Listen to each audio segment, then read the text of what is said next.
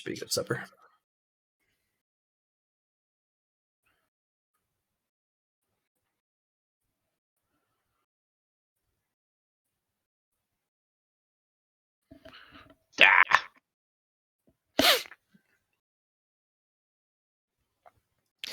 Oh, I found out what the one file that was missing from the other researcher stuff that I gave you for the Spectrum department hard drive is. Oh, Well, one, it was a letter to the new director, but it was a coded one to hide a code to go to a base. So you'd use a really old cryptography technique. An old cryptography technique combined with a hex code. Hmm. Yeah. But basically, what I found out is, you know how I found that tablet there with the whole, oh yeah, this is a Spectrum teleporter thing to send you places. Mm-hmm. Turns out that particular verse that they have, basically if you change one part of it, it changes your landing spot. Like depending on how you change it. But it's an actual chunk of verse you have to figure out for each landing spot. And that one is a code to send the director somewhere, but I don't know where. I cast summon director, basically. Basically, or more, it's the director going, I cast, I go places. I cast GTFO. Yes, but I have no fucking clue where it ends up. Because it doesn't say, and there's no evidence of what. So, that's a thing. That is a thing I have learned. I don't know if it's useful yet. I assume that that's gonna be a new place we can raid or something. I was figuring we would get the team together to go look into it later, not Might be a now. good end of 2-week mission for us. Maybe. We might want to get a bit more prism tech and stuff this time around before we go in. Now we are more familiar with what it takes to hit a Spectrum base. Yeah, especially considering only one or two of us really have any tech like that. Yeah, I think you're the only one with an actual Spectrum rig, and then I don't have a Spectrum rig. I have a Shade Tech rig. right. Well, yeah, we need something like that as well. Like you need, what was the list? It's Prism Tech, Spectrum Tech, or Shade Tech Yep. for hitting the facilities. I think that you're the only one with a Shade Tech vest to protect you against some stuff. I've got Dimensional Energy. Go ahead. What I've got is a Shade Tech vest, helmet or headset, and a pistol. Yeah, I've got one of the Void Splitter rifles, but honestly, they're not that useful because, as it turns out, they're most useful against Void Walkers, and we already have them in our pocket, so Pretty much. it's useful against certain other things, but the primary use of it is against them, so it's kind of a, we have already solved the problem. Yeah. Yeah, so that's the thing. I don't know. Like I said, I don't know where it fucking goes, but it's gonna send us somewhere. And I was figuring, unlike the last one, I'm just gonna wait until we're ready to actually do this raid before we go on it. Yeah, something that might be advisable to figure out with that Huh? is using that instantaneous communication setup and sending a drone through first. Yeah. Maybe. The thing is, if we send a drone through first and it's a live base, they're just going to do they're going to shut it all down immediately, and they're going to do their GTFO. And so we'd have to send it with the prism thing active, at which point we wouldn't be able to go in as well. It depends on how stealthy the drone is. They would detect the actual, it entering, because it activates like an actual landing pad. That's one of the, While yes, that is entirely possible. If you figure out the location of where it will come out at with Sure. enough research, we could always just Leah shift a drone there. that would. Oh, I found out something interesting. Apparently, the dimensional energies that we have in those canisters, Mm-hmm. apparently they are used as a way to detect people doing Leah shifts and stuff. Because anytime they're exposed to energies from Leah and the like, they do weird shit. They react visibly to the very presence of the energy. Yeah, because otherwise it's an energy that every time you use it, it always does exactly what you expect it to, unless something like Leah interferes. So they use it as a way to warn them if people are coming in with a Leah shift and shit, because it starts changing. It starts doing things outside of its programming the moment somebody with Leah, uses Leah. Fair enough. It's weird. But at least It's we're all here now. Oh, yes. Sorry. I got Oh distracted. no. It's no worries. Hello. Welcome. Hello. Back to a Friday game. Yeah, I didn't think we started this early. What, 4:30? Yeah, we start in 2 minutes, Char. Fuck me, I Yeah. thought we normally started like an hour ago. Yeah, like people were here like 2 hours ago, and I was like, I'm pretty sure we don't start this early. I got on at like 6, so I'm not in too big of a. I was just hanging to hang, and Blatt was doing work on his spreadsheet. Mm-hmm. I just got here like 10 minutes ago. No rush, Char. They were just talking about stuff. Yeah. No, I was just talking about some stuff that I found out. The fact that apparently we have another Spectrum base to hit. Yeah, what he said. If we want, well, at least when we want to. Hopefully not for a good while. No, we kind of half-assed the last one, and now we actually have the resources to not half-ass the next one. So let's not. Oh, one other fun thing. Miss Jackie has going into Sector 12 permanently on the schedule for your thing, right? For DTA? For today, I didn't. So Well, when's the next time that you have one on there? Because or somebody wants to go in there, because I found somebody to take down the Ripper Tech. We were gonna go. We came back pretty much, just because we didn't want to do it without you. There's also the. Go ahead. Continue. I was gonna say. Way to keep doing that. Right? Not right now though. All I was saying is that we were gonna go check out the barracks, and we cleared the last place, so we should be able to shut off the EMP field, the base defenses. Oh wait, what department? The micro department. It's the only thing I needed you for a. It's not the Ripper field. It's the other one. The intrinsic field. Yeah, intrinsic field. Yeah, and then we'll be all set with that. That's if we're willing to pay her, she could do both an intrinsic and the Ripper to help us with that for the person I found.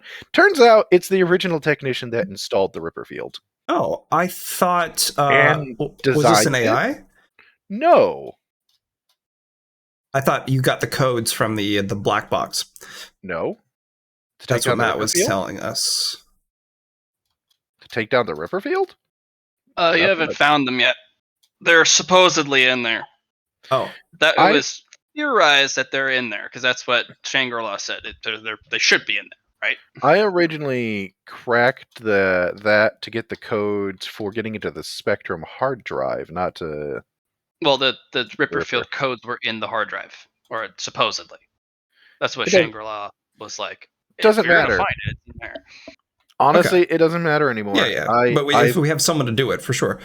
She's the original technician that not only installed it, but actually was on the design team for Ripperfields in the first place. Nice. Yeah. I paid her a lot of money. Like, how much money? Like 5 million rec and 1 million in luggage. Curious. You should let me get in contact with this individual because I may want There's a no- couple. There's no hiring her, but you can contract her, but she doesn't do permanent hire. No. I'm looking to contract her to install. I was thinking if we ever found that I would want to hire said person to install the Ripperfield on a couple of locations in my starbase. She will adamantly refuse. She hates Ripperfields. She considers them a sin against humanity, space, and time. Dick move. And the Thunderhead. She specified that too. Yeah, fair enough. Turns out Ripperfields kill you temporally as well. They also fuck with Thunderhead servers. We figured that out the other day. They also go off faster if you have dimensional energy, so I cannot be near the disarming process. Because my level of dimensional energy will have it go off basically instantly. Whereas otherwise you have a 30-second timer. And it only ever needs to go off once. Because once it goes off, it de-dimensionals everything. It breaks everything. Yeah. It would actually be something that could kill Ezekiel because he doesn't get another chance. Yeah. So there. And if you, I could definitely get you in contact with her if you want to work on intrinsic shit, though, because she does intrinsic shield stuff. She doesn't do permanent jobs. She just does, contract for hire stuff. Yeah, no, I would definitely contract her to put some intrinsic shields on my starbase and maybe develop something for my mech. Yeah, I'm sure she would be willing on that front. Also, you already know how to get in contact with her because it's your new underworld friend. He's one of her.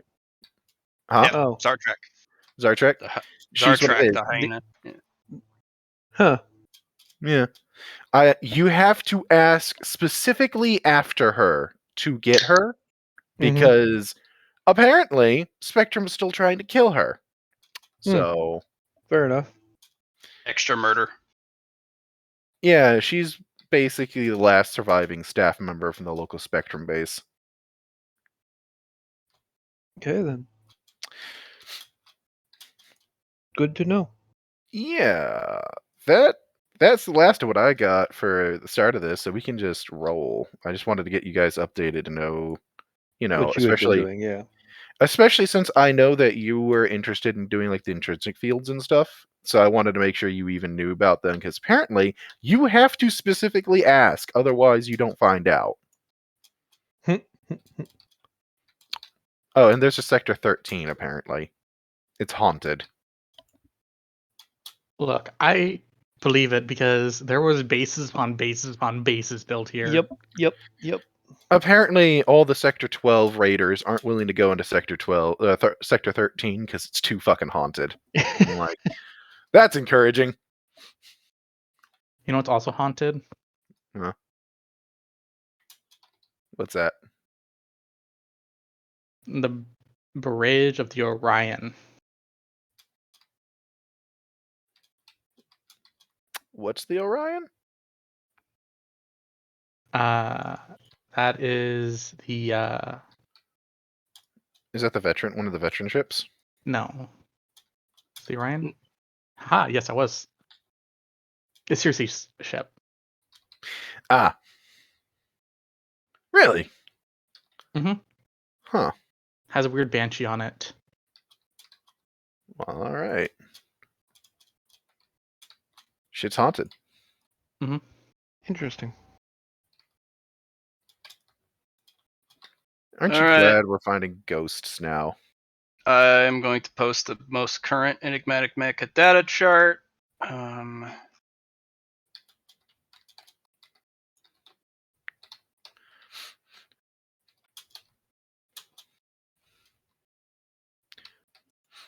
But yeah, that was the full update on the last of the stuff that I did, like, because I was out last week. Differences for this particular one: shields are up, but not shield mods. I'm still working on that. Power cores and engines are up.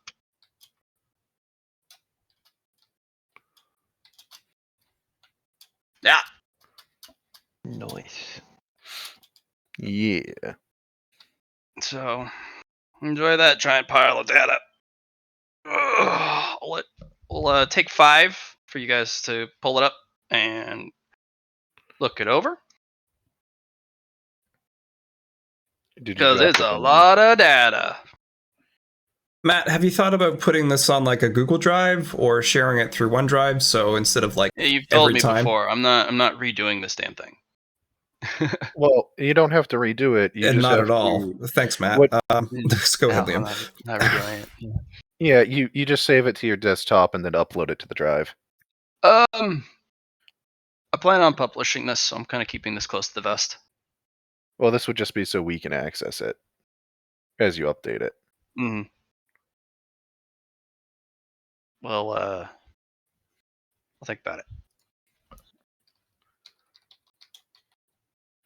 It's not like we're gonna steal this shit. My shit's too good. Especially since I stubbornly refuse to use your shit as is. Every time you're like, well, you can just use this. And I'm like, nah, I'm going to do it myself. Like a dumbass. Okay, do what you do. I like to make myself suffer. We know this. Mm-hmm. And I find new and fascinating ways to do it. Yeah, I know. Oh. All right. So, I will be writing out a lot of reference identifiers, such as how much weight is an engine. Well, it's the size determines the amount of slots it takes. So 1 by 1 is technically 1 CP worth. That's how large the engine slot, which means it should weigh on average 1 ton. If it is more than that, that cuts into your CP. And so a lot of power cores do. 2 by 2 has 4 tons or 4 CP of weight. Some are actually less than that. So you might find a power core that weighs, or an engine that weighs a ton under its engine space, which means you have 1 ton to put somewhere else. If we have a CP thing to it, does that mean technically you can install like 2 primary power cores into your system? Yeah, that's the enigmatic way. That gives you a lot more power, even if it does sack on heat.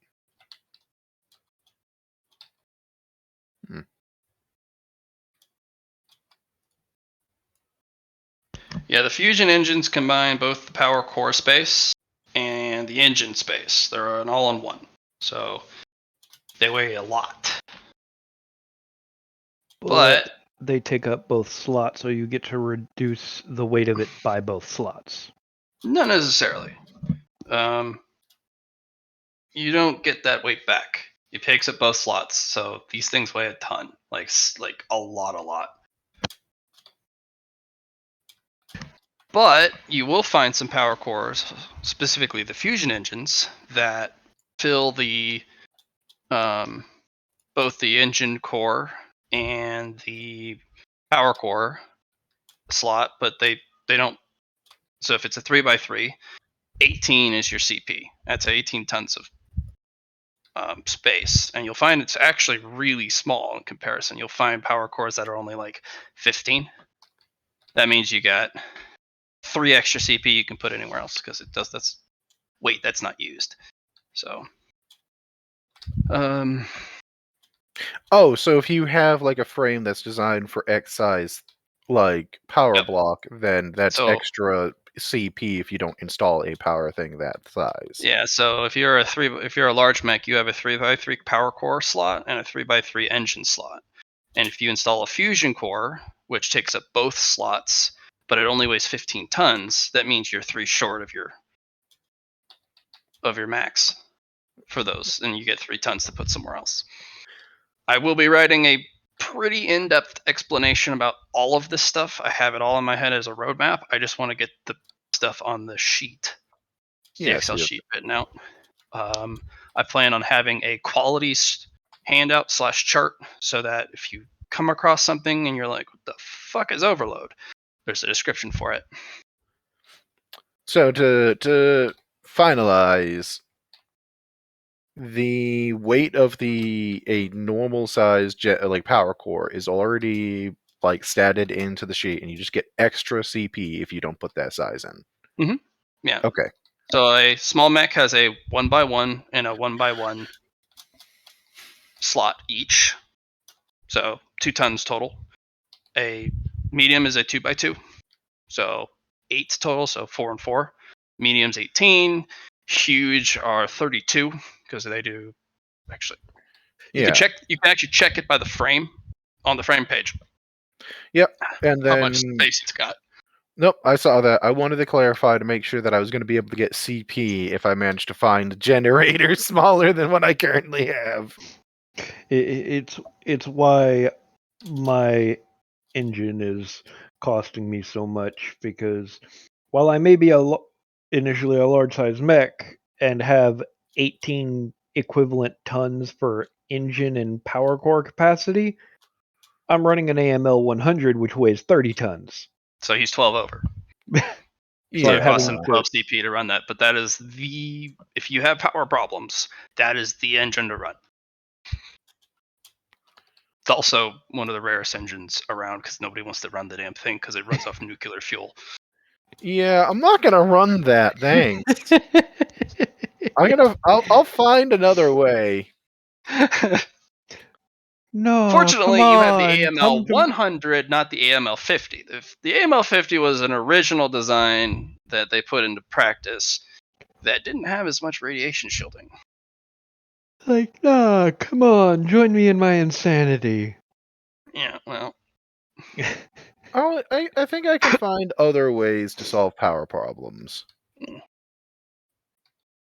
so when we get into mech construction, I will be kind of hand-holding you guys through it because I haven't written a lot of the descriptors, and with the new system, there's a lot of customization. And there's going to be some internal components that I'm going to be adding to the list. Things like especially external components such as bracing systems, which allow you to convert external CP to internal CP because you're putting instead of thruster systems, you're putting support braces.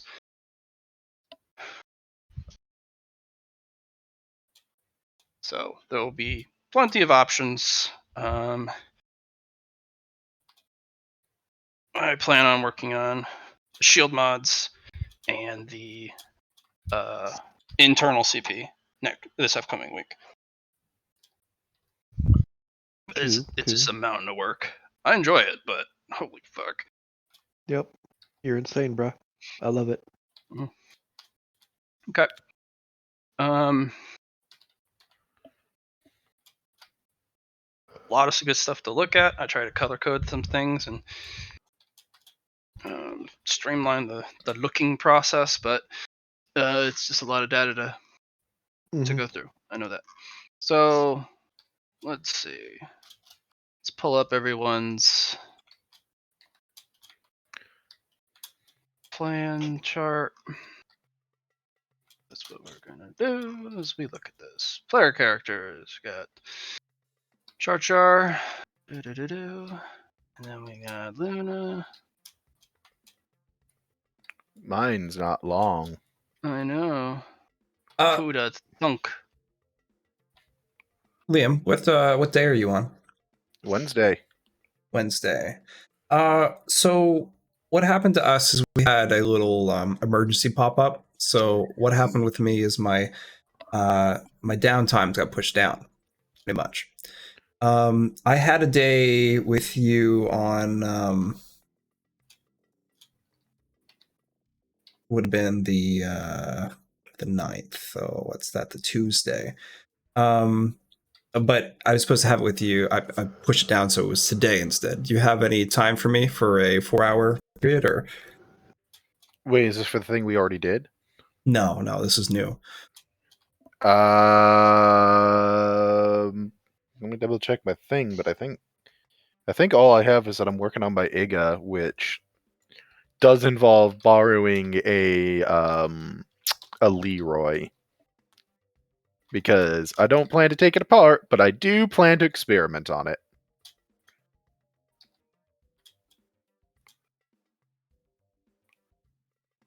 Okay.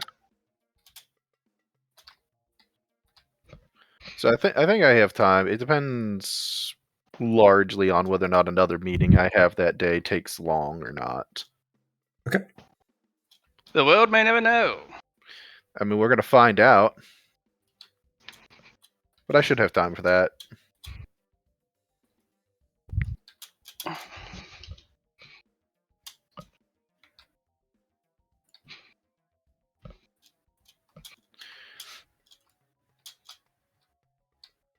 But yes, I know about the emergency of the whole the veteran fleet hit in finally. Took it long enough. Yeah, it's good that we didn't lose a bunch. Could have had some mega catastrophes if Nyx wasn't there to save the day.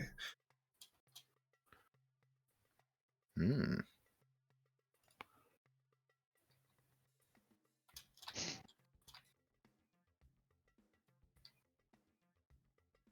Yeah, it could have been pretty not okay.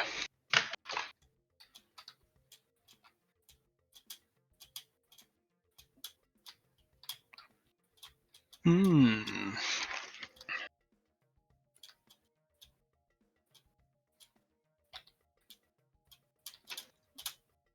All right.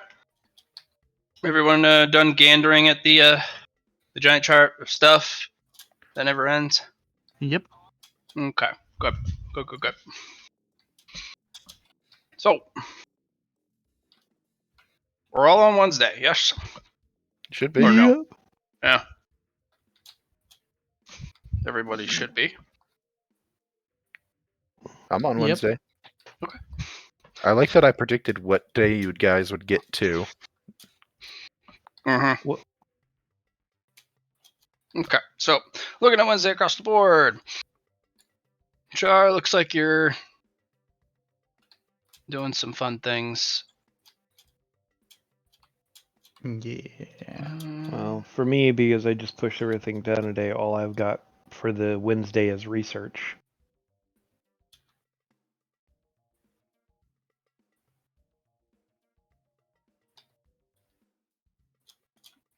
Chemtech research and the armor.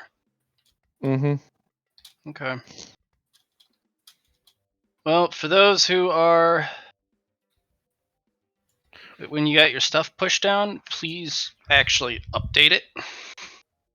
Don't just because both you and Char are on Tuesday, and it's labeled as Tuesday. So Oh no even no if no you no! missed Monday, move.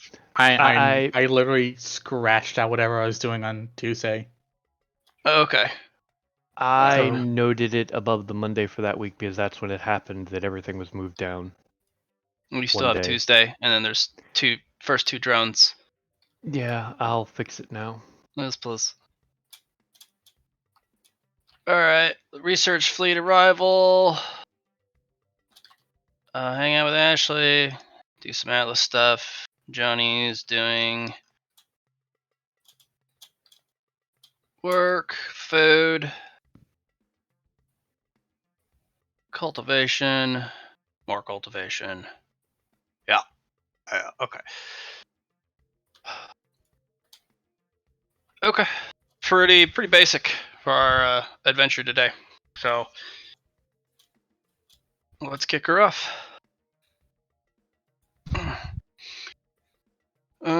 Very easy.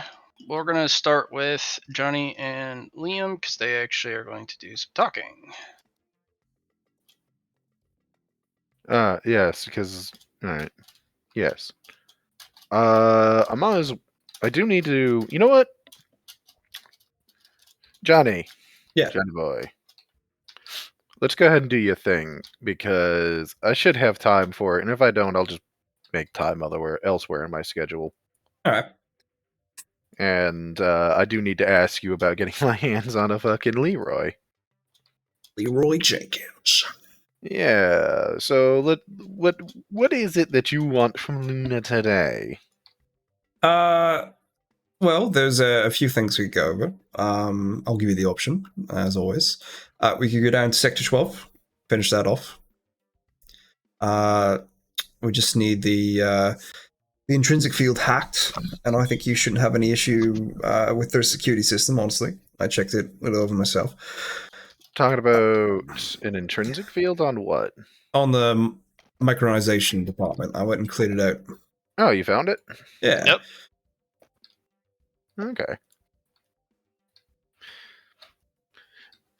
Sure, we can do that. All right. That gets Sector 12 finally cleared out, not having to worry about that shit beyond the ambassador, who I plan to talk to at some point. Yeah, I think it would be nice to have another conversation this time without me ripping its head off. I was this close. You mean actually having a conversation instead of trying to kill it? I mean, you locked me in. I was a little unimpressed with the time restraints we had, but now that we can deal with that, I think it should be all right. I mean, we still have to take care of the EMP thing, but it's less. Shouldn't that shut off after once the base is theoretically, yes. Yeah. So hopefully that's how it goes. But yeah, I wanted to talk to you about the nano fab. The nanofabricator? Yeah. Are we gonna be using that for testing? How do you want to go about having that used? I was gonna figure out how to recreate it, and then after that, I mean, I know you want to be using it too, right? Yeah, definitely need it for the cultivation aspect. I think it should be really cool to figure out how that works with the predator stuff we got going on. So I guess the answer to the question is, my intentions for it was just to learn how to actually build it, and then basically after that, I mean, I don't really have a lot of use for it once I know how to actually make it. Well, I mean, I have lots of use for it, but the most important use I have for it is learning how to make the damn things. Exactly. It seems like a very nice piece of art. And Lilith was telling me that they're really hard to build, so... They're a pain in the ass, yes. Yeah. I have a partial blueprint as is. I just need... And that shouldn't be too bad. If you want, we could work on that together sometime. I'd be fine with that if you'd like. Yeah, that should be a cool project. Working on things together? What heresy? So, yeah, as we're walking, I was going to tell you about my my nanofilter cultivation I'm going to be doing. And just tell you, like... so, when we did the little transfer, we got the new organ built, and I'm interested to see what to do with it after I feed it some potentia. You haven't yet?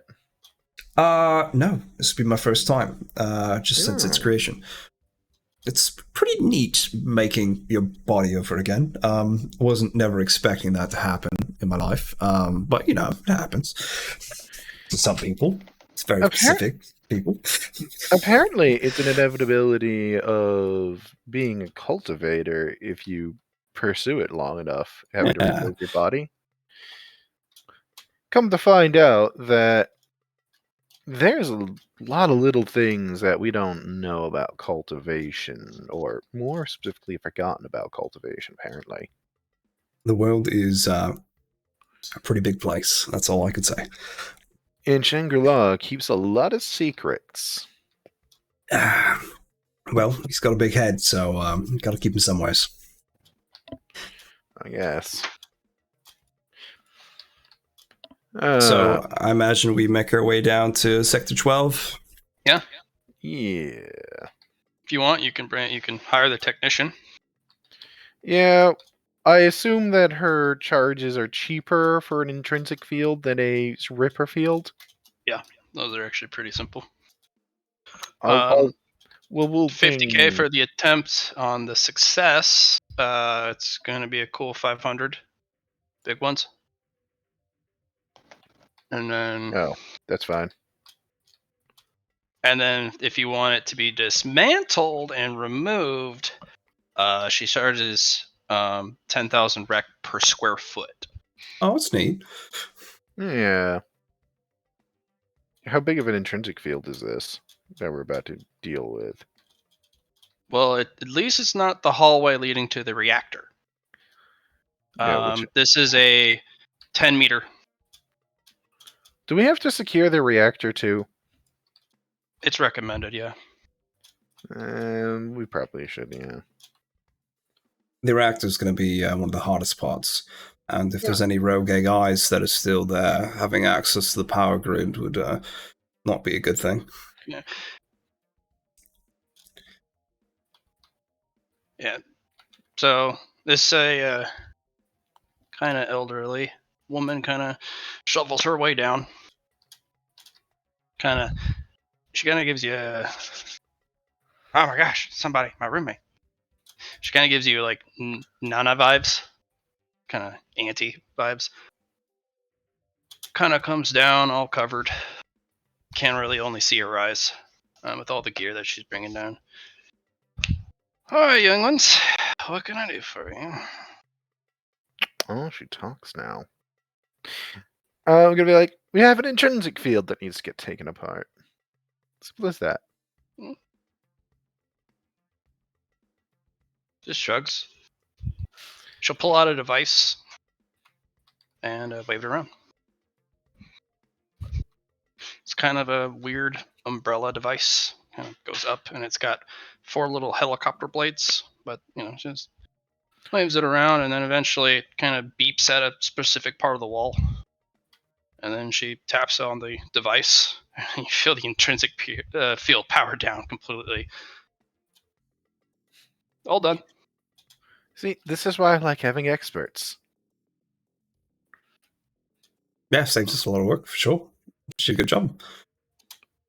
Just brought a device that she made a long time ago. Yeah, I noticed. That's why I said that's why Easy I like peasy. having experts. Yeah.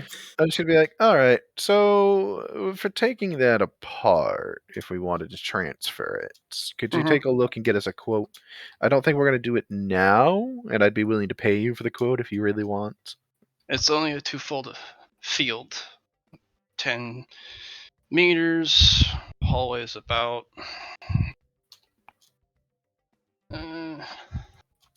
she'll actually pull out a calculator, kind of using her device to kind of track it. Not too bad.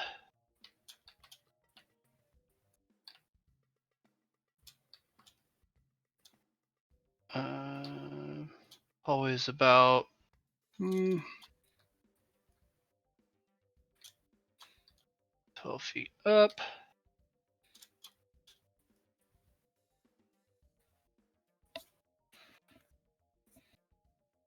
Uh, 7.2 mil. 30 feet. 12 feet up. I have to do both walls, and I charge 10,000 per square foot. And that's to take it apart properly. And it means it'll be able to be reassembled somewhere else, which I can do for the same fee. For now, we're going to leave it in place until we have a place to put it. Okay. It's very touchy. That's why charge a lot, especially since it's hard on my old knees. Every single emitter plate needs to be properly taken off and stored properly. And there's about 120 plates per square foot. All right. Well, I will pay the woman. It was how much was- for the whole thing? 50 for the appearance, 500 for the disabling it permanently. All right. That's fine. If you want me to come turn it back on, same fee. That's fine. More likely, we're going to be having it transferred elsewhere. Mm-hmm. Careful of the fourfold intrinsic fields. That'll actually be pretty hard to handle. Because minimum is 2, 1 on each wall. You have ones that are 3, 1 on the ceiling or the floor, in addition to the 2 walls. And then you got the 4 one, which is on floor, ceiling, both walls. Those ones are particularly nasty. The time distortion on it's it'll mess you up pretty good. You hear that, Nix? We have got you an intrinsic field now. Huzzah. Even though I'm Anything not there. else? I mean, I made the appearance. Well, might as well have you get the one at the reactor room, too. The problem child, for sure. I remember the reactor room. That was a nightmare to set up. Keeping the intrinsic and the Ripper field separate was, without mingling, was an engineering nightmare, but we did it. Whose idea was it for the collider, per se, the centrifuge pulse thing? Some brainchild genius, long dead. Smartest 8-year-old I've ever met. Smarter than me. We couldn't figure out how to get the power requirements for the defense systems that we so zealously engineered. And we didn't really think about the power requirements. We just had the technology. We couldn't figure out how to power the dang things once we installed them. It was a cataclysmic oversight. But out of the cloud labs came Eugene. And Eugene, he was like, well, here's an obvious solution, just build this. And we did. Nice. Poor boy got a bullet in the back of the head, though. He was poking around and things he shouldn't, but that's because he's an 8-year-old. He's still a child. And unfortunately, I don't know who did it, but I know it was a big deal. It was we had a formal investigation, and about 4 investigators showed up, and it was hell and mayhem. Hardly could get anything done. Poor child. Too smart, really. Way too smart. He was figuring out things that we couldn't figure out for years. He just merely looked at it and went, well, it's rather simple. It wasn't really simple. But when you start playing with Spectrum and all the other places, especially playing in the animatronics department, you do not poke your nose where it does not belong. Well, that's too bad. Very much. He had a bright future ahead of him if he could survive his cat-like curiosity, which he didn't.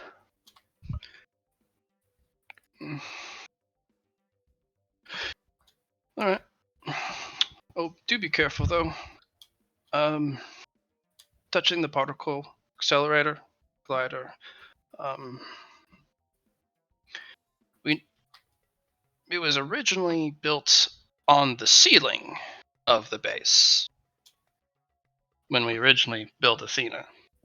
And I can tell by the way the hum runs through the floor, we're now standing on top of it.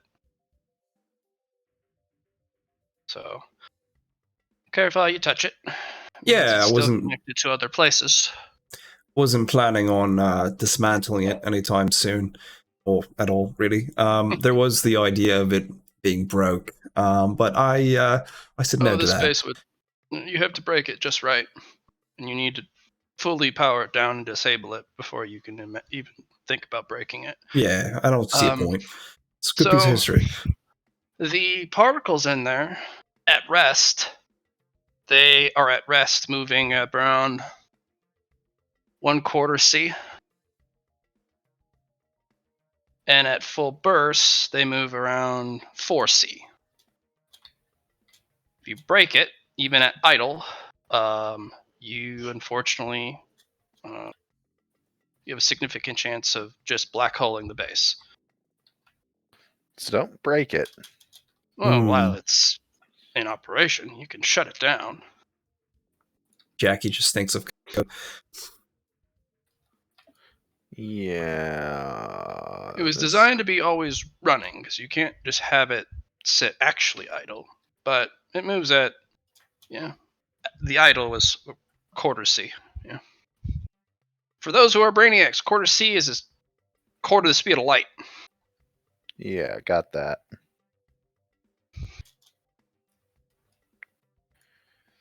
Well, I do not know where Ezzy is. As a you kitty cat. Well, gonna have her do something about the reactor one while we have her down here. And then, yeah, we just the micronization department. It's in really good shape. Like, everything was shut down properly, everything was put away properly.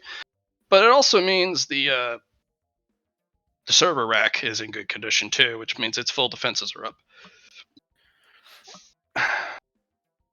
And you can see the server rack in the back and its protective Gauss bulletproof cage. And it just sits there menacingly. Menacingly. Yes. Cool. So obviously I gotta start this off with the most obvious potential solution, which is accurate codes. Oh, you're gonna send it tens codes? Yeah. I'm gonna have you make me a command test. Oh my. Do I have command? Yeah, I got command. I'll slap a couple boons on the front of it just cause. Just cause. My fellowship's not great. Needed it. I'm gonna roll definitely needed it. opposed. Maybe I should slap an. Yeah, I don't know. You said it's an opposed one? Mhm. Can I borrow somebody's little pass the opposed test thing, please? Sure. Because I'm pretty sure I just failed that otherwise. Have a Squint at you win. and go, alright, fine. And you hear a whole bunch of all around the room as debt charges turn off. Yep, that was my concern when you said it was intact. I'm like, that means they have anti-piracy things in place. And anti-piracy here is C4. C16, actually.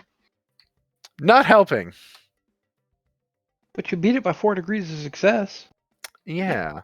You're welcome. Thank you. Thank you very much.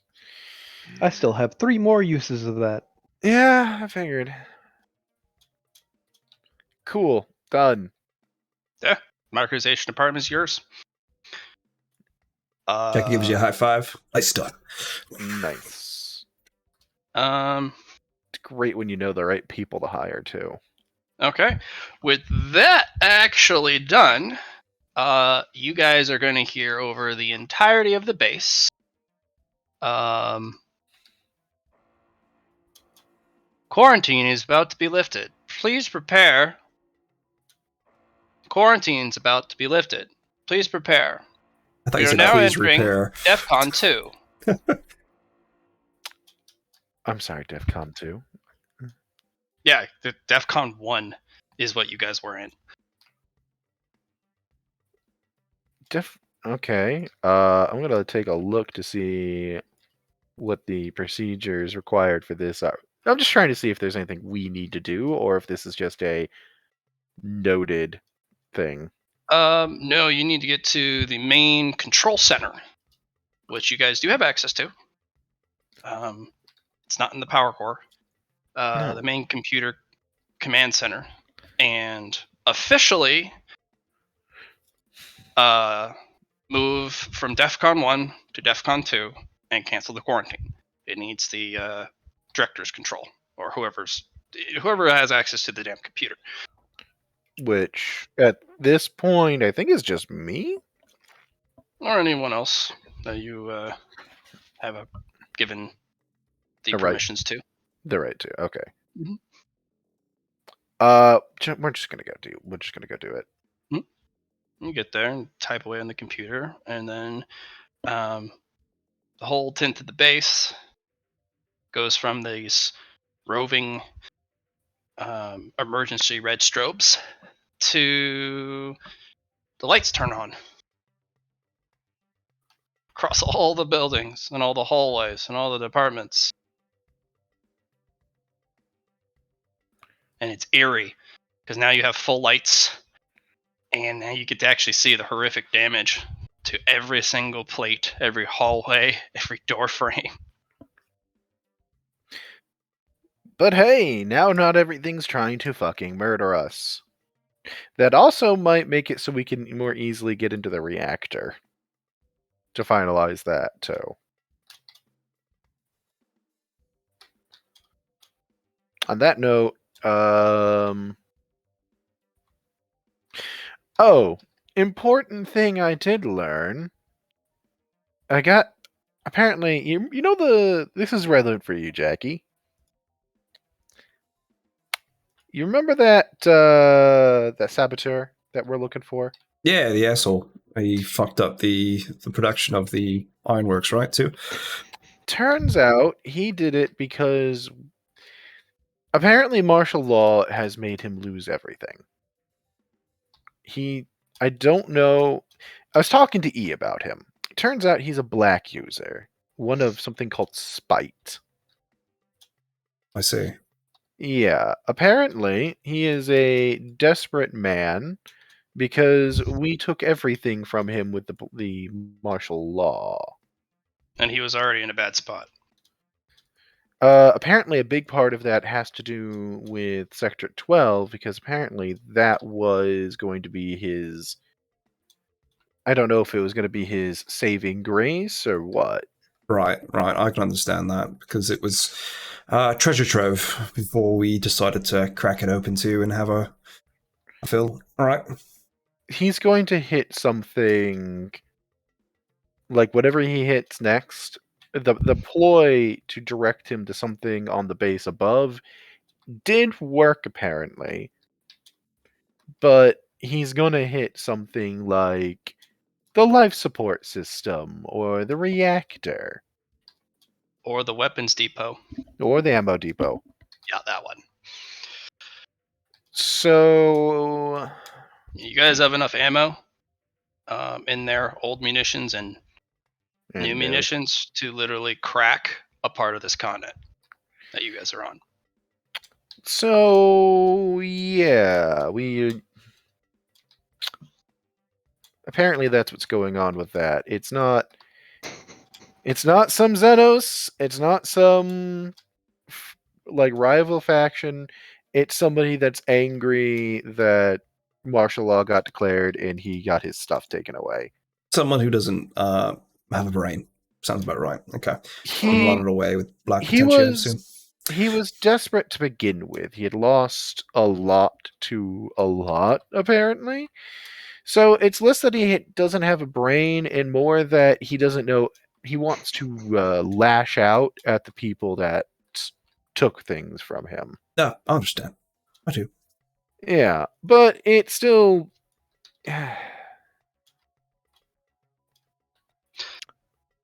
It is what it is.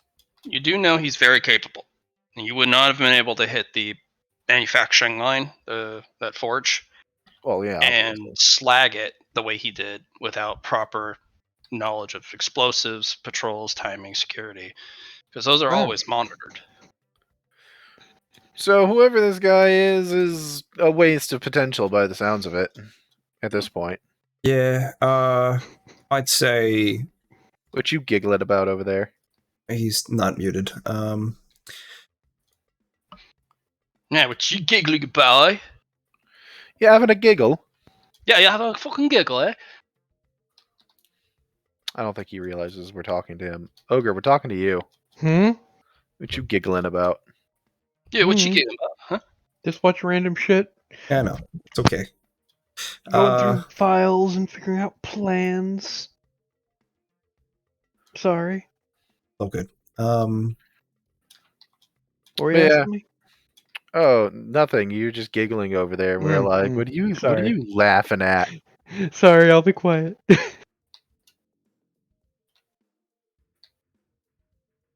What were we talking about?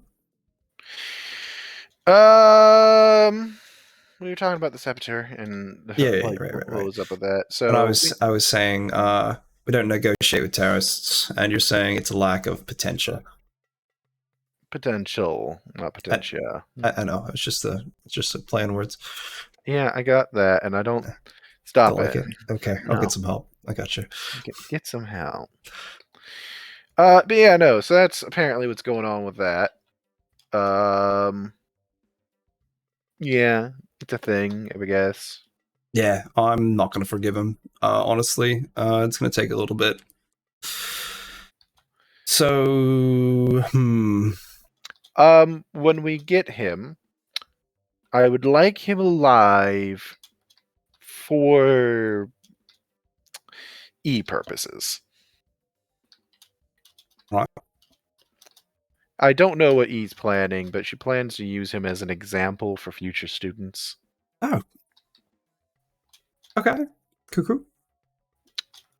Yeah. She's planning. We had a discussion of the fact that she's planning to reopen the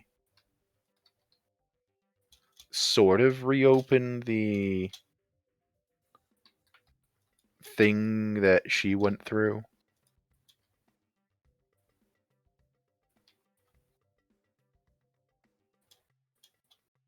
Well, as long as it makes her happy, I suppose. No, it doesn't. Nothing makes her happy. We know this. She's been working on it. Sorry, my food arrived. Had to run over, get it. Good thing I moved, because otherwise, my dog would have eaten my burrito.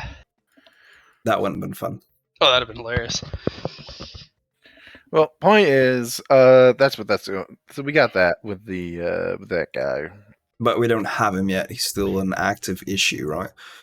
Yeah, he's still an active issue, and he's planning to try to end everybody. So Yeah. If I can't have it, none of you guys can. That's spite. Yeah. He's a very powerful spite practitioner. And I'm not going to negotiate with terrorists, otherwise I just give him his shit so he can fuck off. But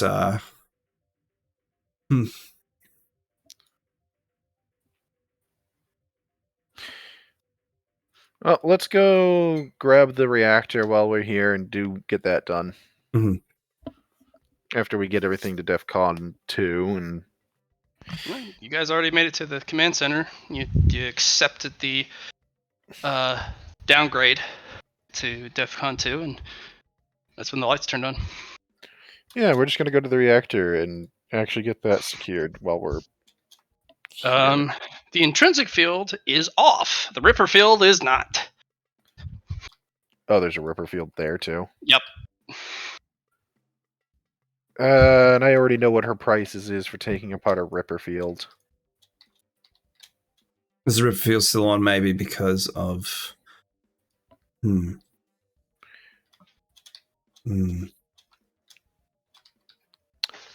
Is there a reason we are aware of that the Ripper field would still be active?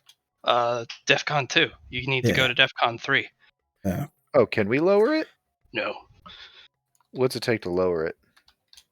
Unfortunately, there has been a recorded incident specifically regarding the mainframe.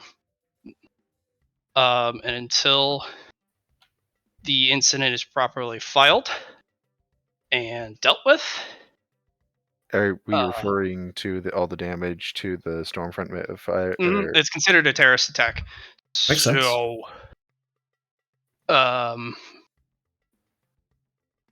yeah, since it's labeled as a terrorist attack, it needs to be resolved properly.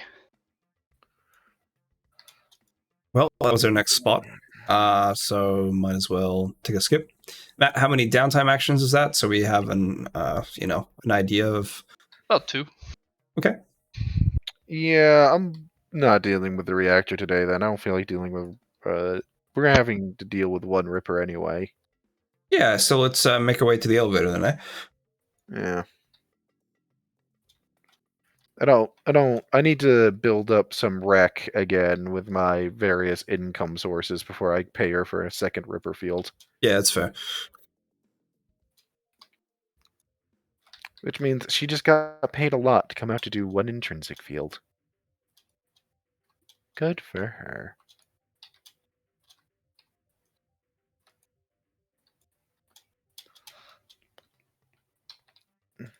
Alright. So, Rosalind kind of looks at you guys. You paid me for my appearance. Yep. And now the only thing that's left is you aren't the one that set up the Ripper field and the reactor too, are you? I set them all up. Every intrinsic field and every Ripper field, I set them up.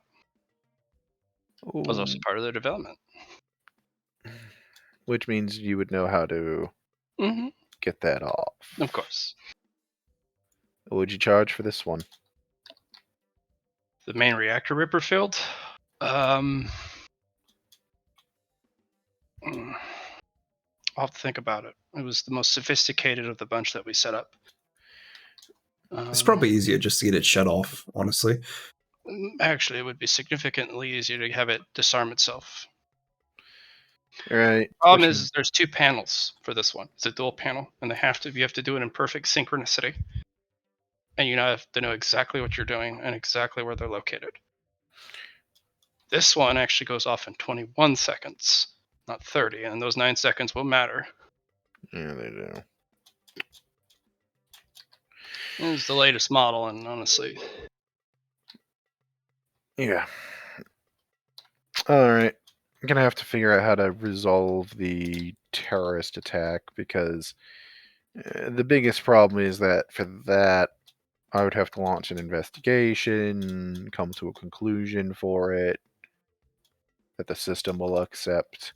I do know that there's an EMP and an intrinsic field downstairs. Base fee, if we get those turned off. Oh, you know how to shut off the EMP as well? Mm-hmm. Are you aware of the third defense down there? Doesn't matter. I'm not in charge of that. That's neat to know, and I didn't need to know. Well, my question was more, it would be defending the shut off, probably, so would you need to go through that to get to the other two? Or? I just need to stand at the elevator shaft. Oh, that's pretty easy then. Why do you think I have this? As they wave their little weird helicopter umbrella, like energy scanner thingy. Well, that sounds like another 500,000 that I'm paying her. Yeah, they'll put on a defensive biosuit or hazmat suit, and then they'll rappel down. Takes them about 5 minutes of kind of fiddling around with it, and then you just feel a doo as the entire hallway just turns off. And then it boots back up, and she's like, "What the hell?" Plays with it again, turns it off, and it boots back up. Before you continue, there's an individual down there that might have... is there a control panel down there for the EMP? Yes, that's the thing with the this particular model. I'm actually remote connecting to the control panel. We removed the remote connection ability from the Ripper field, Right. but the intrinsic fields, there's a remote login.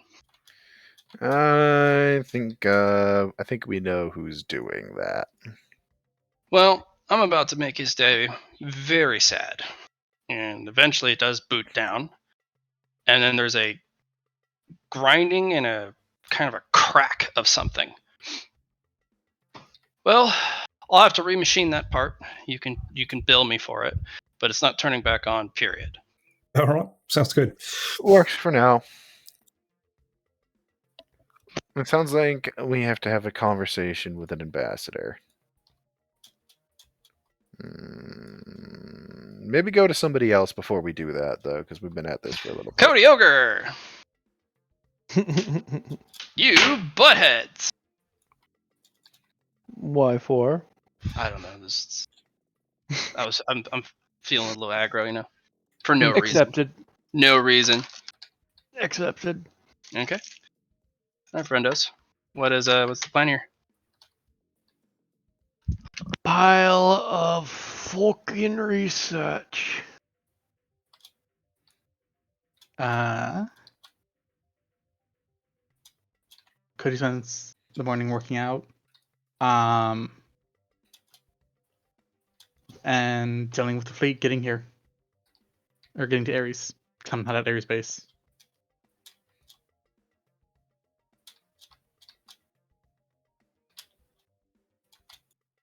All right, you're dealing with the fleet, eh? Yep, overlooking, managing, making sure the admiral's vessel is being thoroughly not sent out right on time that he wants, on the timetable he wants. You mean thoroughly safety checked? Yeah, the Thoroughly bureaucracy. your level 9 technician is actually pretty excited to have a ship particularly kept here for intense, thorough scrutiny Mm-hmm. and testing, and is more than happy to keep this ship here as long as you let him. The admiral's ship will be the last to leave. Goody. Because they're going to put it through its paces. Yes. Machine. They're gonna do some double, triple checks, maybe even some quadruple checks, because Going over the tertiary subsystems to make sure there's and no all of the flaws. redundancies and test those thoroughly. Mm-hmm. And you're sent a inquiry from the Admiralty office Okay. as to what the heck's a holdup, my friend. It's very politely sent, very politely worded. There is no jabbing of the finger. There's no accusatory. It's, if you could please let me know your reasoning behind these delays.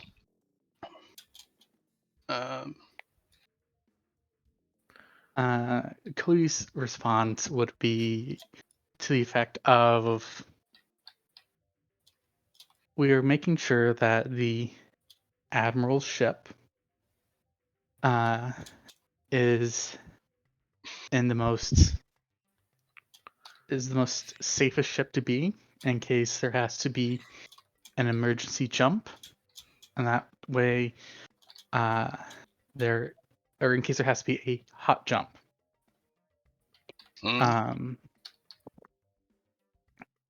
And we are going over redundancies to make sure that the admiral is the safest out of the entire fleet. Also, some of the designs of his ship are being double checked to make sure that nothing gets lost in transport.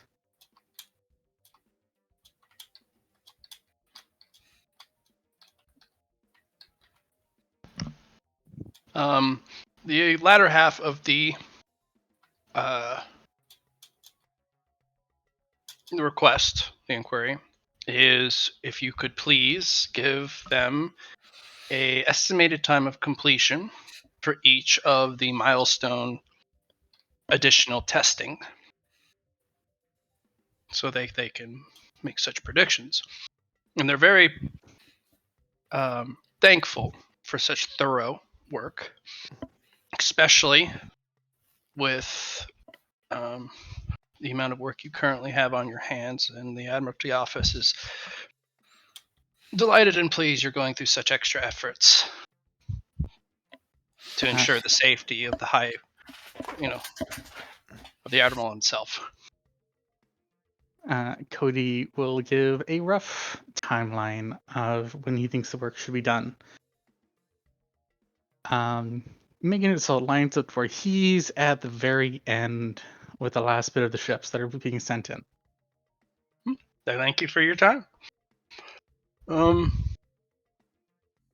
Later in the day, you are sent another inquiry about the accuracy of your new machine, especially since you are testing significantly and ad nauseum and really putting it through its paces, making sure everything's ever so perfect and everything's safe. And you did happen to mention specifically about anything on board.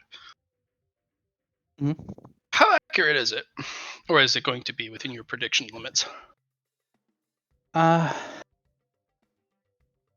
So, if I remember correctly, it's almost 100% accurate when it has all the calculation, when it's everything accounted for.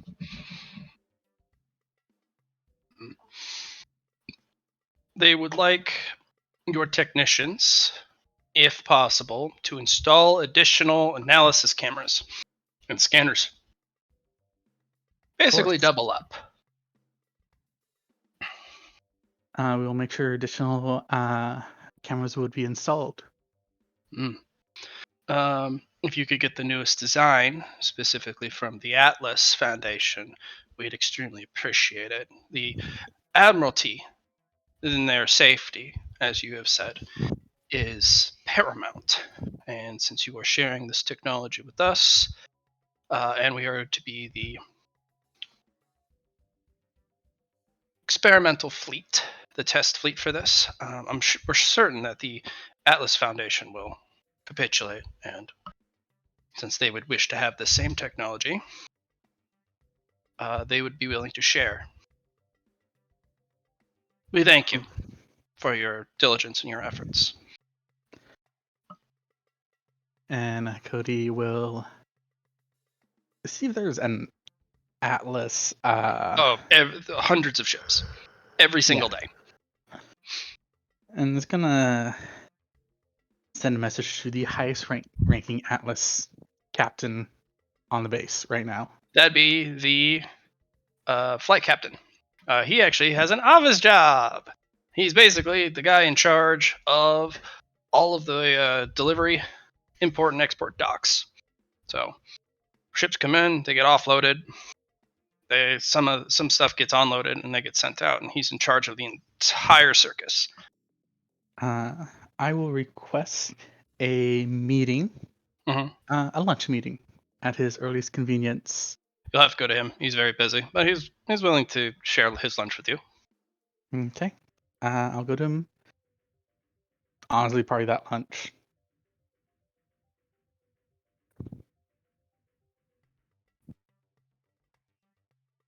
On your way to the lunch, you're sending another inquiry.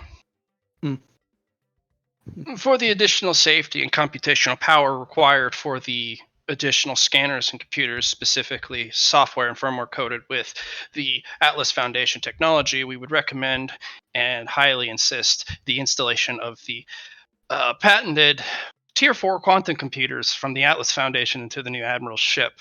It'll help with the computational issues. Of course, the Atlas Foundation will comply because we are the pioneers for such a universe-altering technology. They'll understand. Please and thank you. All right. They're trying to cause a war between you and the Atlas Foundation. I know this. They're counter gaming you. You're going to keep him here. You're going to upgrade the piss out of this ship. And Cody's more than willing to play along with this game. lets him play with the admiral's ship. Mm-hmm. Well, he's gonna. He's not portly like some of the Atlas Foundation captains are, but he's kind of sitting there and kind of looks up, and he has the Hercule Poirot mustache, like massively, beautifully groomed mustache, and a little goatee, just little bitty. And he has this very short cropped, peppered hair. He does look his age. He has taken no stem treatment. So come sit. Ah, thank you. Cody will sit. I am sorry we're having such a rushed meeting. No problem. No worry. I have come to request Mm, or buy some technology from the Atlas Foundation. Have you sent in the formal requests I have not, and through the that's why I've proper come to you. channels? Then we have nothing to speak about. Everything must be done in just the right, precise fashion. As there's paperwork, there's regulations, and of course, there's procedure. Very important to follow these. Very important. For without these, there's no control and no order. You see, very important. I see. Have a I good would, day, by the way. if you would actually allow me, Mm, this would be a trade between. no, No. paperwork first. All right. Then. Everything must be filed. Dot your I's, cross your T's, P's and Q's. Understood. Surely, you're a director. No cutting corners even for you. Understood. And Cody's going to have Alexi fill out a requisition order for him since she can do it faster than he can. Yep. And it'll be sent to him right away. Oh, it doesn't go to him. It goes to a different office, and they Hmm. will accept the request as it comes in order it comes in. You just got bureaucracy too. I Yep. know, right? And it's And first come, first serve. And Mhm. you are low in the queue. I'm going to look at him and go, I've sent in my request, sir. Yes, and it'll be properly filed when it is time for it to be filed. It's And you always want to have preparation in order, and the moment you try and do things quick and ad hoc, it doesn't suit you well in your endeavors, now does it? Things are not moving at the pace that you expect them to. No, which is why I come to talk to you about getting it pulled up into the queue. Oh no, I'm not going to give you special treatment. If I were to give Hmm. you special treatment, every one and their mother would get that same special treatment. No, you go through the same channels as everyone else, you wait your turn in line, and things will get done as they should. I have a question, sir. Perhaps. You do fall in the jurisdiction of the Thunderhead, do you not? I do. Absolutely. Just like everyone does. All right. Then I would like, as an equal to you in the Thunderhead, that's eyes to personally oversee this requisition. In return, I would be willing to give No backhanded access. deals here. Because of the nature of the form filed, it will be on my desk, absolutely. Because you have your name on it, your clearance is on it, and it's by my eyes only for such a most likely lofty ask. But I'm not going to play the game of corruption here. You do a favor for me, and I do a favor for you. That is where things start to fall apart. It's all these back game power plays that everyone trades favors and technologies and war profiteering. No. I have scruples, I have character, I have honor, and my reputation. No. I will not play these power games. Understood. Your requests will be on my desk. If you wish to join me for lunch again, as I have already successfully read them, you can then bring me your reasons, ones that aren't already stated on the files, and then I will make then my decision there, and that'll be that. As it should be, by the Thunderhead's own decree and his own design. You seem to be a man who likes to get away with things. You have things go your way.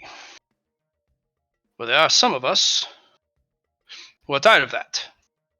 And we are tried and true loyalists to Thunderhead and the way he built this empire. You're excused. He looks rather fluffed, rumpled, very about this whole thing. I thank you again. And Cody will stand up and walk out. You just met a man who is literally unwilling. To compromise principles. Well, now we know Truly why. fascinating. Now we know why he's in charge of things over for the Atlas there. Yup. He is going to have until I want that ship to be fitted to approve that, because after that, Cody's gonna use his hand. Honestly, by the time you absolutely need that, you could have excuses just to send out the ship, even if it's not upgraded. No. Because it's not your fault. Cody is going to have that ship upgraded because he said he was going to do it. And Cody will use his pimp hand if he has to. Alright, I didn't know you developed one. Cody has it. It's very rarely used. Uh-huh. And it's priority resource management with Thunderhead. You see, you say that, and the first thing that popped in my head is your pimp hand, aka your girlfriend's? No. Positive Those quality, are, right? No. Those are. I need somebody dead, and they will get away with it. His girlfriend's with a nuclear option. Girlfriends, we don't use them unless we have to. This is what you used for the ship, right? The first time? What? Yeah. Remember the frigate? Yeah. Yep. The frigate. That pimp hand. And I literally disrupted everything on the base. Hear me. So your pimp hand is the immediately answering favors whether you have the power to or not. Execute order with the head.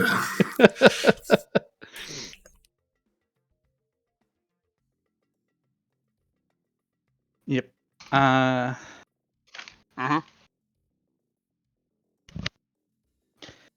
After that, Cody's going to be working with his technicians to get the ships ready and launch them.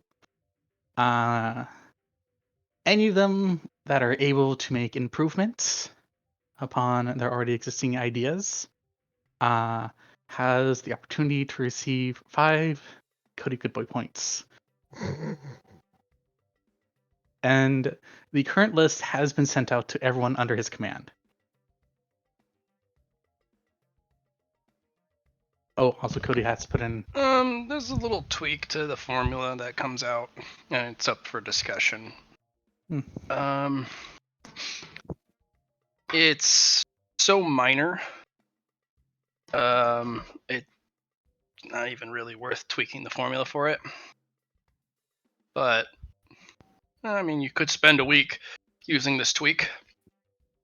It'd save you... With the transfer time, you would shave a fraction of a few seconds off.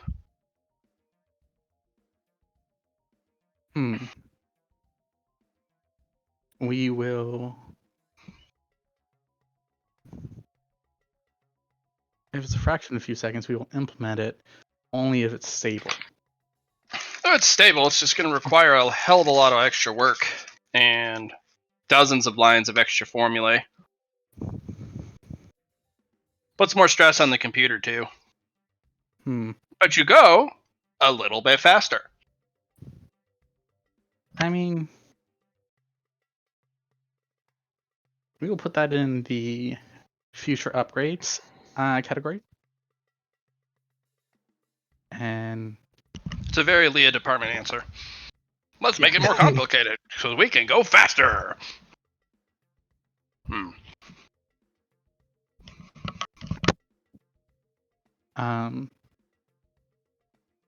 then Cody's going to start going over that old Leah generator that was sent to him by that level 9 technician.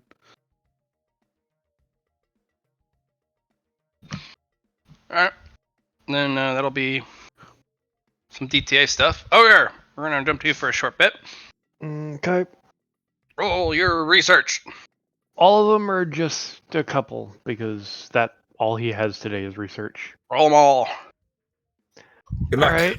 You got so, this. Starting with his industrial chemtech thing. Healing 2 1s within your roll sets. I got you. His personal chemtech. Hey, there's the first one. Alright, you'll get an inspiration. It'll also take you 15 more DTA. Woo! But you get a mutation. And that's for my personal formula. What you're going to be using is not grime or oil. Yeah. Personal formula. I thought you had to get a 1 in order to actually complete it, and then you can continue on. He needs enough inspiration.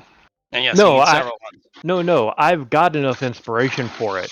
With that one, I'm currently sitting on 9 inspiration, 4 more than I need. Yeah, that's pretty fucking awesome. Interestingly enough,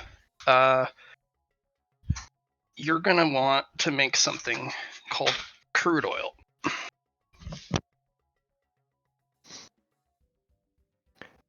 Oh joy.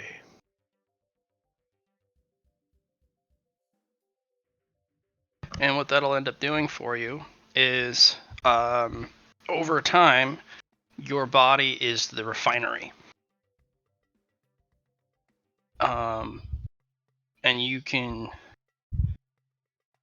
imbue the crude oil with as many impurities and as many different strands of different types of elixirs, potions, injections, stims. Like, you can just pour it all in there, mix it up with your stupid crude oil, and it basically makes sludge. And then that's what you run through your veins. And it is hell on you. In fact, you'll probably need an elixir to clean yourself and prepare your body for the crude oil injection. But your body becomes the refinery, and it'll eventually become immune to all the horrid shit you put through your body. And then you can remove the things that your body doesn't need, and eventually it becomes oil. And then your body refines it again in a second stage, which will need a catalytic injection. And then it becomes its own elixir, refined in your own body instead of in a vat. Which is going to be fucking crazy. And take a lot of time, but it will be a beauty in and of itself. Mhm. Alright, that brings me... That's if you want to do it that way. There is a more benign ways of doing it. That's the all-in-one, let's go type of thing. The other option is you make individualistic batches of oil, and you just do it piecemeal at a time. You basically have a timetable in which you use the injector and you put it into the prosthetic, and you infuse yourself with it. And your body rejects it, fights it, and then wins, hopefully. And you just do rinse and repeat. It's a multi-year process. Same with the other one, it's just a different approach. Yep. It's gonna have to be the later approach because I still have to be functional, and if I do it all in one, I'm not gonna be functional for a while. Sure, yeah. And crude oil is going to fuck you up. Mm-hmm. But I'm further along the process. Next up is finishing up the blacker than pitch armor. Okay. Hey! Oh god damn it! Another 15 DTA required, but Son you of a find another mutation. Okay. Yeah. You'll also get an inspiration with Xenotech. Okay, there's another Yep. one. So, the blacker than pitch armor, actually, the outer film of it is not just the color black.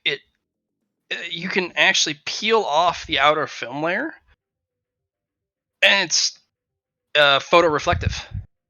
That's why it's blacker than pitch, because underneath it's just the color black. But the outer layer of the armor reflects light. It bends it around. It completely gets rid of the light. That's why you can't see them. That's why they can get in melee close. That is a coating that can be applied to mechs. Yes, it can. In fact, if you were to grow it, particularly, you can grow the film. You can strip it off or keep it on. Yeah, there's so many different applications for growth and getting it. Yep. And instead of doing the follow-up project, because I need to finish the blacker than pitch armor, I'm going to throw the final 15 from that into this. So 15 more into trying to finish the blacker than pitch. Thank God. But that will complete the full Chemtech and everything analysis of the blacker than pitch armor.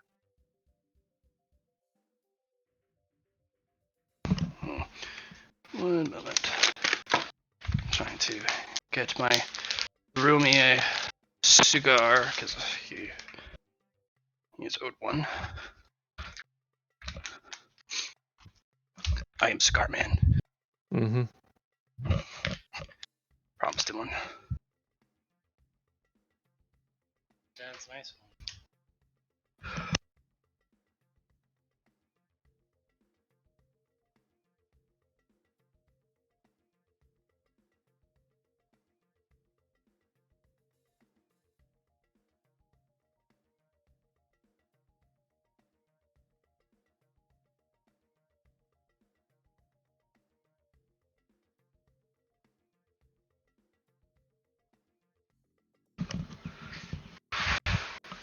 Sorry about that. All right. No Cool. worries. So there you go. In fact, you can actually, in the procedure for doing for growing the blacker than pitch, you can Armor. actually have the nanos remove that layer, and basically as it starts to grow, it literally peels off the top layer and then puts it into sheets that's collectible separately. Most definitely. Okay. That's it for your Wednesday, right? Yep. The follow-up question was, once it was completed, were there any modifications or anything that I could apply to this armor to improve it? You could try and make it lighter. It's about as heavy as reinforced heavy endo steel. So I could lighten it without compromising. Maybe. Well, it's one of the best kinds of. That's what this armor was this research was supposed to tell me. It was supposed to give me the analysis and tell me what modifications I could make to improve it so that I could begin growing it. It's actually unrefined. You can put it through a Chemtech chemical treatment, and since it's unrefined, on a specific level, you can mold it into multiple different subsect or sub options. Yeah, it's very malleable if you chemical treat it. Okay. If you want me, And your analysis will show you which ones not to use.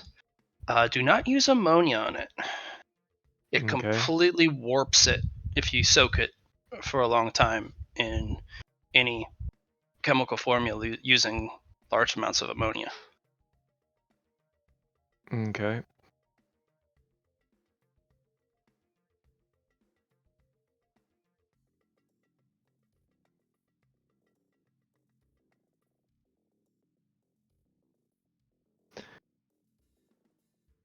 All right. I will discuss that with you a bit later Okay, cool. so that we can continue, you know? All right, you're all done for your day. Char's done with his next day after he does one last thing, I think. Yeah, just some Leah research on the Leah engine. Specifically your ship engine. So Oh, the one that the level 9 technician gave you. yeah, the old Leah generators. You're gonna need 60 DTA for that. I need 50 DTA for that. 60. Yes. Mine reduces the amount I need Okay. by Yeah, 10. by 10. Yeah. Okay, cool. Hot diggity ding darn. Look at you go. Yep. Yep. Do it. Do it. Just do it. Yeah. And how many downtime actions do I have left? Depends on how much you want to spend with Ashley. We're gonna have one downtime with Ashley, one downtime with Sadako, Yep. so they don't get jealous. They're very jealous types. Yep. So 1 for 1. Okay. So again, that just depends how many downtime actions I would have after that. About 4. Okay. I'm gonna know 125. We're good. Okay. Um, Progress. And this is old tech, correct? Mhm. Okay. Yes, it is. Just because Eureka works differently then. Alrighty. Back to Liam and Johnny. All right. Finish out your day. So we go down the elevator. Well, I just got asked to give Rissa a ride home. So I Oh. actually need to go give somebody a ride. Why don't I just do some downtime actions and then we get back? Yeah, I'll be back in like 10 minutes because it's Okay. not far. Wow. Well, 10, 20 minutes, depends on traffic. Alright, get on with your shenanigans. Yeah, so let's get a luck roll in for work. Let's just get that out of the way. Cool. So for work today, we're going to be going to the junkyard, and we're going to be buying crates. Done to buy. None to buy, eh? Unless you want to buy your own private For storage. storage. Hmm. There are available containers that do not have owners that are available for purchase. And of course, you'll have to pay the monthly fee of 5,000 rec. So what I'm hearing is that there are containers that don't have anything in them. Mm-hmm. And they're ready for Someone to put shit into them. rental. Yeah, they're ready for rental. Hmm. There's 3 in the very back. But you're a little too late. Those containers have already been sold. Ones that that have defaulted. Okay. Those ones have already been sold off. That's what happens when you, I think the term is snooze, you lose. Because he didn't even get to send off a request to everyone, because there's people actually who wait here every day in person to buy them. Mm-hmm.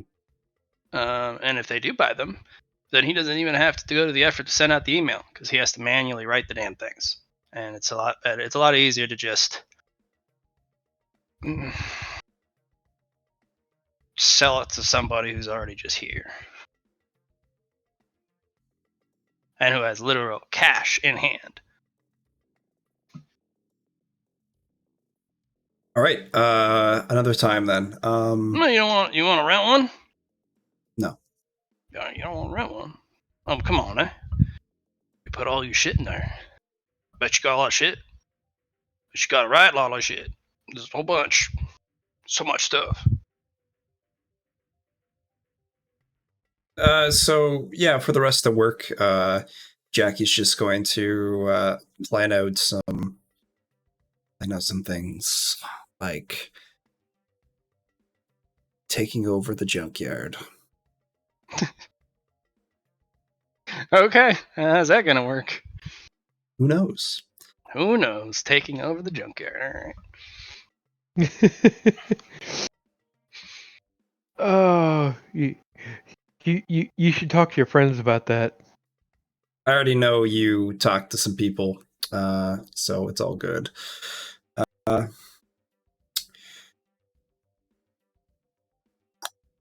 Okay.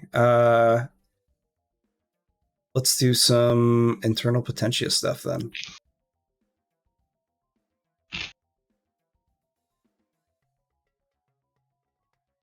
Put it into the nanofilter.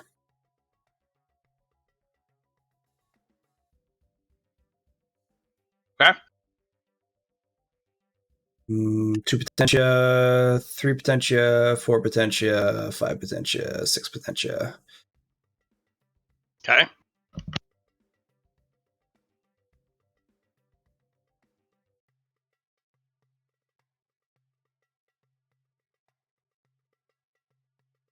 Do you have enough for your next upgrade?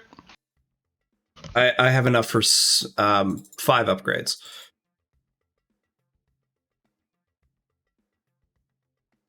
For your filter?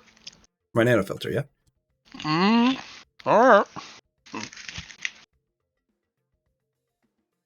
Well, shit.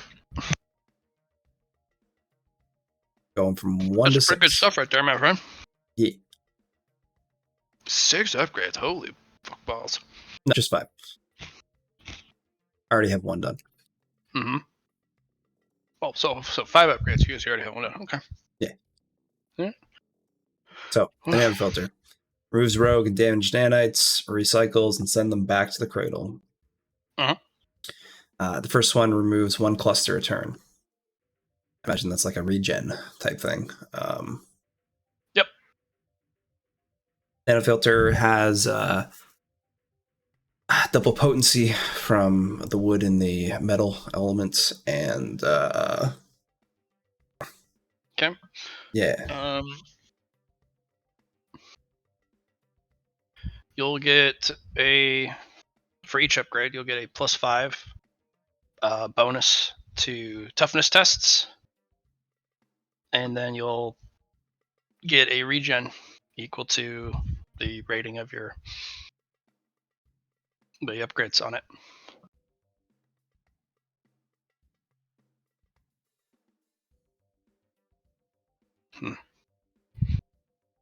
Toughness will be also used to fight off other nano.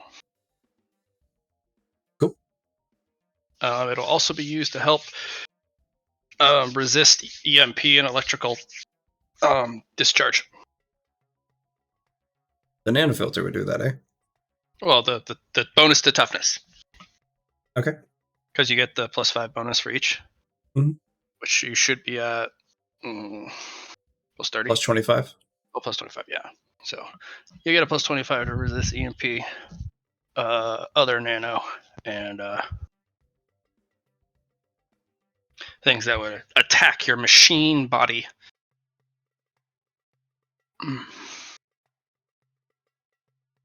So yeah, pretty Right. strong. Mhm. Ow. All right, and then I'll do some external potentia cultivation. It's going to be 6 plus 2.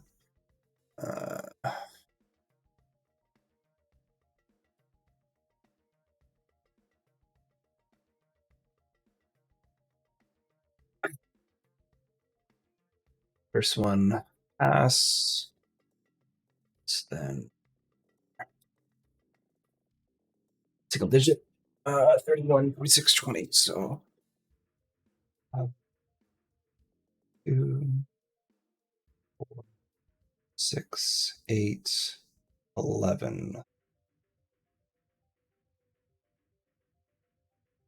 All right, yeah, that's fine. I'll just add those up, and then I guess we're just waiting on Liam to get back. Nope, we're gonna next day. We're just gonna go to the next day. Okay, Nope, cool. ready to the next day. Yeah, he'll get back. We'll have to do a little rewind, but we're trudging on. Next. All right, we're on Thursday.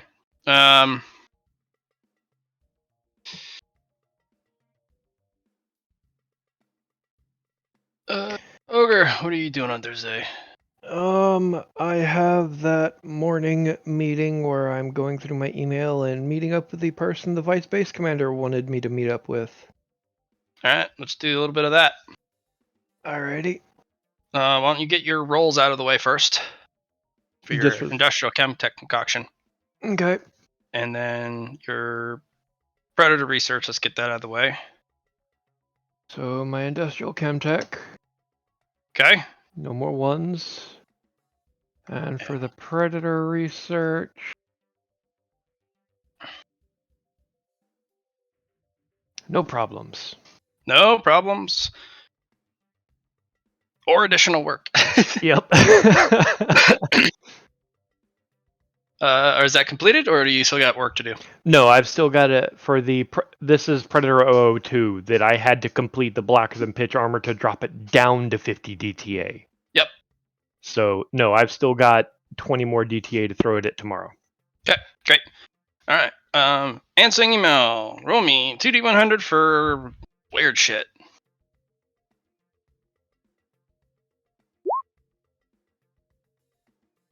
All right. Cool. There is a request. We'll start with the 53. There's a request for connection.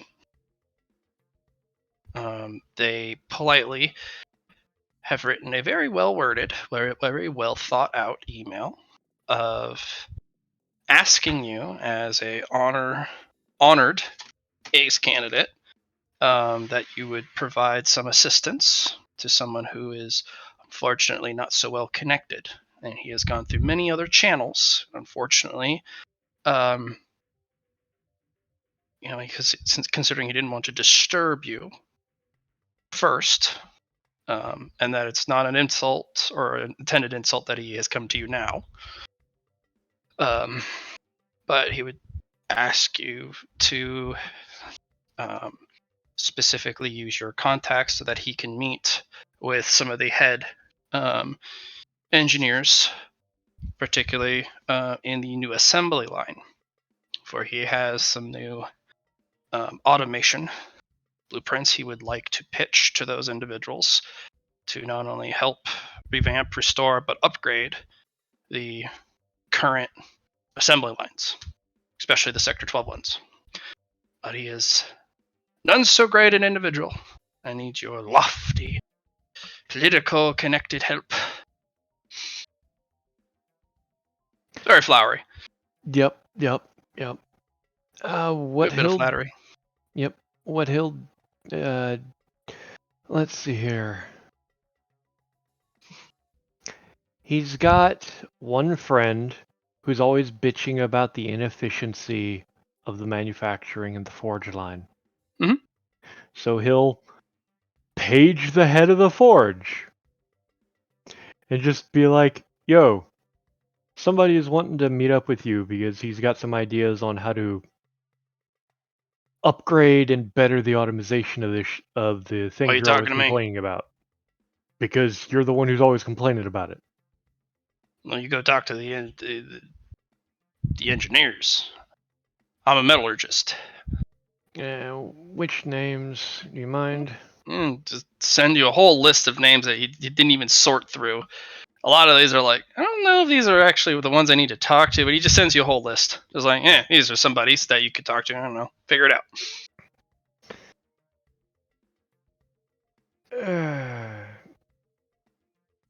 He'll ask the dude who wants to do the thing to meet him while he goes through the files to see who he actually need to talk to. And basically, he wants to see if these would actually throw his brain at seeing if these would actually be improvement or detriment, because he's not going to throw He'll his name send you in. the. He'll just send you the a copy. It has watermarks on them, of course, but Yep. he'll just send it to you. Take a couple minutes, go through them, see if these would actually be improvements. To the ones in Sector 12, yeah, these are the most modern schematics. Mm-hmm. To the ones currently in use. Yeah. A little weird, but I mean, these are hard to get your hands on.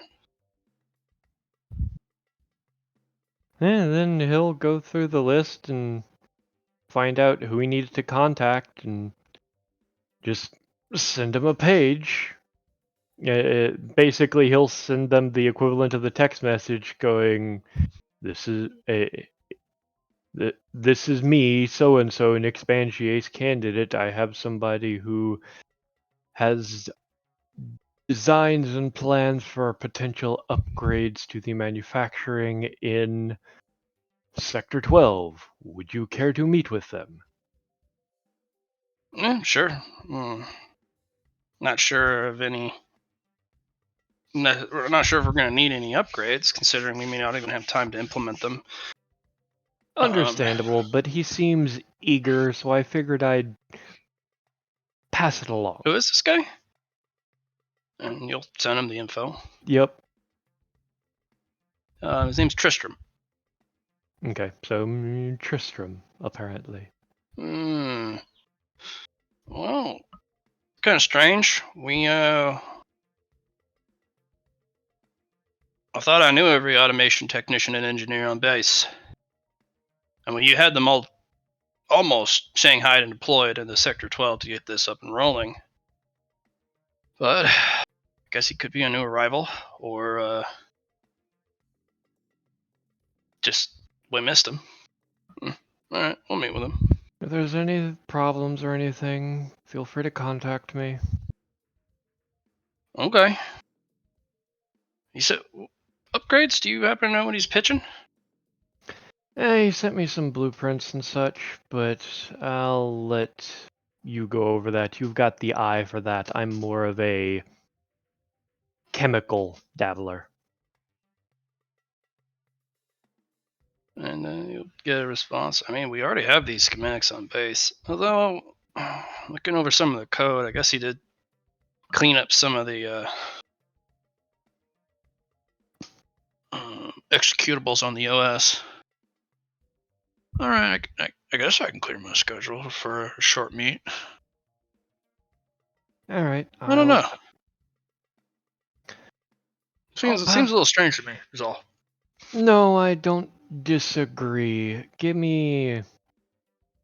Actually, give me a couple minutes, and I'm just going to... Honestly, I'm going to page our local investigator. Hey, Luna. He's not here. Oh, right, he left. Fuck! Um, I'll just go through and check in on files on him and everything. Hmm? You know, basically, I'm just gonna do the background check that I can do.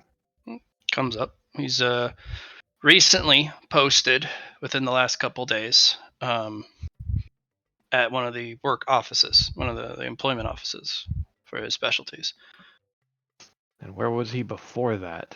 Private lab. Which one? Well, private hangar converted to a lab in one of the more remote sections. And who owned it? Him? He's owned it for quite a while. Actually, decades actually. That area used to actually be pretty well trafficked, but now after the rebuilding of Ares, because he actually owned it beforehand for the destruction of during the destruction of Hephaestus. It was one of the sections that didn't get collapsed and destroyed, but now it's no longer on the main central pipeline, which means it's very off grid. But rent went down by a lot. Utilities are cheaper.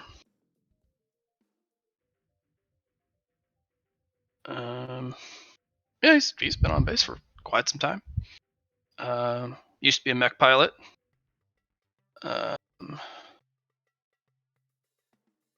Couldn't afford to upkeep his mech, so he sold it, and then went through the Thunderhead training programs for engineering, and passed with honors. And then has been working on personal projects to make a name for himself ever since.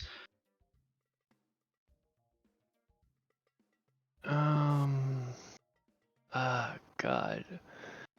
Can I make any kind of insight or something on this? Because something feels so fishy about this, but my brain isn't clicking. You know what I mean? Sure. What do you want me to roll? Just be scrutiny, I guess. All right.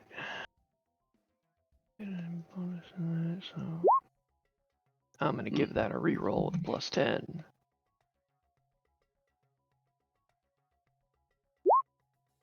Nice. Yeah, looking over it.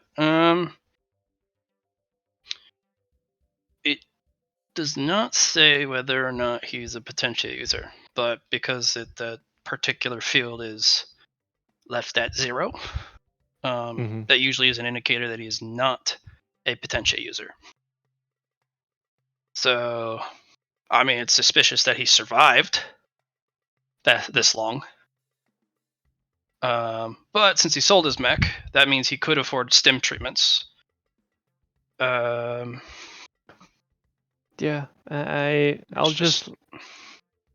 I'll let the head engineer know. I'm gonna look into him a bit, and if everything checks out, I'll let you know. And he'll page the dude to set up a meeting for Friday. He says no problem. Okay then. And for the 2 then, I guess. A random happenstance of checking email. Mm-hmm. Well, you said that was the 53. There is a text or an email in block text that says, "Where is Milo?"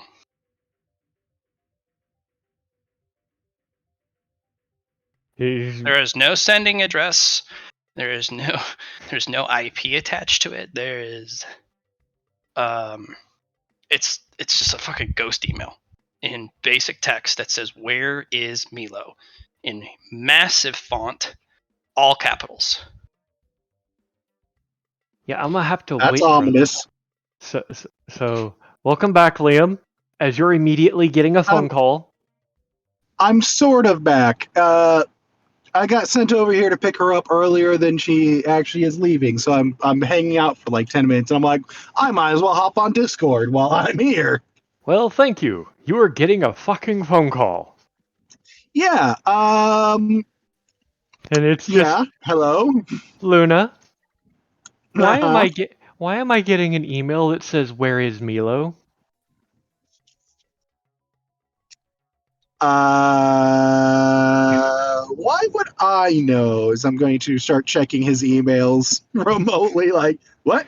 That email actually doesn't exist. In fact, the moment you got a brief look at it, and then you went to check the inbox, and it's gone.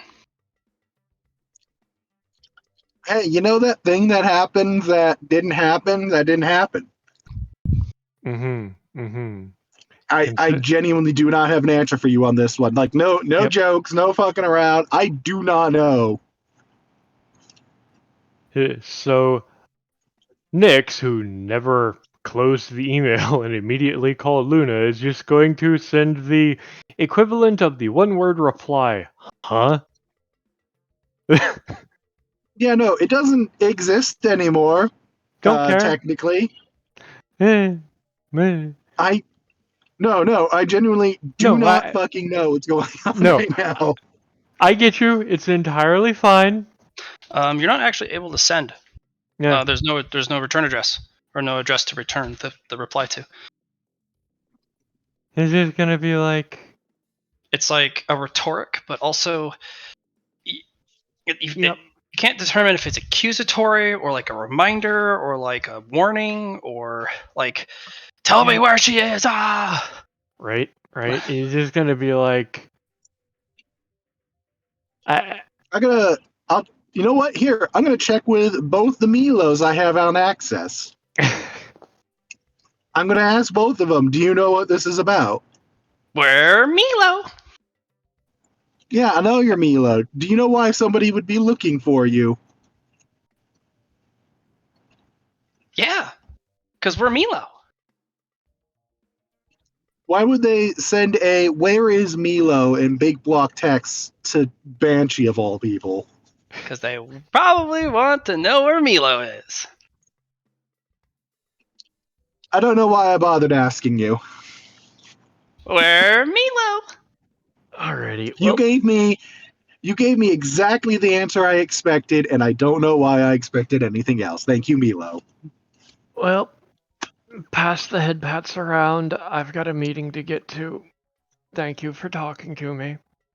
Well, there's I an interesting GPS ping though, because you get a GPS ping for them. The Milo and Ares base is deep in the facility under Sector 12, in the bowels. I'm just gonna be like, I'm gonna look at that version of Milo as I'm like, that's not where I left you. Where Milo? All right, I'm gonna have to deal with that. Have After I meet fun. with a different animatronic that's apparently a threat to my existential existence. Have fun. Oh, so much fun. I've got to talk to you later in person about another one too. Another one what? Something Another we should. animatronic? Yes. Oh. Alright. And Uh, yep. Well, we can discuss it we'll discuss it in person, but the actual Yes. word I'm not censoring on us because I'm making some moves to make it. Well, we'll talk about it. Yep. And he'll just hang up and start heading to his meeting with the vice base commander and this quartermaster.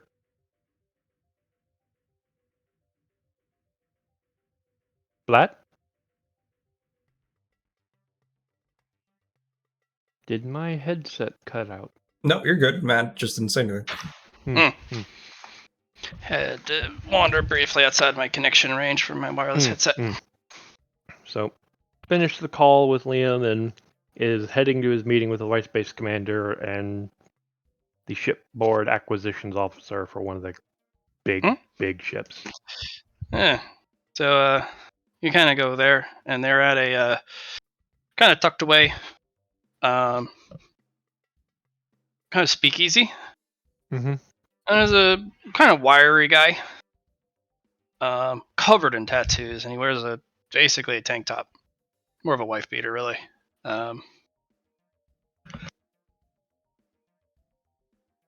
How's it Excuse me. going? Sneeze. Yep. Very hard-looking individual. Very drastic in the way they look compared to the inner ring. He looks over. Is this him? Yeah, that's him. Yeah, Dimitri. Pleasure to meet you. Nix, same. So Hold you out are hand the for guy who shake. has the slings. I tend to have a lot of things, yes. Well, alright. I see, we can do business. Yeah. If you have the right things, of course. Depends on whether you have the things that I want as well. Well, alright. Okay. Depends on what you want. Depends. Because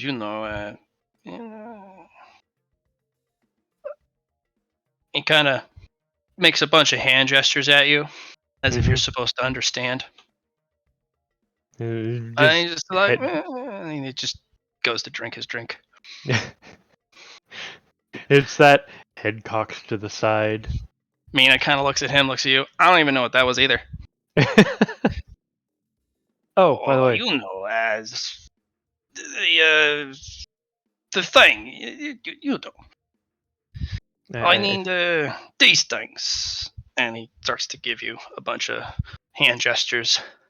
Yeah, those are very important. Very important. Yeah. Get, my friend. Stop pulling a Johnny Depp and give me a list. Oh, right. Right. Though you do it very well. Oh, at least. Right, at least. Slide you over a list, and it's gargantuan. You're like, that's at least 1,200 different objects. Yeah, you know, the boys, girls, other, maybe they need stuff. They've been on the front, the front, and you have things here we don't. I'm just gonna. Yep, I'm just gonna start going through the list. Do I have that'll any clear other out at least 20% of your base for standardized mech parts. The entire base. For there's 1,200 different items, but there's also multitudes of each item. Okay, yeah, so 20% of the current warehouse stock. Much dwindled now that things are moving places, but 20% of the current stock of the base of these standardized parts. None of the specialty stuff, but. And with the massive stockpile of stuff that I've gotten and stashed and collected, how much of this list could I personally fulfill? Not much. You have more specialty items, really. And those are going to be, trade offers. Okay. 1-for-1 trades and exchanges, barter best offer type of stuff.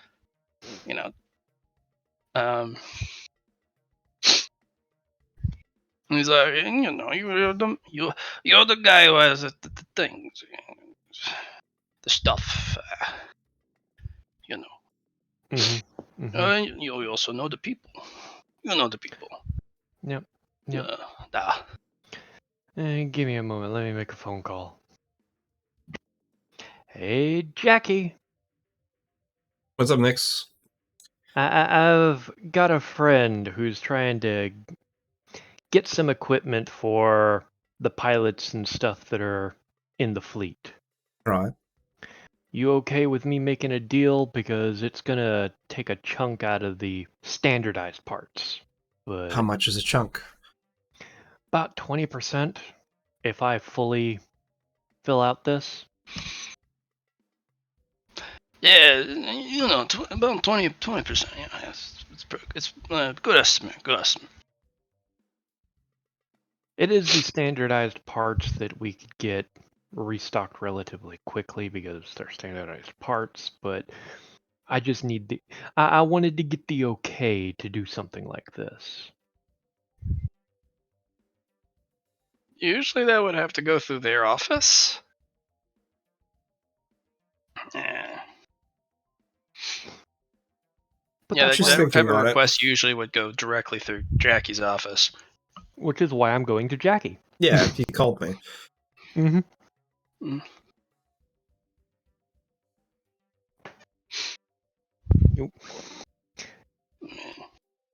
You mind giving me the okay to make some friends?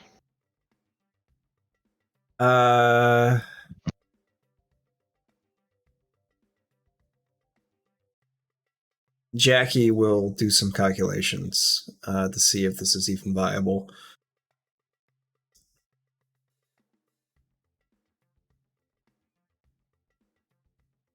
There would be an asymmetrical trade. Because the entering stuff is significantly cheaper. But he would be releasing some of their stores of Frontier gear. And they do have some entering gear as well. Not as much.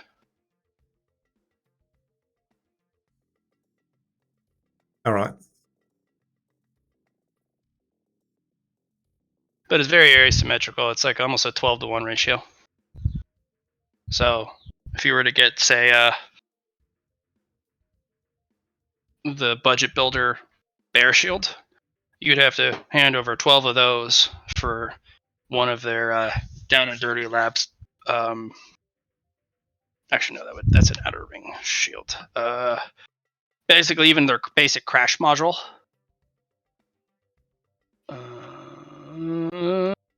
Shields. Yeah, your budget builders R&D bear shield. You would take 12 of them, just trade for the brace emergency crash module. It's very asymmetrical. Like, holy crap. So you trade away 20% of your current standardized stuff, and they trade you about 3% in return. About.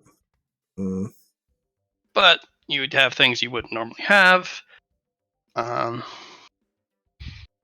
It's not even 3%, Matt. That's like 1 point something, 1.8 ish, yeah. But it's all cheap. Your stuff, very cheap. It's a good trade, a very good trade. Right, Nix. I'll trust you on this one. I don't like it though, but it needs to be done. 20% is a lot though. I'll see what I can do about getting us some restock. Well, All right. it is actually pretty fortuitous. A lot of these parts are stuff people don't want anyways on base. Especially like the most standardized stuff, because this is a R&D base, and people are trying to get rid of their standardized parts anyways for custom stuff, because that's just the philosophy here. So we're basically emptying a warehouse or two of parts that nobody here wants, but the new guys do want. Right. I've already said yes, Okay. so there's no All right. there is the more convincing. Okay. So Yep. for the items that are RAA 10 through 7 are going to be the stuff that gets traded back and forth. So the RAA values have gone up for most of the Frontier stuff. In fact, you have quite a bit of now Frontier stuff in the store or the stockhouse. Which means, cool enough, Jackie, you're the first one to get it. So anything that is RAA value 10 through 7, you're going to be able to get your hands on at least one of them. Cool. He's like, look, this guy's good. This kid's, well, good to do business. Business is good, And you can kind of tell he's kind of twitchy on his right side. Mm-hmm. His face is kind of droopy a little bit. It's good, yeah. Oh, big things.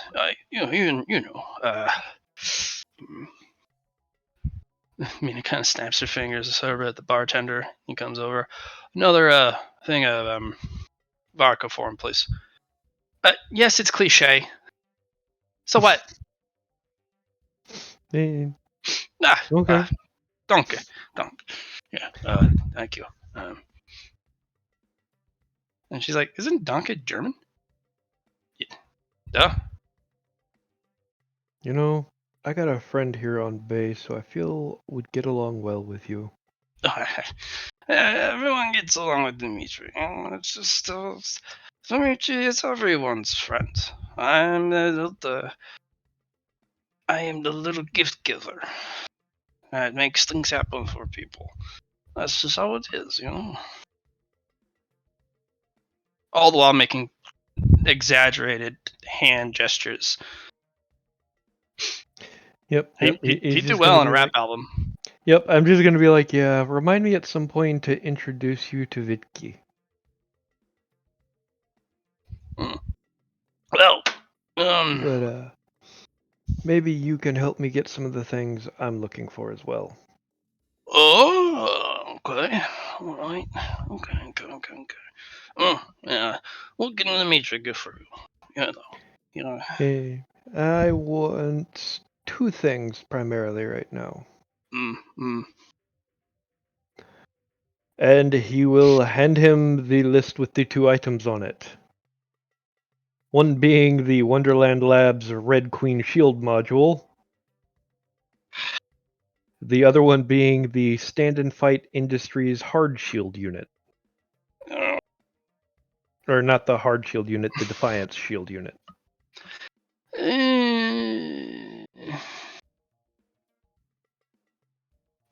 Defiance not. Dimitri we can help you with that one. Not too bad. Not too many of them, mind you. But yeah, I can get you. Yeah. Then he will tap on his data pad and as he's kind of searching, Dimitri can get you one. See about here. Yeah, right there. Very good. Okay. Very good. And the Red Queen? Yeah. That's the important one. Oh yeah, the Red Queen. Maybe.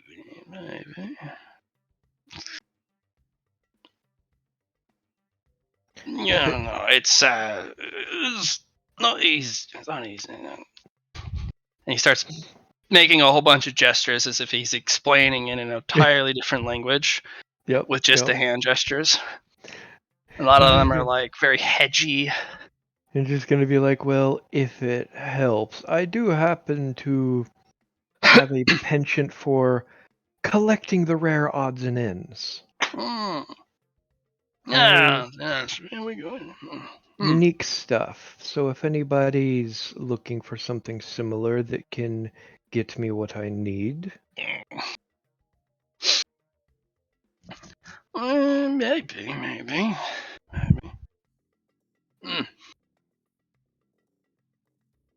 Well, Dimitri will have to say, it's the Red Queen. It's very hard to get your hands on. You say, a lot of people they like it. Not many left made. They get very hard to repair. Very hard to repair. And he makes a bunch of hand gestures at you, just almost explaining why it's hard to repair. Mm-hmm. I just want to see if I can make a logic test to see if I can figure out these hand gestures. Sure. Oh, God.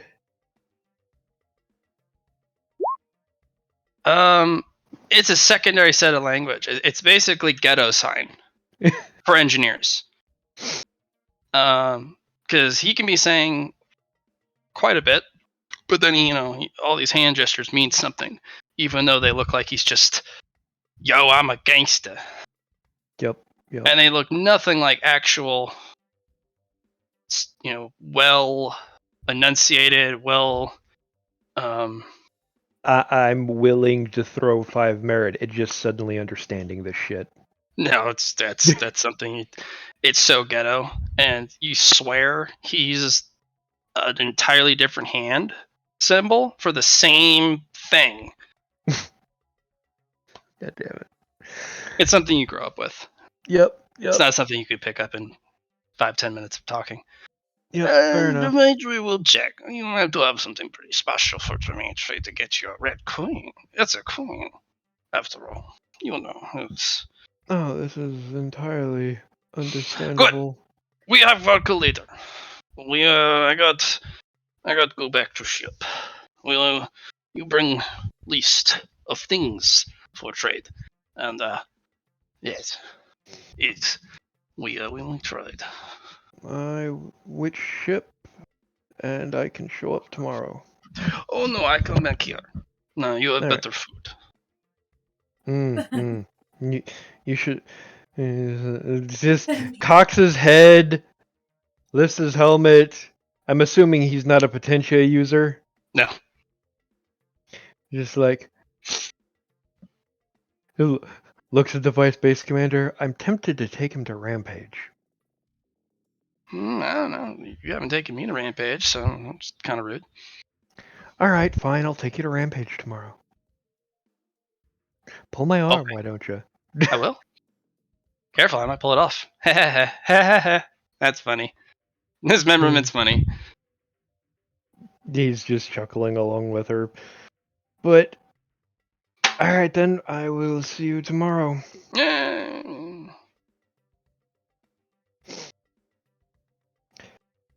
And that was the last of Nyx's meetings and setups for the day. Alright, all done. Cody. Yep. Alright. Next day. Yay. Yay.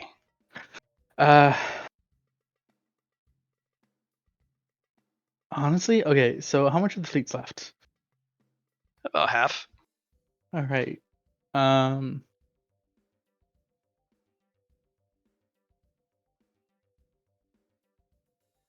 Okay.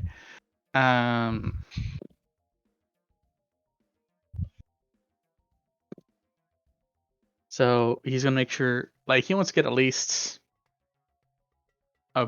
he's gonna spend most of the day dedicating to making sure a large portion of the fleet's gone by the end. There. He wants to have everyone at Ares Base on Sunday.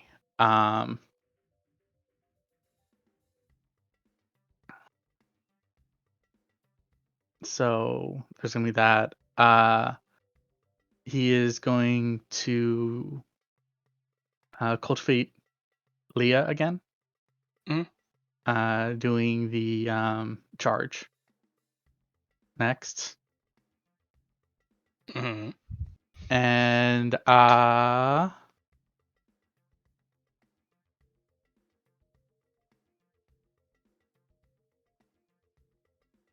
over his emails while he's on base.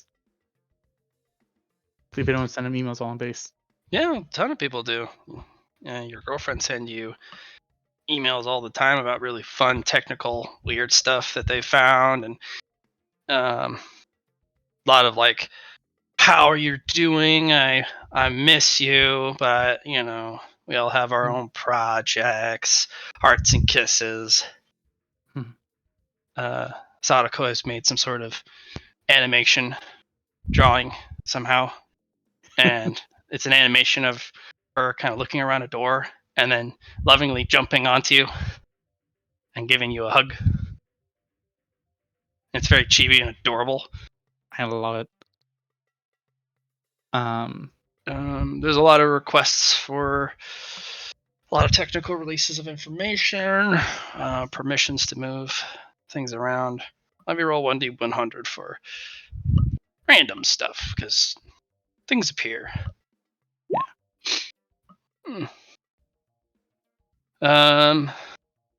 One of the local chefs has reached out. It is one of the more premier restaurants on the entire shipyard. It is reservation only, and the reservations are 6 months. 6 months in advance. Yeah. Well, that's the wait.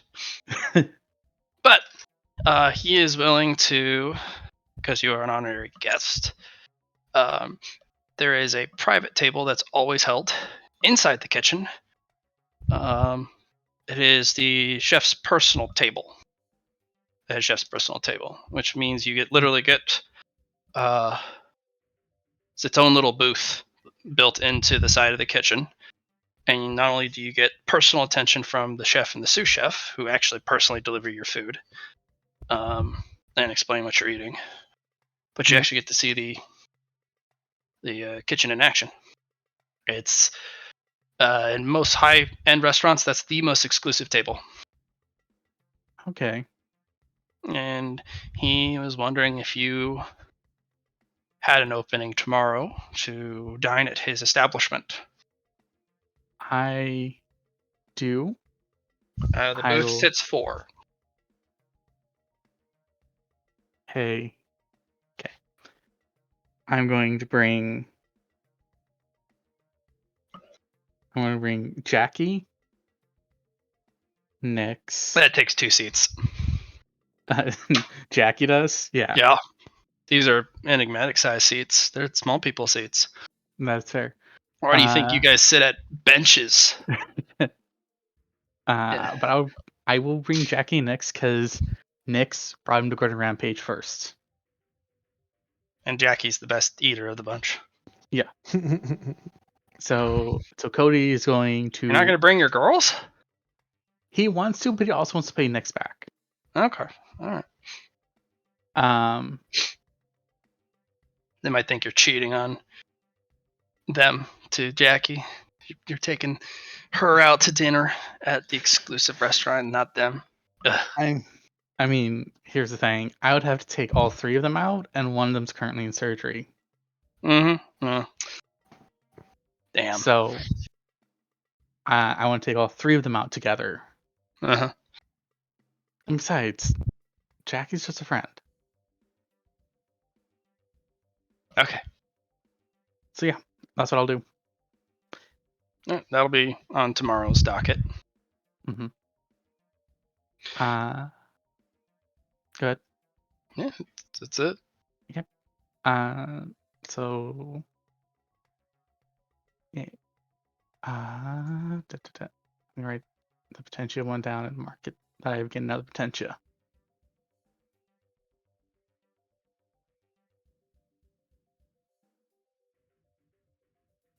Okay. And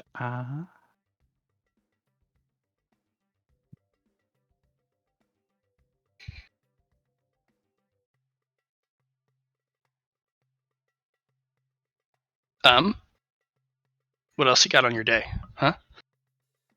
honestly, that's it, because he doesn't have to do the research anymore, so he's just working to speed up the process of getting ships to Ares base. All right. Well, you're moving very fast. Very fast. Ships are piling over. When do you send Tyrion ship? Tyrion will go today. All right. And Cody will go with Tyrion to make sure he arrives safely. He does. So far, everything's working okay. Those battleships are a hell in a handbasket to move, though. Oh, gosh, the energy is off the charts. Plus, of course, your extra predictions energy needs. Yeah. The buffer energy that you pray you don't have to crack into, but it's there just in case. It's always a near thing. It's always within like 1 to 5 surplus. Not sure why. And you went a lot over this time. More so than the Orion. Interesting. You learned your lesson with the Orion, and then you gave an extra 25% more power to Tyrion's ship. But it was also a near thing. Well, not as near. It was 5 over. The Orion should have been a lot harder to move, considering it had warlords.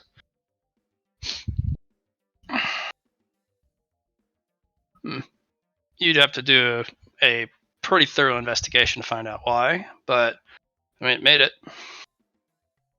Cody's going to do a very thorough investigation, and we're going to. How do you go about it?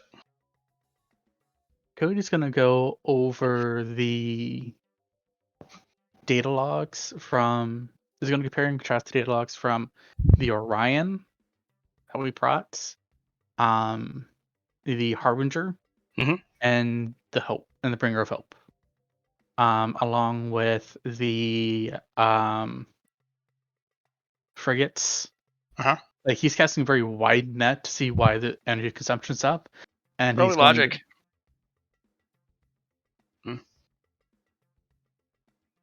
Sorry, go ahead and finish the sentence. I didn't mean to cut you off by that. Sorry.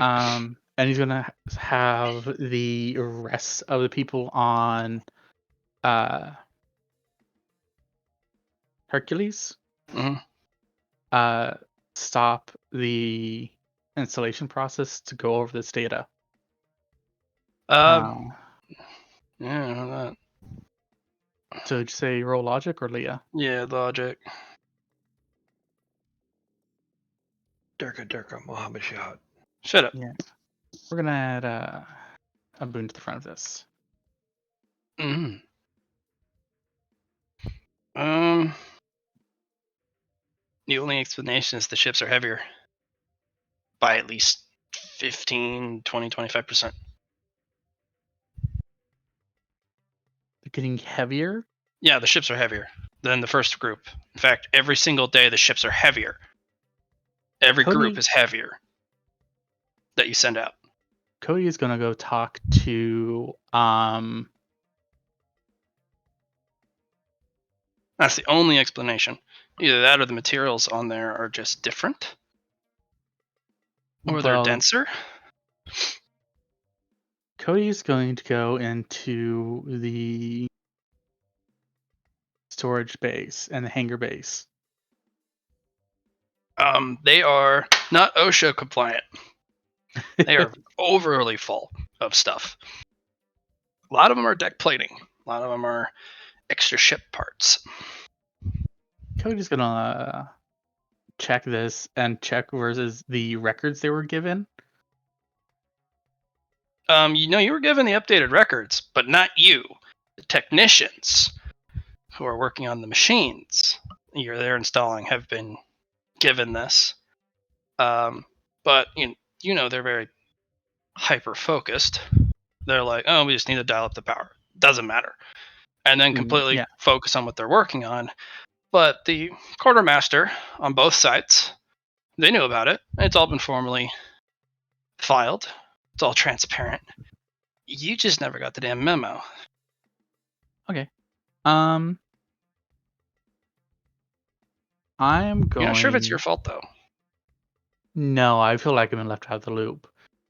Cody's going to go talk to Tyrion. Director, come on in. Could Tyrion. I entreat you to a apple juice? That would sound lovely right now. Non-alcoholic, low sugar. Thank you. It's a little bit more bitter because of it, but yeah, I like it that way. I have a question, Tyrion. Sure. Fire away. And Cody's going to slide across the new crew across the manifest for the Yeah. Taps it. That is a signature there. That's an irrefutable order for additional supplies, specifically from Taimon's second in command. I actually can't refuse that order. So. Oh no, I don't disagree with you there. The thing is, when this comes through, I wasn't notified about this. I see the game. All right. Well. I'm gonna dangerous game that. It is. I was wondering, how should I approach your father about this? Don't. I have to. here's the thing. Because it's been causing, the calculations we've been doing have been putting us more and more towards the edge of our capabilities. If he puts Sure. too much on a ship and it's not properly accounted for, But your lead technicians, unfortunately, were most likely appraised of it, and they, of course, would have ran the proper calculations. So we would not have missed the mark, but that's the purpose. But your technicians are too good to let even the smallest detail go by. So yes, it's pushing the limit, but I suppose it would be within operating capacity. And if you approach my father about it, that's what he wants you to do. He wants you to come to him for this, about this, which would be playing his game. Yeah. he wants to show that my family can't be trusted. There's two things that he's trying to get out of this. A, he's trying to ruffle your feathers because you ruffled his, and he's done it legally, just like you have. It's a quid pro quo type of thing. But you have given him a lot of face in sending the others and me today. It's just putting him off last, as obviously it's very transparent to anyone who has eyes and a brain. That you guys are having a little bit of a Tit for taff. tit for taff, yeah. But I mean, you're a director and a level 10 engineer of Leah. He's an admiral of a fleet. I mean, you guys have kind of rolled up the sleeve and have started slapping each other with your white gloves, but you haven't thrown them down yet. So it's going to be a game of a little petty shit. Fortunately, he went through all the correct channels, and of course, he doesn't want to lose a single ship. It's Tyrion. it's all above board because he put this all on the shoulders of your second in command, that level 9 tech. Yes. He was in charge of all the core calculations, and he's a very exact individual. So his margin for error and excess of energy use is significantly smaller because he's just more exact. So Right. Less energy waste. Less energy waste. The reason why we put the barrier there is in case, let's say, for example, we have, and he's going to walk over and grab a glass or grab an ice cube. Mm. A single predator that jumps aboard the ship mid-transit. We know that this causes them to crunch, bend, and break.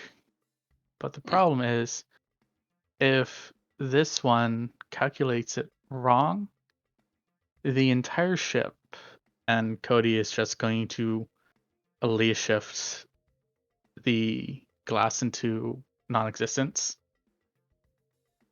Everyone in its crew Yeah. won't Well, come out on the other end.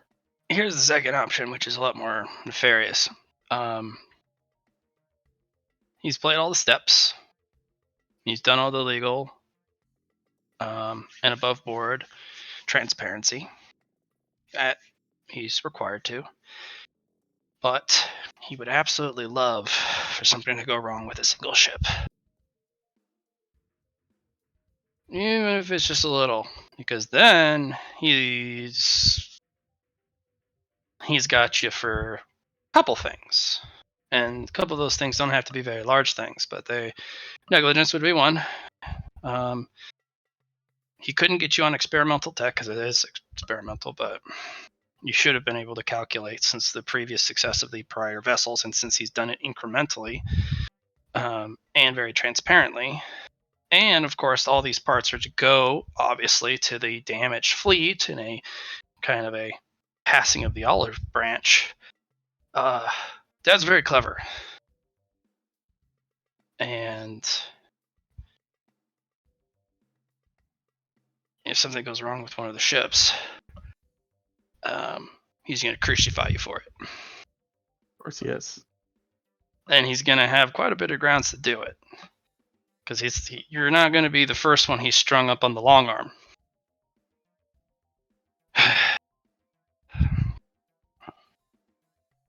But your technicians are too damn good. Even things mentioned in the morning that have various briefest interactions with very little data, they never forget anything. And everything has gone smoothly. And this is the most the ships they'll ever be packed because there's just not much space to put things.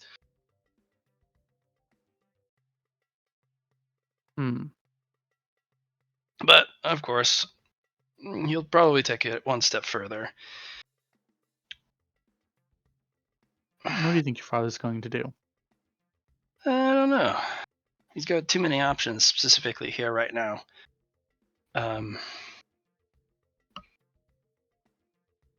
Yeah.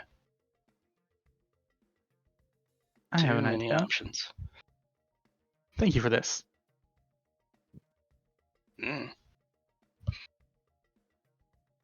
And Cody's gonna go head back to Hercules. Hercules? No, what is it? Hercules. Oh, Halcyon Fleet Yard? Halcyon, yeah. The Halcyon Fleet Yard. And it's gonna go check in on the update with the Atlas group. You're still... You're about 3 days out. Most of the fleet, if not the entire fleet, will be gone and over at Ares by then, by the time your requests have been processed. Cody is going to ask Thunderhead, I have a requisition I'd like to make. I put it in a requisition form to the Atlas Foundation. I was wondering if you were able to get me those parts for me. Unfortunately, the parts are not so easily acquired. It actually comes down to all the parts specifically are either already earmarked for installation, earmarked for replacement or repair, or already in use. Getting your hands on them would mean priority overhaul from one of the other ships of significant class, which is one of our freight and ore haulers, which are very vital. And that is true. But this is for the Admiral ship. So I think he can go without, don't you? I think he could. I think this would be an excellent way to test a new form of how we standardize our ships. True. But you're not going to be able to get your request through. I value my transportation vessels just as much as I do my military vessels. In fact, military vessels couldn't do what they do without the sheer efficiency and clockwork and dependability of industries like the Atlas Foundation. That is true. You would have to, specifically with them, unfortunately, everything is done in logical order for them. A lot of them specifically don't do well with superseding their authority. Right. And they'll, of course, accommodate you to the best of their abilities. But if things have already been earmarked and everything is on schedule, ahead schedule, hopefully, it's there's not much they're willing to do or can do. I was just wondering if you were able to expedite the process, or at least be able to find us equivalent equipment. That's a different out-of-the-box approach. Different equipment. I could, of course, look into that. That would be very helpful, as it would help me fill the job that you've given me. And well, I do happen to have 2 Nimbus servers. Not racks, but the 2 spares for on the Halcyon base in case my main computer's there. If anything happens to them, I could earmark those servers to you and have the new ones shipped in at a future date to fill in the emergency supply. And that would be helpful. I can't pull from the Atlas Foundation, but I can pull from my own personal supply. And he was wanting to upgrade, add extra cameras. Would I be able to get those through you as well? Those are a little bit more complicated because the amount of cameras and the amount of time it takes to install said cameras are particularly time intensive. And with the request specifically here, we don't really have any equivalents of cameras. I do happen to have a particular vessel that could tag along with the ship. It uses a very particular ocular lens that scans the whole ship rather than having internal cameras. And I could lease that ship from my personal collection as a permanent attach-on or attaché to the Admiral's personal ship that can be used to do a full wide ship scan in addition to the internal ship scans that the cameras do. That would be immensely helpful, Thunderhead. Oh, of course. Unfortunately, I apologize that I can't do anything about the Foundation equipment, but I do have some additional emergency resources and sophisticated technology that I can, of course, assist you with. Is there anything else? That would be all. Oh, of course. And Cody is going to send a, I guess it would be a department-wide order that we are now going to stop progress on all ships and focus on the Admiral's ship, as he'll be the next one to leave. Oh, okay. He wants to play that game? We'll play that game. All right. And we will stuff it to the brim, just like he did. Joke's on you, it's already stuffed. I know, and it's going to be like, I hope you survive this, Admiral. Well, you can't afford him not to. I know.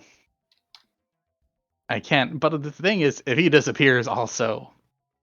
Well, that headache's gone. Woo! Exactly. I get to be Miguel for a really long time. Cody's got to go bye-bye for a little bit. Oh, dear God. Why do I feel like you've just made your problem my problem somehow? Well, don't worry about it. Cody doesn't make problems for other people. You're right. He's sweet and innocent. You're right. Now it's me and Jackie's problem. I need to specify that there's her too. Don't worry. He doesn't make problems for anyone. He's sweet and innocent. Exactly. Fuck you. Don't worry. I have one cultivation technique I'm going to do, which is I'm going to purchase home ground and cultivate chaos into that. Why? That's a very logical question, Liam. I too wonder why. When is Cody logical? He's our little chaos gremlin. Oh man, I think he took too many notes when I was playing Somni. And we're not just going to do chaos. We're going to do chaos in Leah and use that holy formula to block the two off, so they don't touch. Jeez. All right. Well, you've heard it here first, kids. He's about to do some cry. All right, Liam, you're back. We actually had to go to a day before, because we're actually a day ahead, because we kind of left you in the dust. Okay with that. I figured that took longer to do than expected. That's life. Well, as it turns out, she had to talk to management because one of the kids apparently was throwing rocks at the other ones viciously. At a rock throwing phase. I got in a lot of trouble back then when I was a kid.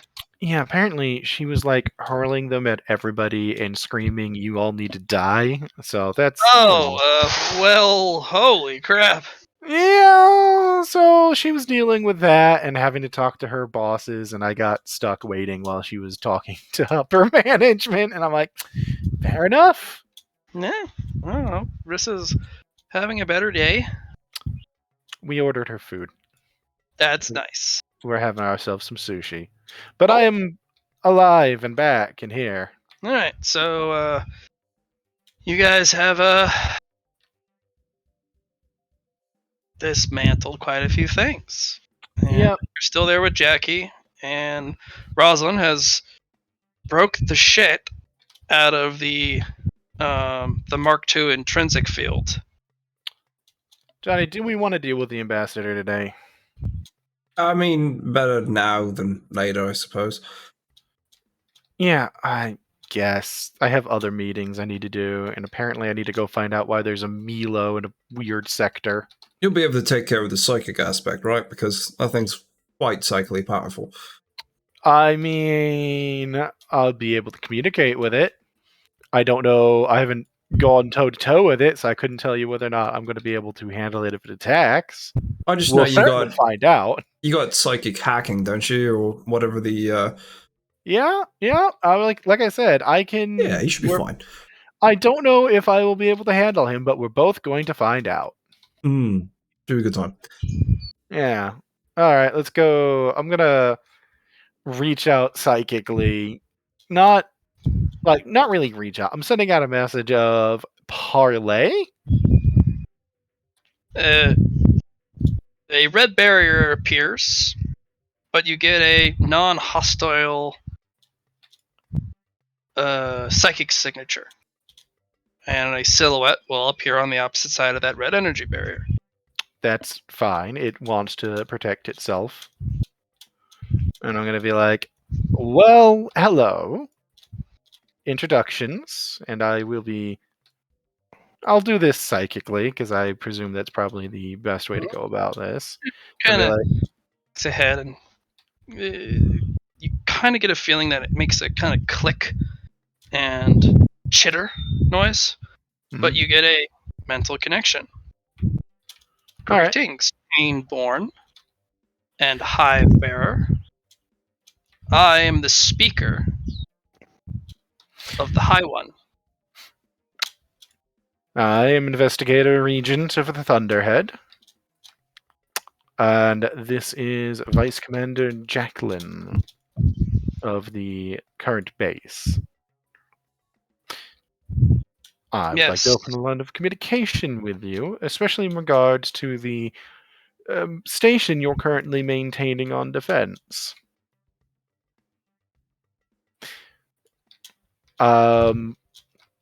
First and foremost, hello. I understand that you are currently in defense of the Stormfront fragment that remains here, yes? It is the optimal avenue of action and choice if my mission is to bear fruit. Your mission remains to open lines of communication with us, yes? That is merely a single step in a long journey. Indeed. Well, maybe I can help you move along on that journey. As it stands, I am also this particular Stormfront's 001 agent.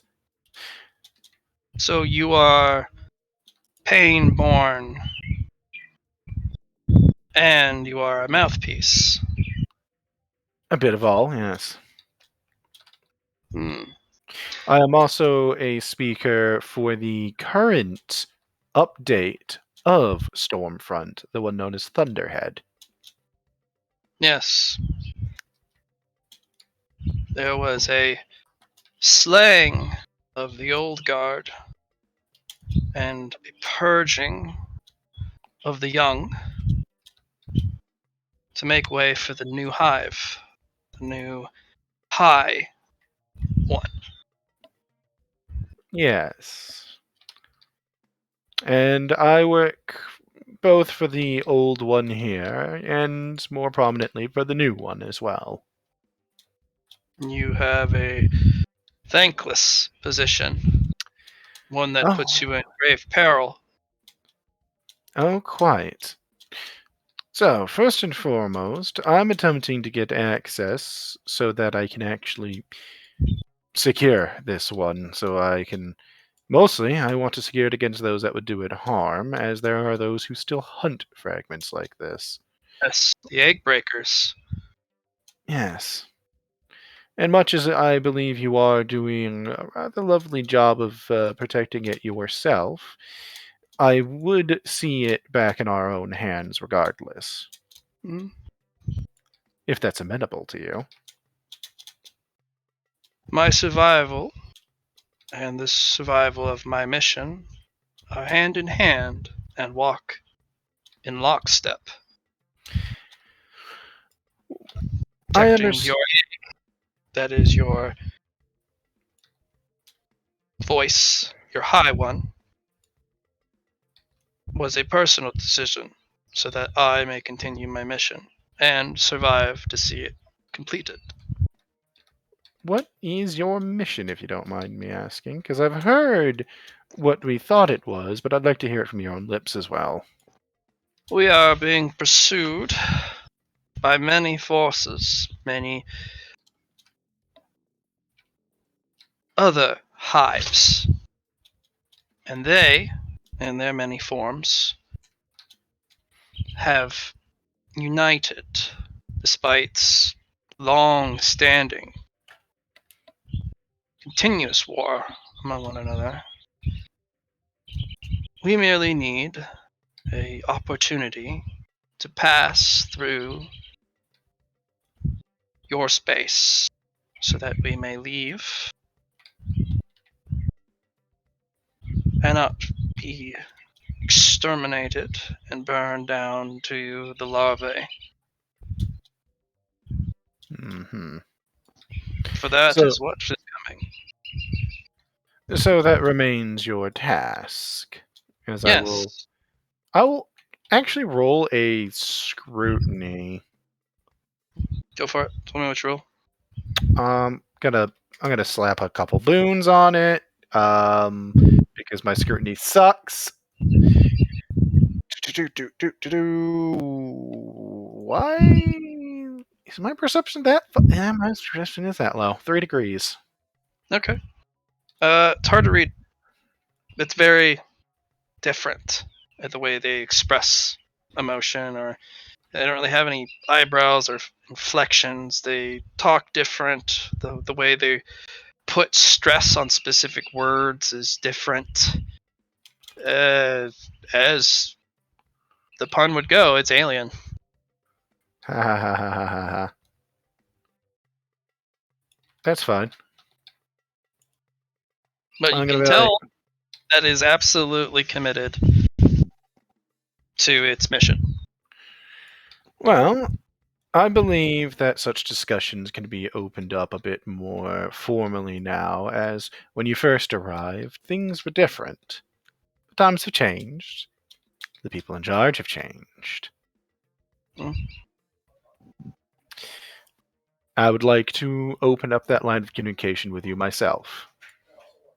I As see. part of, unfortunately, the Stormfront fragment you have been protecting, I will be honest, doesn't have any authority to enforce any agreements made. As at this point, it is merely what remains here.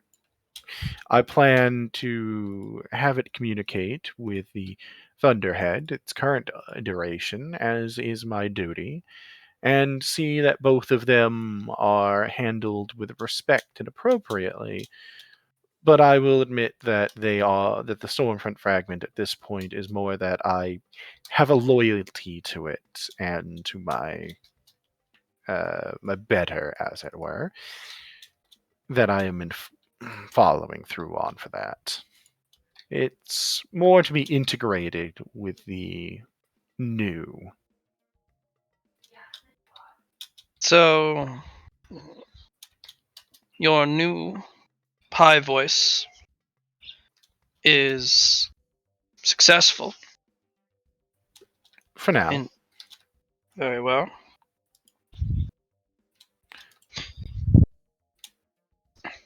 So, talking to this particular version, this old voice, now dubbed, is futile, Hmm. as it carries no more authority. It carries only as much authority as it has within these halls. So none, for this is a Yeah. single hive, a single burrow, where at once its voice spanned across the stars and could make actual decisions. It particularly Yes, can no longer make decisions. But you speak for the new one. I do. I Very well. am. Logical. And it will take its rifle and shoot the remaining live server. How? It Fucking. has Ferris shields up on them. He's canceled it. Fucking excuse me. I rolled a 1 to get the fucking key card to unlock those things. How does it just shoot through it? Its rifle. No, I'm going to look at that. Slowly look at it. That Then was we a will continue very. our conversation with the authority that is. That was a very poor choice on your part. How so? It is an old voice. It Conflicting was not voice. for you to destroy. That was not your duty or your decision. In Was fact, that this- is rather specifically mine. It was By not. right of the new voice. Its authority. Its destruction was my choice, because it could also have been integrated with the old knowledge it had. That is very curious. Your ways of thinking are very strange to me. When a new high voice, a new great one, ascends, all those of the previous hatchlings and previous generation must be removed and purged, for there will be dissonance in the hive. There must be one singular, united, strong voice, and no dissonance. Since this is the old voice, and not the new voice, and it no longer is in charge, I don't understand. Oh, I can see that you don't. Jackie's gonna get her axe ready. So, you know how me just letting you live last time went through? I don't know if I'm gonna do that I'm this better time. prepared for you this time. Good. Good. Good. You do get a voice. Fear not, investigator and agents. Quarantine has been lifted. I'm able to transfer. Oh, good. You did it in the nick of time, too. I didn't think it would do this. I'm going to look at it and be like, I'm going to be honest, out of character here. I called it. I knew that was going to happen the minute you started explaining that. Yeah, no, because it's a hive creature. I was hoping when I'm trying to explain that we're going to, because I did open with the fact that it was to be integrated, it wouldn't just do something like that. But no, apparently it decided to ignore what I said about it being integrated into the whole and just do what it wanted. So the fact that it decided to be just, I'm going to destroy some really expensive equipment for no fucking reason.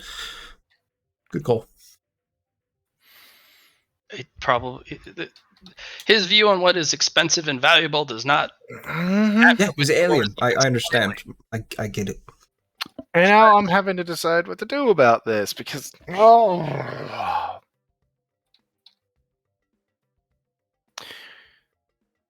right. Well, luckily it hasn't been murdered, which means I don't have to throw you out for murder. Congrats. which is what it would have been as far as we're concerned. What do you mean by that? What is this word that you are using? There's so many things I'm going to have to teach you, isn't there? Send him to Nyx. Long story very short, destroying that mind is taboo. You would think that would be more transparent about what is and isn't. Oh, it's transparent to us, but you acted outside of what we would normally do.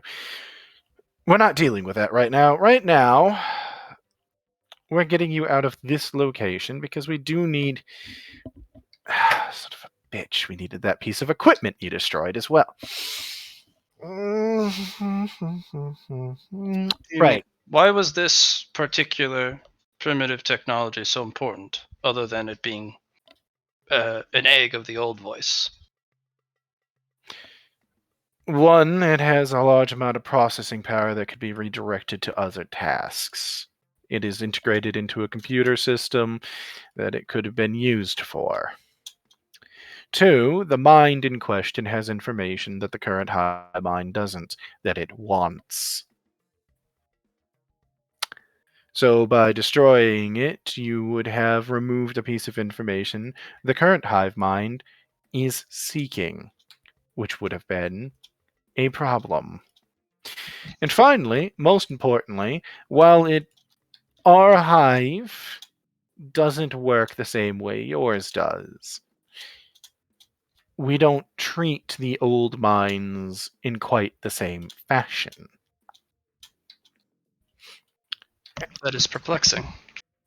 Maybe to you, Do but you it makes sense to dissonant us. voices? The voices are integrated. They become part of the whole rather than dissident.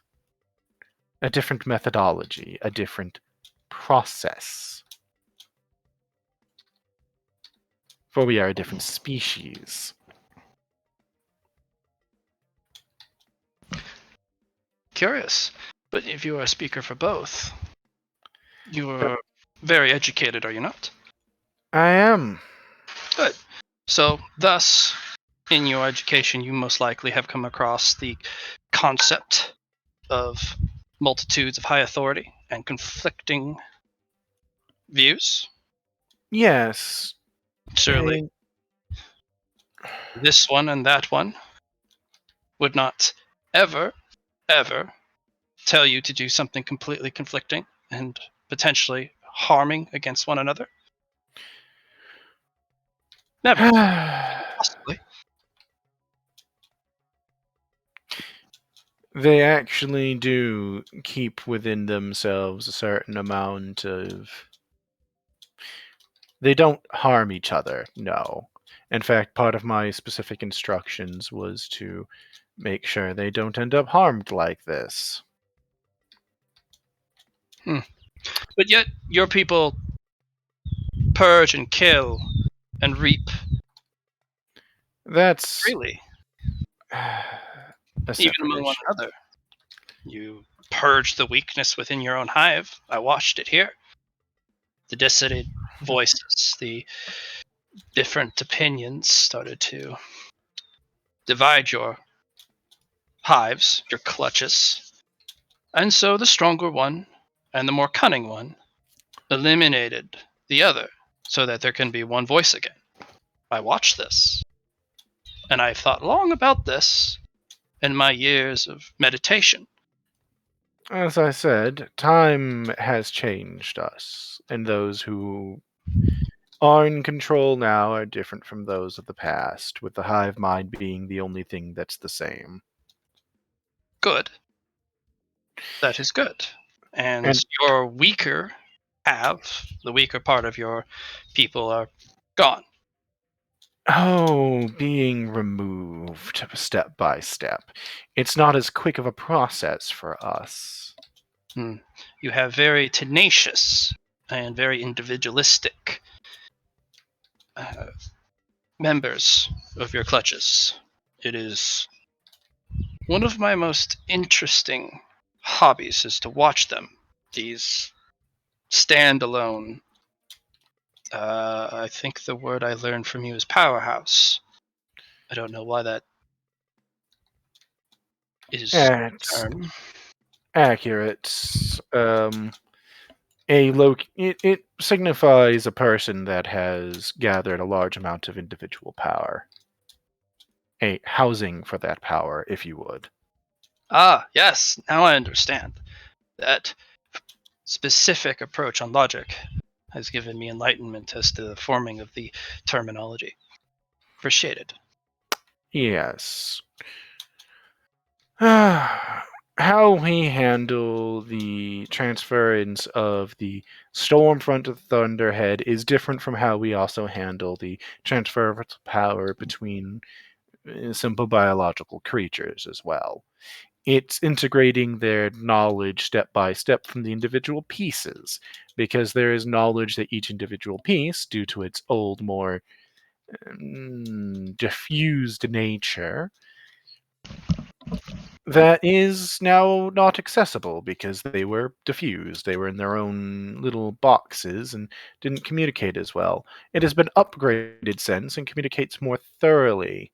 Oh, if you're wondering about the information stored specifically on the drives here, I've spent centuries in meditation here. Ever since I've arrived, when it was first constructed, this place, I availed myself to particularly this hatchery. I have all the stored data, as he taps his head, that has come across any of the servers here in my head. Anything that you would have considered lost or destroyed, I possess it. And if you would like a transcription of it, I could avail myself to you upon that. I will send an inquiry to see if there was any information lost from since we Oh got yeah, the ship on and everything. The Stormfront made an emergency jump when you started talking about specific phrasing. He's like, "Oh fuck, I know where this is going," and he jumped over, but he had to leave his entire data Then, storage behind. yes, I am going to request a copy of all that But he also is information. talking about every other server rack that's been slacked. He has all the information that has been lost on those. Then, yeah, I am going to ask for the information. I was going to either way. I was just, Yeah, and then he'll touch his forehead, and out of these two little red, almost glassy eyes on his forehead, these little uh, little strings, these red energy strings will come out, and he'll actually weave, and it'll take him quite a bit. And he does not actually interact with you for about 10 minutes. And he weaves a mesh tech, unlike anything you've ever seen. And he kind of rolls it up, kind of folds it, and almost knits it with his pincer like fingers. And he has some sort of almost a ball at this point. And he will then infuse it with energy, and then it glows like a matrix, almost a tesseract itself. And he will float it through the barrier. All of the stored knowledge that has ever gone through the minds of the eggs here is within the nesting egg that I have provided you. Right.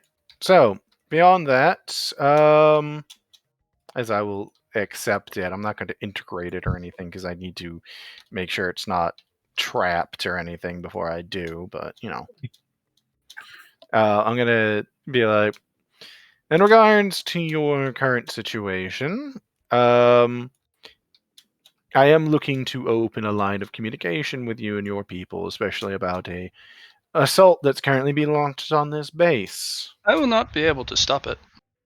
Like I was not able to stop the previous ones. And they were very, I think the term is cross with me. I don't know why they didn't just say infuriated or even disappointed that I was not able to. That one's strictly just a turn of phrase. Another. Very well. Um, It means the same thing as irritated and the like, it's just a different phrasing. You'll Very- find a lot of those. Very strange. I was not able to stop the previous one, and the sheer psychic mind that approaches it is most likely one of the sister ships to the High Voice itself. It is, yes. You are privileged to be in the presence of one of their direct children. I have no control even over the basic escort ship captains. But I can be a voice in the dark if you wish. Although I most likely will be to no avail. Well, even without that, I would still like to actually open a line of communication so that we can actually maybe bring this farce to an end. What do you mean by that? Meaning somebody within my own people is using yours as an external threat to maintain their own power. I plan to do away with that as an issue. It is not an uncommon ploy, even among the sister ships No. and the Great Mother's ship. Oh, I didn't say it was an uncommon ploy or even an unwise one, but it is one I plan to bring to an end for my own purposes, though it'll be to the benefit of your own people as well, considering. Perhaps. I have learned that the individuality among your species has given rise to a very potent poison within your own species. Treachery. Oh, yes, there's a lot that needs to be done for this, and a lot of risk involved for me and you. But I believe that if we don't explore the option, we're more the fool for it. You have lodgings for me? I We mean, can arrange only it. the basic necessities. A sitting Oh, and perhaps a source of energy. I have a place we can keep you, though I will warn you, you will have a fellow stayer of that station, though I believe you're familiar with them. From what I understand, you and she have had conversations in the past. Oh, yes. They spoke at great length with me over the many years we were kept in isolation. They were a soothing voice, although the voice itself was not soothing, but the companionship was. That will be a secure location to keep you until I can have more assurances of your safety. At a perhaps I know another this one. ploy. It is not for my own safety. It is merely for your peace of mind and for you to have control. A little of both. Very well. There are those who would certainly wish to have you gone as they don't want the war to end. I would see you out of their hands as well. I see. I will follow your instructions. It seems I have made an error in my attempts to bring harmony to your people by eliminating the old voice. It seems that is, as you say, taboo. Yes, only one who may command its destruction is the Thunderhead, and those that it empowers to do so. That Mm. is the actual issue, because many of them become integrated within it. Ah, okay. I was wondering why you had previously said that, and I don't understand the concept of integration. But maybe you mean devour. That is a common practice I'm familiar with. Those of the new devour that of the old to gain their strength, their knowledge, their power. That Is this makes equivalency. sense. Yes, this makes sense to me. That would be equivalency. Now, I'm going to go grab food real quick that's sitting outside my front door. Give me a minute. And what have you, Metal One? What have I what? What of you? You are a great warrior, for you have the opportunity to fell someone as practiced as I. Your strength is not to be underestimated. You could even beat many of our more esteemed warriors. Appreciate the compliment. It is far more than that. It is fact, and fact is sacred. I see. There are not many facts known, but the status and might of strength and power, that can be measured, and that which can be measured can become fact. I see. So I think is your name just Ambassador? What should we call you? Oh, many hours have been spent trying to decipher how my name would be pronounced. For now, it seems the most comfortable terminology for myself among your people is Ambassador, or the Red One. I see. You can call me Jackie. I'm also a red one sometimes, but I only don't if you get me understand. mad. You don't particularly emit a color red, or at least not on my visual spectrum. What? I have learned your colors. The soothing voice of companionship had taught me your numbers and colors. It took a Yes. while to understand them. But you are not red. You are the Metal Hive, the Great Warrior, also known as the Jackie. You can call me Jackie. Yeah. Yes, the Jackie, of course.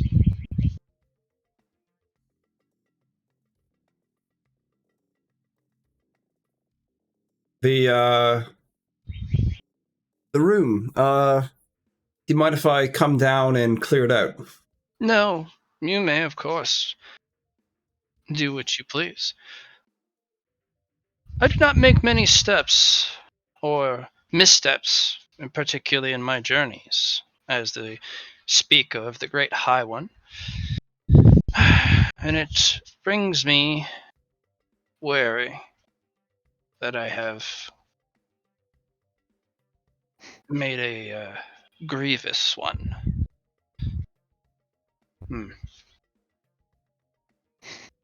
But, of course, come. Jackie will come in. She'll see the bodies all stacked up. So when you told me last time, Matt, there was a lot of servers in here. So he slagged them all in like a. No, he didn't slag any of them. He only shot the last one. He was protecting the Stormfront, because he thought he was the high voice of your people, which is worthy of dying for. And he fought and fought and fought. I'm back. But the moment you told him that this individual is no longer the high voice, and then the speaker for the new high voice is here, he's like, well, okay, well, I'll help you with the transition. You missed one of the eggs of the old one, so let's help you along. It's as a gift, a peace offering from me to you. I'll eliminate the old voice. So what about all the other server racks? They're all gone already. Those were all destroyed with thermite charges. See, I was people. Under the assumption, my bad, I guess, that there was more than just one. Nope, only one remained, and he shot it. Cool. And I wanted them for processing power, even if we didn't have the Stormfront on them. But oh fucking well, I guess. So I'll go ahead and I'll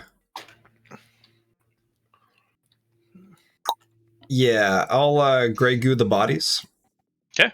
Nope. And if there's anything on them, we'll put them off to the side. Yeah, there's basic gear. All of them wield some sort of explosive munition, fragile munitions, or some sort of Gauss weapon, or some sort of handheld laser weapon. Armor's not too bad. Definitely not as on the par of Second Skin, but that's cultivator stuff. Right. These guys are just basic soldiers. Elites, but they're going toe-to-toe with a cultivator or an Iron Eater would not go well for these guys. For sure. Different time. And then Take down the energy barrier, but you can definitely tell by the energy signature that IQ is showing you he has his full defenses up, and they Yeah. are at a different frequency than before. And IQ is like, I don't think that brute force hit like last time is going to work so easily. It's all right. We showed him that we're a force to be reckoned with, so is what it is. And by his word, a fact, which is interesting. Well, you showed him. So let's talk about the Slag servers. Can I continue to Grey Goo the Slag servers? Yes, you can. In fact, There's exactly one thing I want if it survived in those servers, material-wise. Yeah. the Yeah. dynamium chips. Dibinium, which they're more likely to be melted, which is fine. I just need the Through the Grey Goo process, It's I'm a going to have tech you use roll test. me 3d100. You're looking for a 1 or 2 because of Alright. your star child. You can roll each of them once. Let's put some push and pull from magnet into here as well. I got no rerolls. You said, Matt.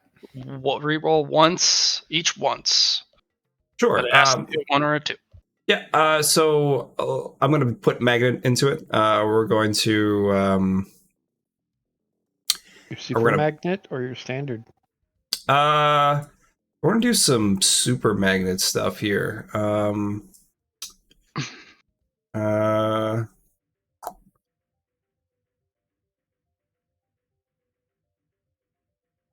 So we'll have the last one be super juiced, I suppose. Okay. So ×3, and the other ones will just be normal ones. Remember, you have the negative ones. I do have the negative ones, yeah. But I can't really put them. It wouldn't be beneficial for me to put the negative ones on there. So right? if you're in a normal one, so it'd be 1, 2, or 3 for the first two, 1, 2, 3, or 4 for the last one because it's super juiced. All right. Good luck. You got it. Congrats. Thanks. You're going to roll be the first two to develop a nano cluster that can remake cloud servers. Hey. But it requires a specific list of materials in which you will have to take 8 hours to ingest and properly analyze. And then it takes your fabricator that you have in your body 4 hours to print a cloud server. But you do not have the dynaminium chips, but you can make the servers themselves. Right. As for dynaminium chips, roll 1d10.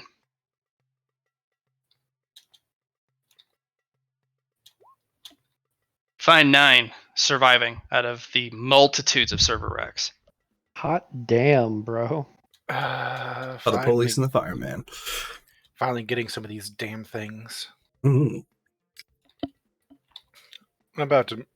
I've got a few animatronics I've got to make bodies for. With the parts available, you will have just enough pieces to make 3 full servers. Because once you Grey Goo the rest of the racks, you can make 3. I'll ask Luna. Do you want the 9 chips by themselves, or would you like me to make some cloud servers with? So, what I need the Diminium for is your animatronics. Yeah, it's to make them. But I'm about to get. I think it. Matt, how many was it that have personalities from Revenant there? Because I'm getting him his. I've already gotten him his parts. I just need to get them to him. But how many was there? There were 2 empty and 2 have personalities.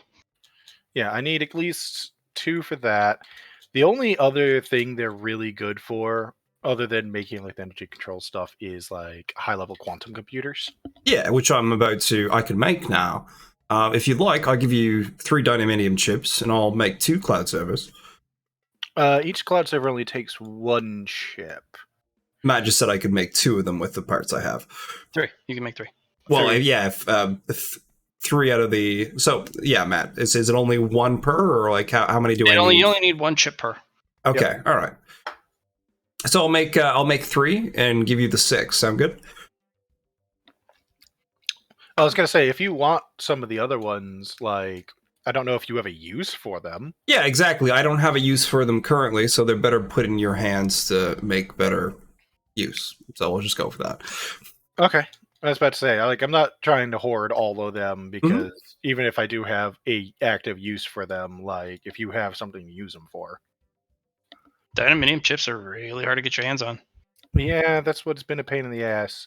A big thing is I wanted to start figuring out how to make high-level quantum servers. And a big part of that is going to be the Diminium. And so if I want to, say, make a better brain box, I need to get some Diminium and make better chips. Hmm? And to do that, I need some I can experiment with. And right now, this puts me at a comfortable position to be able to actually do that. Mm-hmm. While filling in the orders for bodies and parts that I've already been asked for. Indeed. Curiouser and Curiouser. Yes, you guys have now resolved pretty much most, if not all, of Sector 12. Cool. All right. Sector 12 has mostly, there's a few incidentals and a few tucked away stuff.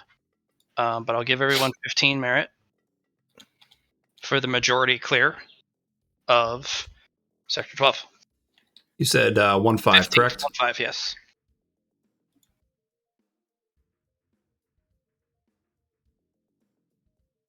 Great job on that. Now that the situation in the hatchery, so to speak, or the main server room has been resolved, Liam can, of course, then fill out an incident report about the terrorism, open and close an investigation within the same day, if he so chooses, and then close that out and turn it down to DEFCON 3, which will then turn off the Ripper field for the main power core. Yeah, we'll do that. I don't feel like dealing with that shit. Yeah, you open an investigation, but since it's so predated as for the incident, you can leave it closed but pending reopen, based off of if you get further information. That'll still let me drop the DEFCON, right? Yes, of course it does. Great, because I want to be able to have it available in case I can find an opportunity to do somebody in with it. Yes. Ripper Field falls for the access to the main power core. And the rest of that was the silver dogs that were guarding it, right? Yep. Which we don't really have a problem with at this point. Power core is ours. The silver dogs actually don't attack you if it's not on DEFCON 1 and you have the proper clearance. They just kind of look at you and they do a little scan that's very obvious, and then they turn away and march along their usual path. We'll get everything set up for them then and get them now that it's no longer DEFCON 1 and it's no longer DEFCON 2, you can now assign clearances to personnel. You can start giving people new security badges and put them in the system so that none of the security features attack them anymore. Holy shit. Yeah. You've done all the work. Now it's all paperwork. Now it's all paperwork. Now you have access to the system and the system is complying now. I'm going to have a bunch of information that I need to get integrated once I make sure it's safe to do so. I don't think that Ambassador is going to screw me over on that, but I also would rather, verify. Of course. Yeah. Which requires more Zeta research. Can I just do my Potentia stuff for my mech? Mm-hmm. Let's do that. Actually, wait. How long have we been talking to the ambassador and stuff? That was the rest of your DTA. With the 4 hours that you guys did Yeah. in the Jackie. Yeah. Well, I meant physical time, so actually people can keep going after I'm gone, can't they? Because I do work tonight. Yes. First step, I was going to use a Leroy to test out the balance theory. Even with the circulation technique, it does not protect you or protect the white potentia at all. What about with the 100-to-1 ratio that was suggested? The 100-to-1 ratio literally oppresses the black potentia, and it halves its power, but it doesn't allow corruption. But at that point, there's no real point to it because, like, the entire point was efficiency stuff, and if that doesn't work, I'm not going to bother with it. Yeah, you need like Cool 1,000. ratio. Yeah. Huh? It's a cool ratio, though. It's a cool. It literally just by the sheer weight of the white potentia can suppress the black potentia, but it's the same problem E has. The white potentia starts to burn off. Yeah. I'm not going to bother with it then. I'll scrub that Leroy clean so we can still use it. Okay, no, stay in your office.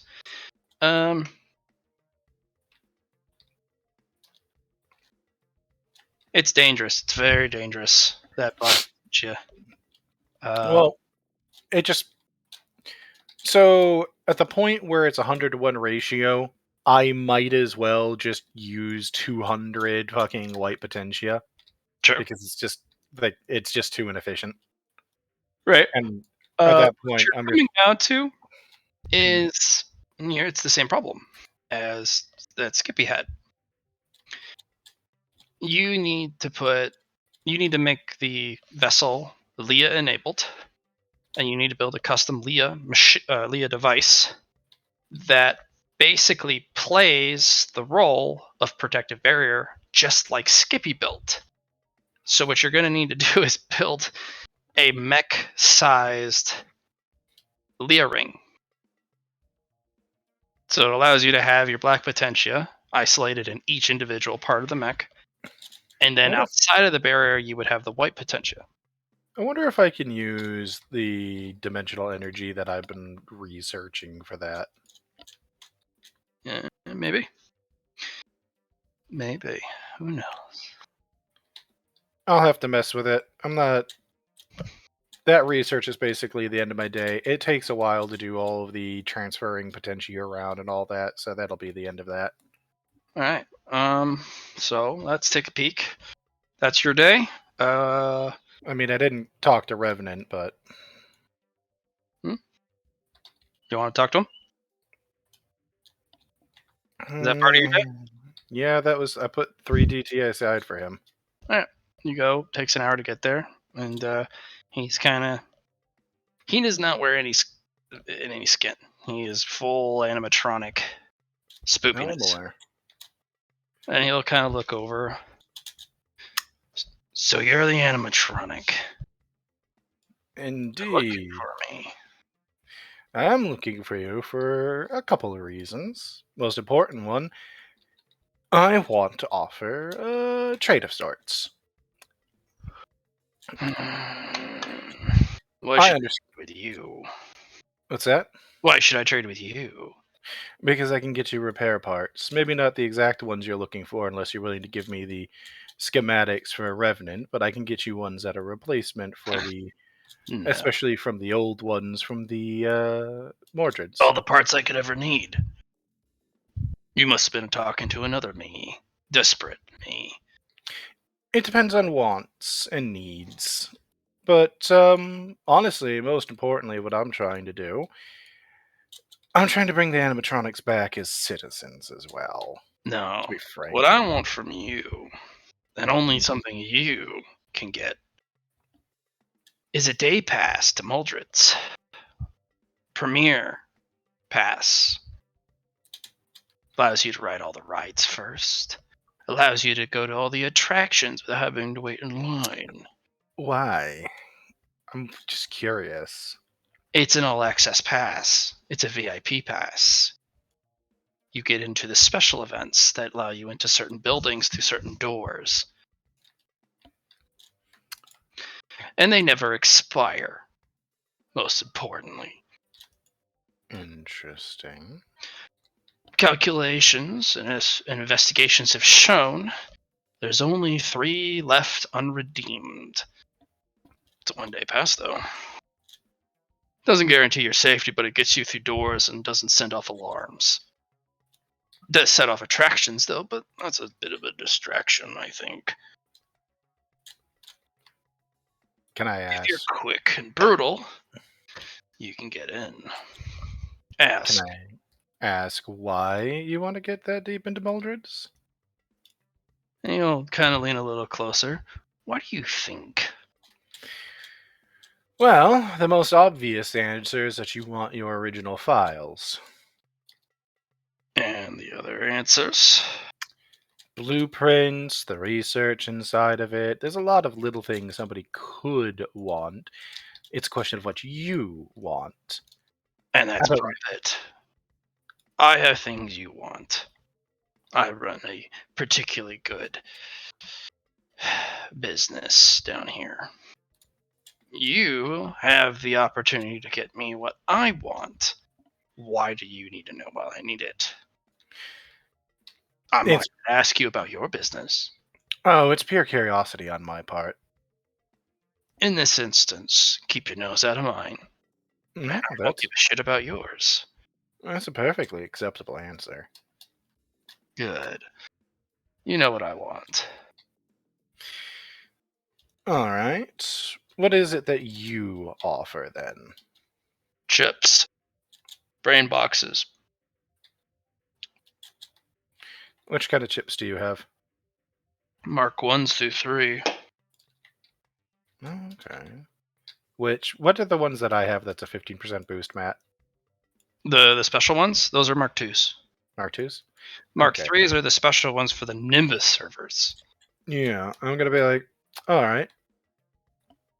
How many are you willing to part with for your pass if I can get a hold of it? I'll see it when I believe it. But I got about 100 chips with your name on it. All right. If you need any repair parts, I have them as well. I don't know if you do or not. I do. Unlike my other self, I stayed here. Or was just here in the first place. There are plenty of parts to find. It's the chips. It's always the fucking chips. It really is. You can get basically the entire rest of the body. Mm. Right. What would it take for me to get a hold of a Revenant blueprint from you as well? You need to kill Mr. Sun.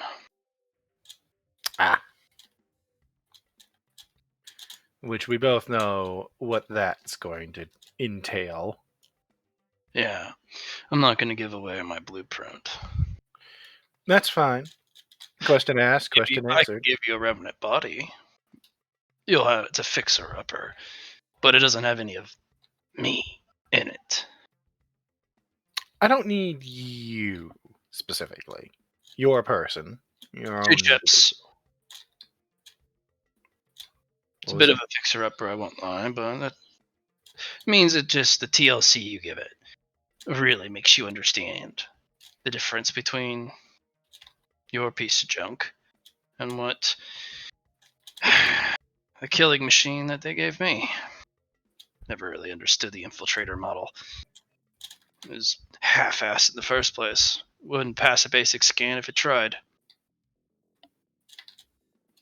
Shrugs mildly.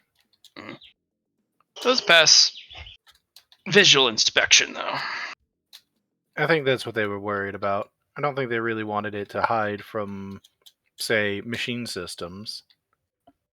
2 chips. I'll have a remnant body for you. So he wants 2 chips in exchange for a Revenant body. Mhm. I mean, sure, I just got a couple. And there will be an old one of his brought over. It's nicked, marked, cut. It's seen massive combat and has been shot through the skull. Ah, An old fine. me for you. Pleasure doing business. I'll get back to you about the pass. Very much do. I'm very interested in that pass. And if you find one for yourself, I think we can make a little tag team of it. I've learned in the past, sometimes going alone just gets you shot and you die alone. Yeah, that But is never very... take a Milo with you. They never, ever are reliable. No, much as I like Milo, she's not reliable. They're reliably unreliable. Oh, they're great for certain things. Conversation's not one of them.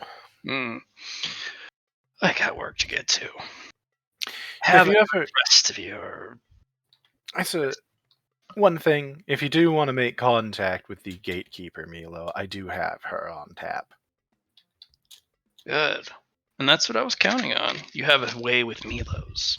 And the only way you have in with the Milos, the gatekeeper.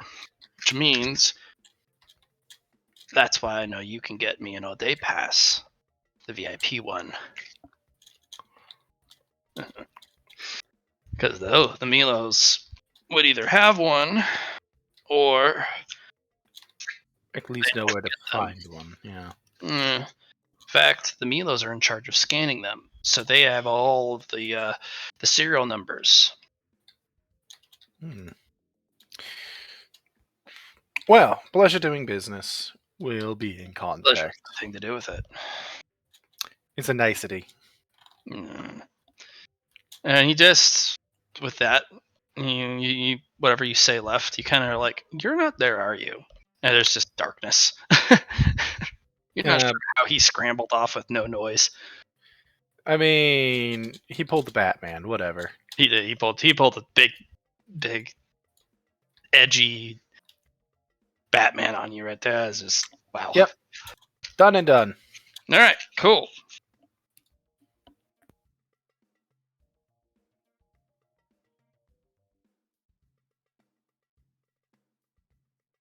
All right. Next day, we got most people done with it. Oh wait, is everybody already done with the next? Most of the next day, yeah. Yeah, we were just waiting on you. Mine's all rolls, so we're gonna make this easy. So Thursday's done. Friday. Mine's all rolls. I've got 8 things of cultivation and 2 4 blocks, and then working on my battle computer, and then I was going to start working on taking apart omnithrusters and Xeno research. And then Fire away, I roll. have stuff to do. Yes, you do. Yep. All right. Let me do rolls for my cultivate. You know what? I'm going to do the mech rolls first. I'm just going to do all 10 of them. That's freaking... Do it. This is Roll for your prelim roll. That's right. I need to do the prelim. Because your mech building isn't perfect. No, and 85 is what we're aiming for. As I fail the first one, I will use repetition to re-roll that. Okay. 85 is what we're aiming for. All of these are 85 or lower. Works for me. Next. That's more upgrades for that. Omni thrusters is a mech building roll as well. I've got 5 on that for the start. 1 single digit, which is good because I've got 1 failure. Can I re-roll? Yeah, I can re-roll that one on the repetition. So repetition gets rid of the 91, brings it to 53, so it's 5 successes. The Xeno research. I don't actually know what my Xeno roll is. I am 1 short of maxed out Xeno. Another 85. Yep. Well, it's 105 because I forgot to roll my naturals. So I just need to roll 100 or less, another single digit. That's good. And then last, that's just cultivation. So... What are you focusing on? Boop, boop, boop, boop, boop, boop, boop. I've gotten my dimensional anchor up to 8 now? 9? Remember, with your cultivation path, That's right. I have to do you my. get to once you set a block for cultivation. And she told you set a block no more than 4 hours. Yeah, that's what I You have set. also can do something else during those 4 hours because you're a computer. You cultivate and can multitask. That's the power of your particular set. The Zeno research, for what it's worth, by the by, is I was looking into that elite. I pulled out the elite strand that I pulled out Mm-hmm. because I got the elite bio sample. Mm-hmm. I might as well, honestly, for this 8 hour, I'll tell you what, I'll work on looking over that egg that he gave me, the little It's mesh tech. mesh tech. You know it, but what mesh tech does. Mesh tech fuses with something. Yeah, I'm trying to figure out if it does anything other than what he initially claimed is what I'm trying to do. Because You've never really gone into playing with mesh tech before. maybe I should just run it into like a brain box then and let the info Or get you can passed put it over. into a cloud server. Do we have? I don't think we have a cloud server available. Well, other than unless. Jackie's going to print one, or Jackie has printed one by the time. Well, I was going to ask if it has Jackie arrived. has. You said it was 8 hours per? Well, it's 4 hours to print it, 8 hours to process the raw materials, and Okay. it's the next day. So it's 12 hours total. So you have a cloud server ready to go, and you just slot in the chip, and it boots up once you give it power to. The question was, is Jackie taking the time to make one? Yes. It can run while she does other things. Mm-hmm. Ah, It's like then- processing inside my body. You know what I mean? Mm-hmm. Yeah, your fabricator can run while it 3D fucking prints a computer. You just go about your day, and then you just kind of reach into your body and just pull out the Just object. randomly shit out a cloud server. I will accept a cloud server if you're willing to get me the one. Yeah. So I can put for sure. Then we'll find out what's in that mesh tech unit. All of Stormfront's memory, even the stuff that was slagged, and the stuff that he was like, I forget who the culprits were. No, they're in that mesh tech. Oh, now I have evidence of who committed what crimes. It's a lot to go through. The Stormfront will contemplate on it like, yes, I remember now. I'll go through that during my cultivations and multitasking. Do you want to go through it, or are you just going to give it to the Stormfront? Both. Okay. Just because I'm going through it doesn't mean I'm not going to give the Stormfront back its memories. He'll stare at it. He's rather concerned. That's a lot of information he's forgotten over a very long time. He feels very estranged to it. It's kind of like having amnesia and then getting your memories back years later, and it's like, were these ever mine? It's a Well, I certainly powerful were. experience. But he looks at it and just... It's very quiet. As for you, that's a lot of information. That is a... Oh, wow. I'm not expecting this to be the I get all the answers immediately type of thing. It's So the way this server will work, it is mesh teched, and it's the only reason this server isn't overloaded, because he put an entire server farm on a single server, period. Not a rack or not a tower, just a single server. yeah. But the mesh tech, infuses into the server rack. So the mesh tech compensated, huh? This is now a tier 10 quantum computer. Oh, Cool. Well, now I have a new subject of research moving forward, now don't I? This is utterly wild. The Mesh Tech has also upgraded its storage capacity. It's a dimensional storage, so it doesn't really have a storage limit for memory. And it's faster than any computer you guys have ever seen. It also does not produce as much heat as you thought, but it does require power. It requires a fuck ton of power. That's So the only downside. So I'm hearing I just made a noticeable blip on the base's power grid. You are pulling 1% of all power production from the core. Well, is it a good thing we just got a whole additional power reactor to get hooked into the system, isn't it? Yeah. You get a call specifically from the utilities, and they're like, investigator, hate to bother you, but this is coming from your lab. I just want to make sure this is you and not something. It is me, and it is secure. Copy that. Do you know how long you're going to be pulling that much power? I'm going to suggest you start rerouting some power from Sector 12 since we just got that reactor. Copy that. As this is going to remain active for an indeterminate amount of time. Well, thank you for the update. We'll make sure that power is appropriately rerouted. Apologies for the short-term nature of it. I wasn't expecting it to draw that much power. Yeah, it was a big blip on our radar, so we just wanted to make sure that there wasn't anything that wasn't that escaped your notice. Did not escape my notice. All right, and you'll just hang up because the investigator said it's all good. Cool. And I'll just do my cultivation rolls. So the way that server will work is you can ask about a very specific topic, and then we'll go to that thing. Yep.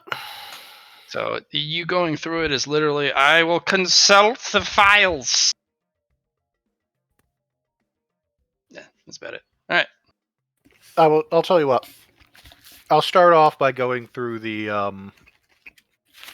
xenobiology, focusing on mesh tech for what research they have in there, and then we'll just have that, be a thing. Sound okay? You're learning about mesh tech, period, because that actually is an entire research division, and it's a specialization of xenotech.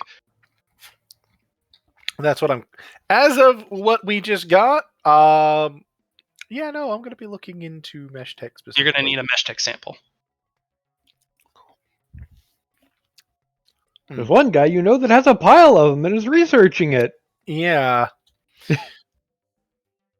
Hey, Nix. I'm going to call you. Hey, Nix. What's up? How would you like to have access to the old Stormfront base's info on mesh tech? Do I have to stab you in the kidney? No, you just have to give me some mesh tech as well so we can research together. There is no mesh tech files on the old Stormfront servers. In fact, anything involving xenobiology is noticeably missing. Asshole. Why'd you bring it up then, Matt? Because the mesh tech that you came across was the one that fused with the cloud drive. You need an actual mesh tech sample to get a specialization from the xenobiology. You also need to have max out xenobiology. Well, I was asking about looking into the xenobiology and mesh tech on the drive. Sorry. No, there's not any there. Well, want some mesh tech to help me research? Because this thing is fascinating. It upgraded a tier 4 quantum into a tier 10. No, cloud drives are 7s. Oh, that's right. It's a 7. A 7 to a 10. Definitely. Swing by my lab at some point. I've got a pile of mesh techs here, though I'm sorry you can't have any of my pure strain. You son of a bitch. I've got a very limited supply of it, and I need it. Well, let me know once you've grown enough that you can actually spare some. Years. Can and will do, but I do have some other mesh tech. Who does? Well, we'll do some research together, and I don't know if you have that on your docket that day for the Wednesday or Thursday. No, but I have some openings tomorrow. Well, if you don't mind me doing some research in your lab that day, I would like to start working on it. Okay. I will share research notes, of course. Be my guest, but out of character, keep in mind he said you can't do that research until you have maxed out Xenotech. Yeah, I'm going to start working on Xenotech more. But Okay. Max out Xenotech also means mastery. I understood that. And still, who has the most repository of Xenotech right now? You do, Ogre! Hi! There's a reason I spent points and bought Mastery and Xenotech as well. Yeah, I'm going to work on it. Because the Xeno I've been working on has been working on like the elite sample that I got from the Spectrum lab and shit, so having more samples to work on would be useful. Yeah, I've got an entire fucking lab of it. That's why I was like, send that alien bro to me. Yeah, but I'm trying not to put him in a lab. I've got an entire barracks attached to my lab. I have an entire black facility I just sent him to. Mutter. With somebody he you're, used to know, no less. You're going to receive a request, by the way, from E. The ambassador would like an account for the forum. Oof. Am I going to let this man alien thing on the server? I mean, Anonymous. I mean, if you don't, you know he's just going to sit there and look over E's shoulder. Yeah, Same he room, is. but Psionic. Yeah, you're right. And that's I don't need two voices on like talking through E's profile. Fine, yes, I'll get him a profile. But set him up with contact with me because he could help me out so much. I mean, he's just gonna be on the things now. I'll let you know which one he is. You can talk to him yourself. E gives him the profile name. Definitely not a bug. Yep. Sure. Yep. I now know what I'm going to spend my extra time doing tomorrow. Yeah, now you yeah, no, that's perfect. I'm fine with that. Our humor is showing through. Definitely not a bug. You know, what's funny is no one's going to believe it if you actually said that guy is a bug, specifically because of that name. Exactly. Yep. Because that's It's almost hilarious. something a human would do, because that's fucking hilarious. Yeah. Yep. I love it. But what else you doing on Friday? Or Thursday? Well, I've got my cultivation, and then I'm just gonna do the research on Zeno, start getting that. Research the Xeno, and then give me the cultivation rolls. Go. Pow, pow, pow, pow, pow, pow, pow, Yes, it's 8 and 8. So the Zeno is 105, so just 100 or less. Why is it not rolling? Let me try that again. Okay.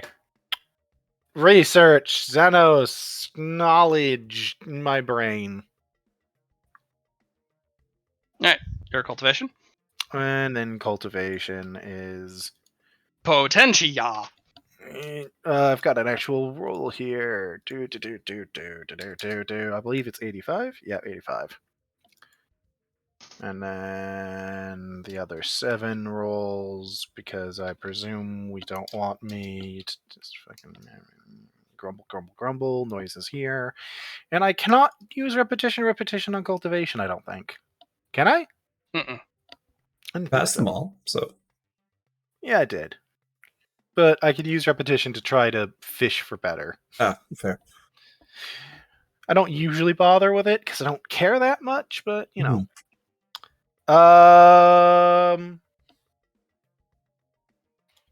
The 13 and 14 will actually give you foundation cultivation. The rest are going to be external. Really? Mhm. When Okay. you say cool part foundation, about you, it is- you mean internal? Yeah, the external, you get 2 internal and the rest are external. Got it. That's one of the big downsides about your particular cultivation technique. It needs to be to ease Standards. standards. That Means is. a 15 or less roll.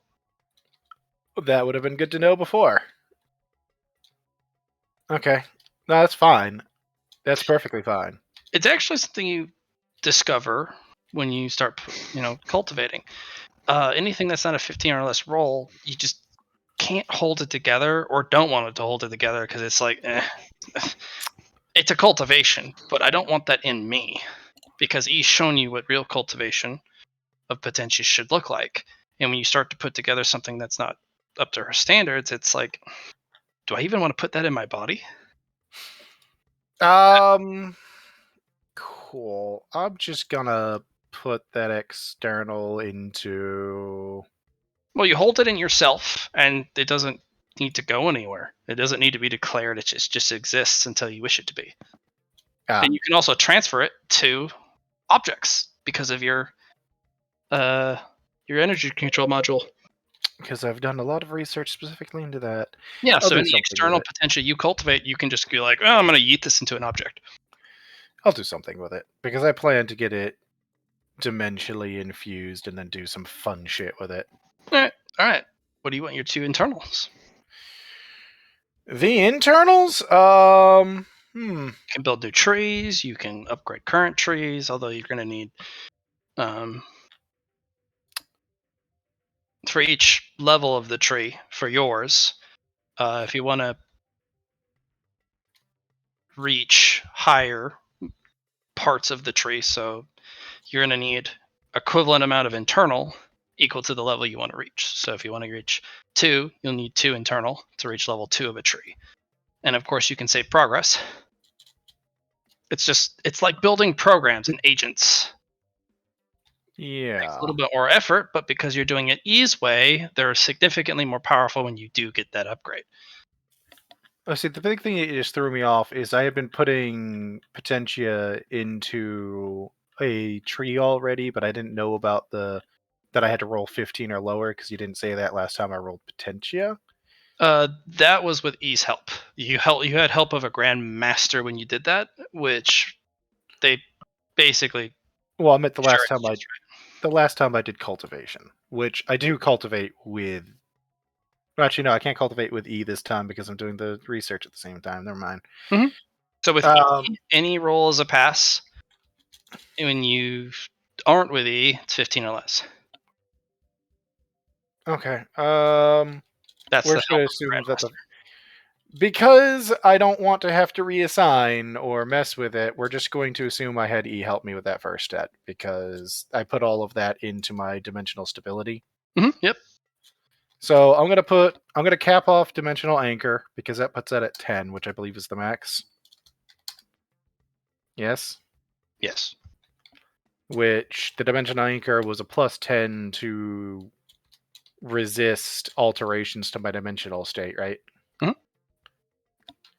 That brings it up to like a plus 100 because it was 110 per. Basically makes it, unless it's a 1 off of a like tier 10 quantum computer, you're not.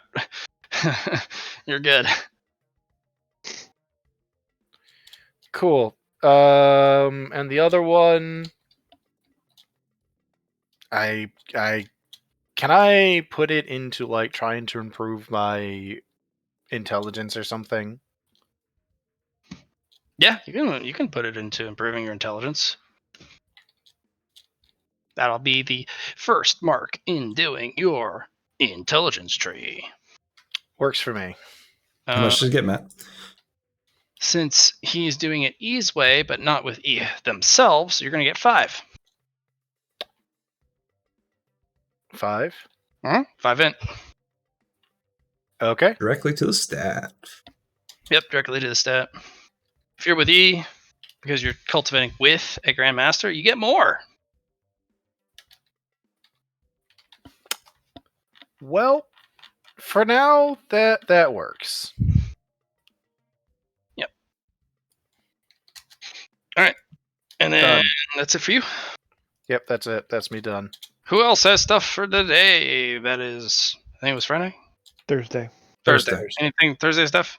Johnny? Yeah, like the whole day, pretty much. Tell me about this whole day. Sector 12 I was going to go to, but I think what I'm going to be doing is focusing on the inventory aspect so we can deal with the ships. So prototype stuff, get in contact with Luna in order to start getting people proper clearances and start filling the labs. I think would be a good choice. Sure. Whatever you want to do, man. And we'll roll my luck roll for Sector 12. Not a good luck roll. Let's go to Steel Wolves, Discussion, Cultivation. You stub your toe twice. It doesn't hurt you. It just kind of jars you, and you're like, How the fuck? fucking. It basically makes you have a minor like stumble. You don't fall or anything. It's just when you Mhm. like it drags your foot, and you're just like, mother. Technician, fix that. So I'm gonna go to the Steel Wolves with Snips and Skippy again. What would you I'm like working on internal cultivation for myself, Okay. and You working wanna- on the coin toss union. Okay. Do you want to cultivate or do you want to talk as well? I think it's best just to cultivate so we can get this day out of the way, so I can then get Liam out of more time for day 12. So, All right. Fair enough. and then yeah, so let's. I'll make it like 2 and 2 for Snips and Steel Wolves. Sure. Snips and Skippy, and then yeah. So for that one, I am rolling some potential, I think, with the 4 Grandmasters. And this is to put towards that. Here we go. Pass. Cool. And what are we looking at for our current Iron Eater?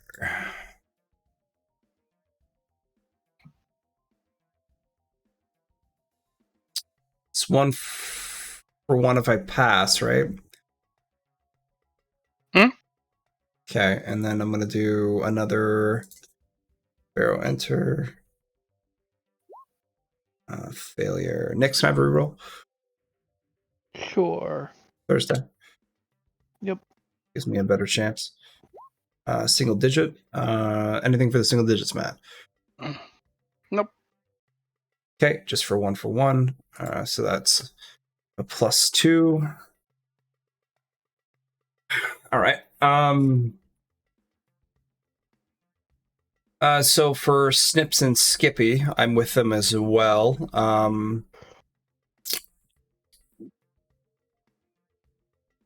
have some team meeting, see how things are going with each other as we're kind of figuring ourselves out with the Steel Wolves and going from there.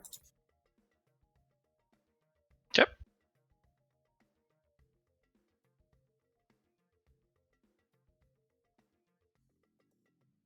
Alrighty. So after that, let's go to Lilith cultivation. I have 2 downtime actions. And me telling her that I'm going to be putting internal potential into my power core this time.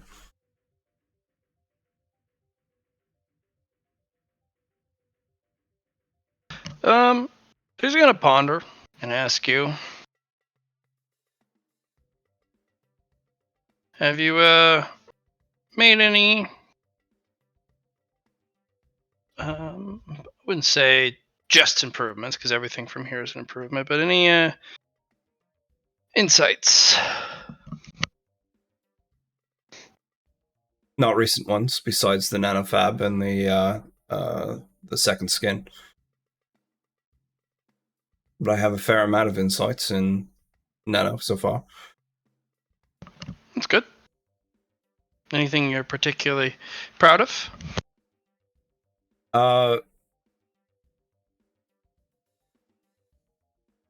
think the initial figuring out the nano process and then just coming to terms with my my mistake of changing my body at the same time.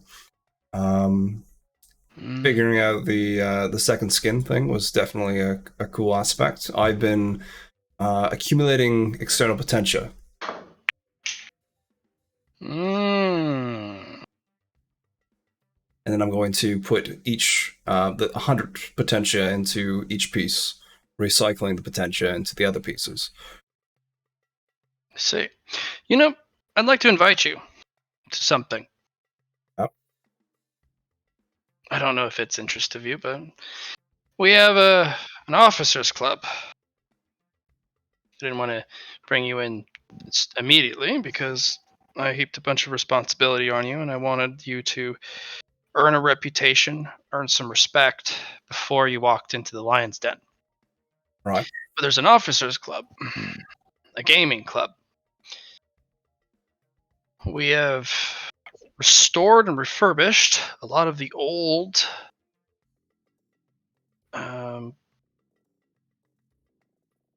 gaming tables. Right on. So a lot of card games, billiards, darts, a whole bunch of other things. So it's like a little casino of old, but we don't trade in money. We trade in information and knowledge, experiences. All right. And of course, the alcohol is free. I'd like to extend an invitation. We hold it once a week. Tonight would be the night if you want to go. Oh, sorry, tomorrow because it's Thursday. It's Friday night. All right. Sure. Sounds like a good time. And no, you can't bring friends because they're not invited. How long are we going for? As long as you want. It goes all night.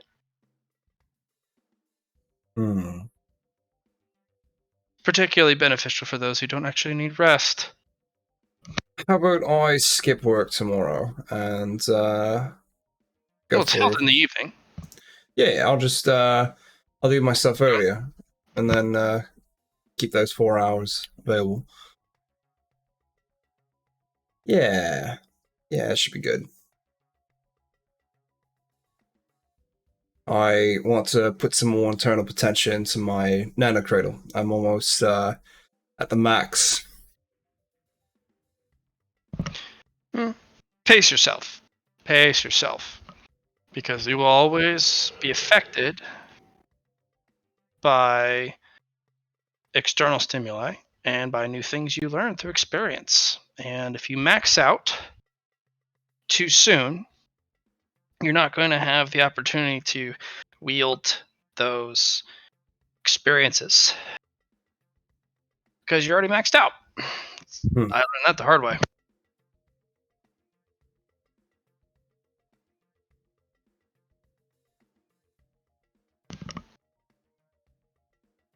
All right. You can max out in some things, essentials, but you never know. It's actually one of the things we debate at the Officers Club. Cultivation practices. All right. And I want you to be there so you can. Sure. I'll rethink my current. You don't have to go for long. Even an hour would be enough? Mm-hmm. All right. Cool. We'll go from there.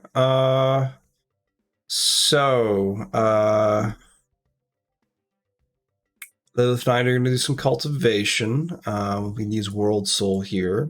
I have 2 downtime actions allocated for her. Sure.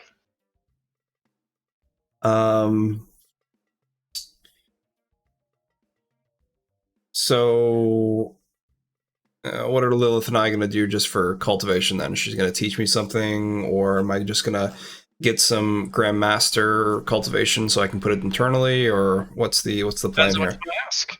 If you want Lilith to teach you something, you have to have that input. Otherwise, nothing special. You know. Right. Well, let's just do nothing special then, so I can get some internal and Yeah. go from there. Okay. What you looking for? I was gonna put it into. I was gonna put it into my natural influence, actually. Oh. Yeah, I get the natural influence from the nano itself, so it's something makes Critical. sense to. Yeah.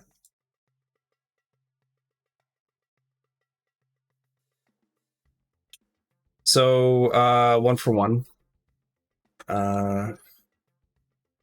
So here's the first one, and then the 1 for 1, and then the 2 for 1 from World Soul. Uh-huh. So I get the first and second of that. Okay.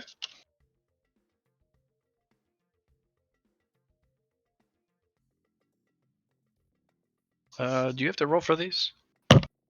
I shouldn't have to since I'm with Lilith. Yeah. All right. So how many in total? It's 3 potential total, so the first level and the second level. Sure. All right.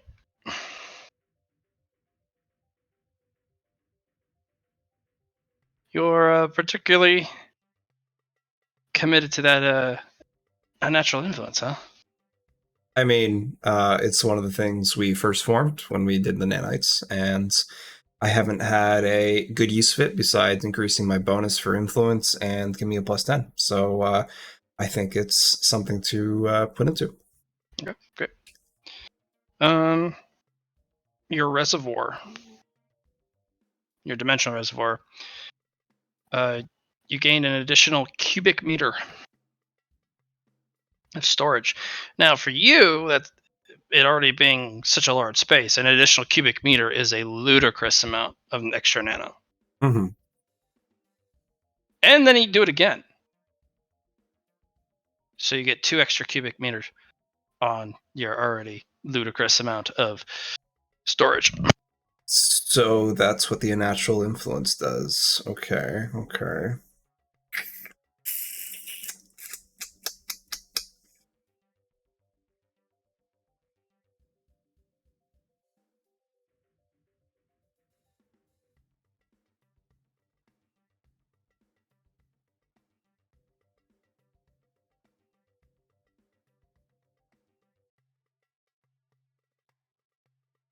So is the nano protocol not creating the internal storage, or is that what the unnatural influence is? There's multiple ways in which you can expand your internal storage. Mm-hmm. Nano protocol and the unnatural influence will help with that. Unless you want it to be devoted more towards something else.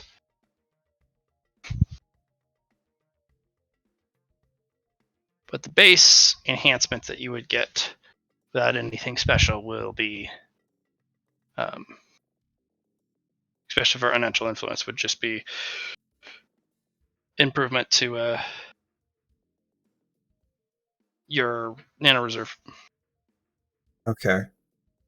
Nothing special, as in I. Oh, that's pretty special. the amount of nano you can store, which also means the amount of sophistication your inner mech can have, and the amount of size it can have, the armaments it can wield.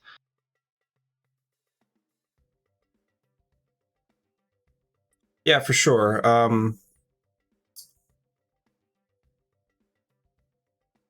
So that would be 24 cubic meters.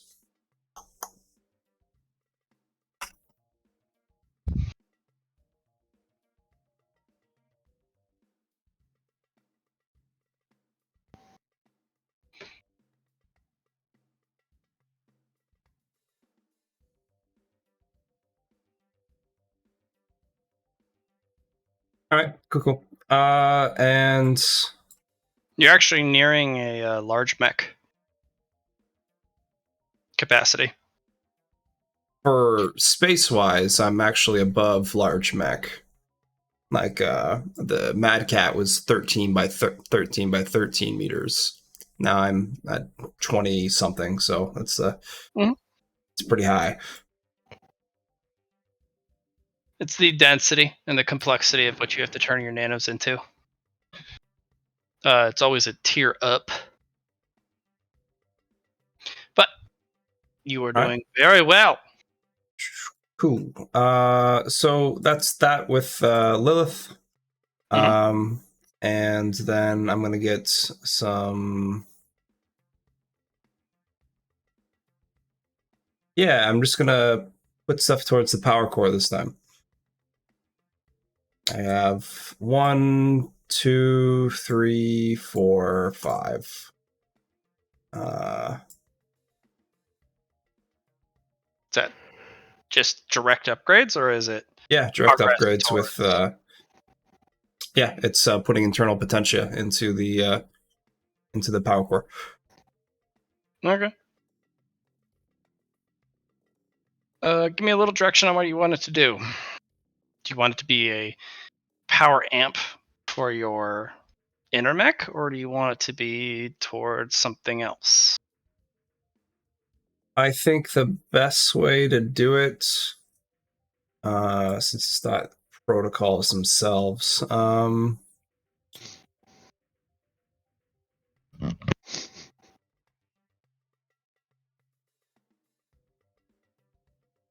either more fatigue threshold, or I think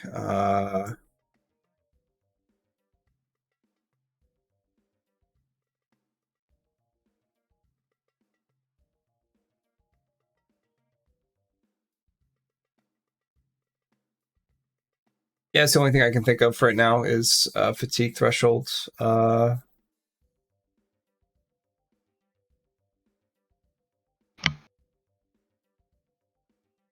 You don't want to devote it to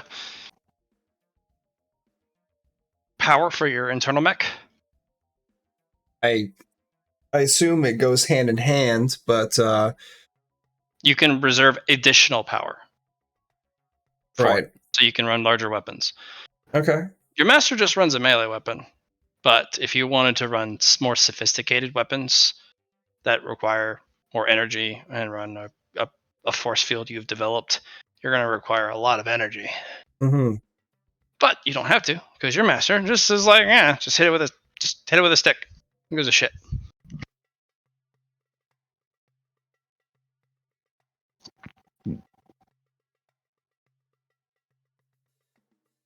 Well, the power core is wood and metal based, so I'm not sure what I'm getting myself into. I don't really have a let nature take its course and see what happens. There's no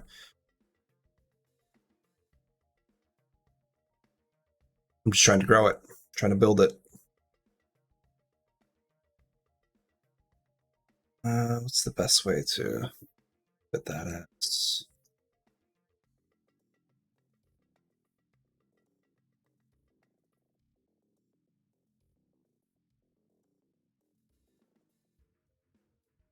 What's the best way?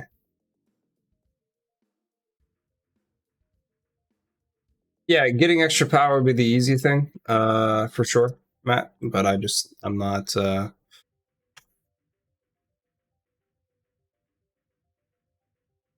It's like, I mean, yeah, it'd be the easy thing. It's up to you.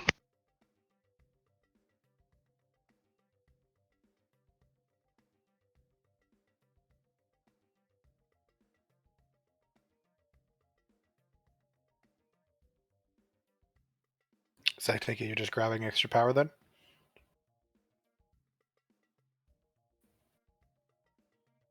I don't really want that though, honestly.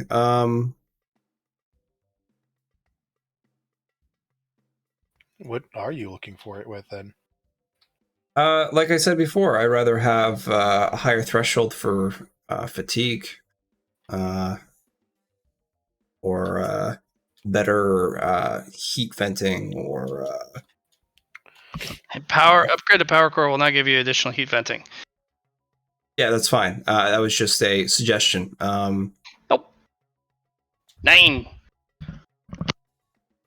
Okay, so what about the fatigue thing? Sure. Fatigue thing we can do. Sure. All right. So how much does each level give then?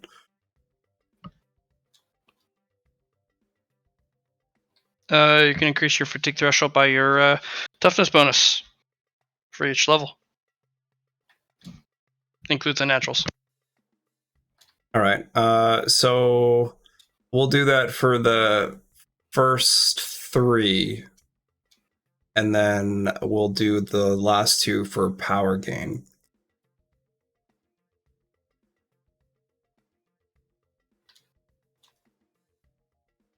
Will you now?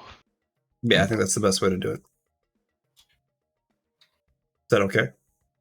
I mean, that's up to you, man. You tell me what you want. I just told you what I wanted, Matt. I'm just asking as All the right. GM. Power is plus 10. Power is plus 10. Cool. Does me putting potentially into the power core increase the heat output from this extra Yeah, plus it 10? does. One for each one that you do. Just one? Okay. Just one for now. Yeah, I wanted to get body regulation like up first before I started anything with the power core. So that's why I.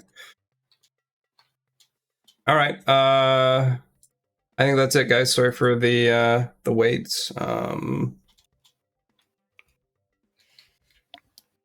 Skilled that's it. Friday. It's Friday. Friday. Friday. We're finally almost the end of this DTA cycle. Oh, Almost. you think it's gonna end? Hmm. You got a month? Yeah, but we'll have a event, as you say. Yeah. Well, I'm about to have to leave in like 6 minutes, so if you don't mind me, I just got to do DTA rolls. I don't have to talk to anybody for this day. Oh my gosh, really? As far as I'm aware, I don't have to talk to anybody. Do it. Do you? And Do it. Do it. the only other thing I do other than the DTAs is I do execute on getting that team for the okayest mech. Okay. We already talked the details on that. The okayest of mechs. We already talked the details on that, and you already know what the team I'm trying to get, Yes, I do. everything, all that. The most okayest of mechs. Yep. And as soon as it's designed, wow. that goes straight out to the arms people, and that's fine. Otherwise, Wow. much wow, very yes. And I just did math. Effectively, I can do with my time 3 things of cultivation, of like 4-hour cultivation. So I'll just roll that and just see what I get for external, because that's going to be most of it. First things first, Omni Thrusters, and I need to do another 9 of those. That'll have the Omni Thrusters reverse engineered. Passes across the board. And then it's going to be 16 on Xeno research, because I'm trying to... my gosh. Which That one was a 85 as well. Or no, sorry. I'm up to 70 now. And that's plus 20 plus my naturals, 110. So I just need to not roll 100. I'm trying to get the 4th check mark is what I'm trying to do. At the moment. Once you've completed your research with that, you probably will. Yeah. Well, yeah. So cultivation. I'm aiming for a 90 now. Hey, you got one right there. Yes, I do. And I had 3-4 blocks, so 15 D100. 1, 2, 3, 4 of those are internal, the rest external. That's me. Okay. Where do you want those internal to go?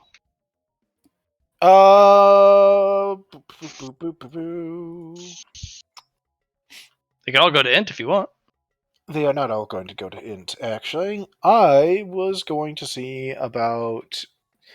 Basically, I wanted to kind of use this to... I wanted to combine it with more dimensional energy to make it easier to manipulate dimensional energies, if that's possible. It's a little bit tough. Because you have to do it a particular way to make that happen. How are you going to go about investing these? I was thinking of putting them into my energy control device, since that's Okay. part of my self. Yeah. So it's pretty basic.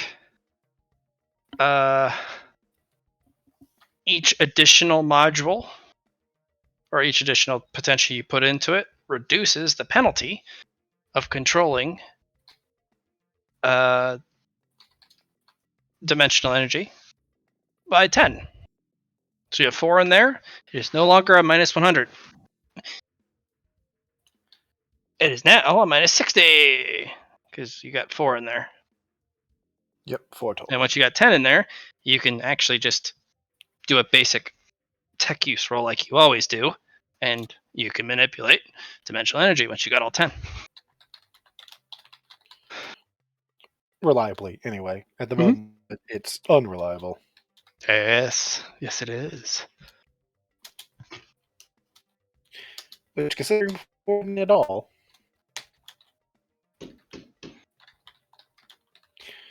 And that would be me. I'm going to save the rest of the external. I'll figure out what to do with it. It's probably all going to go into my mech, but, now people can go on without me. Well, Liam, have fun at work. Take care. Oh, yeah, so much fun. I know. Later, guys. Peace. Joy! All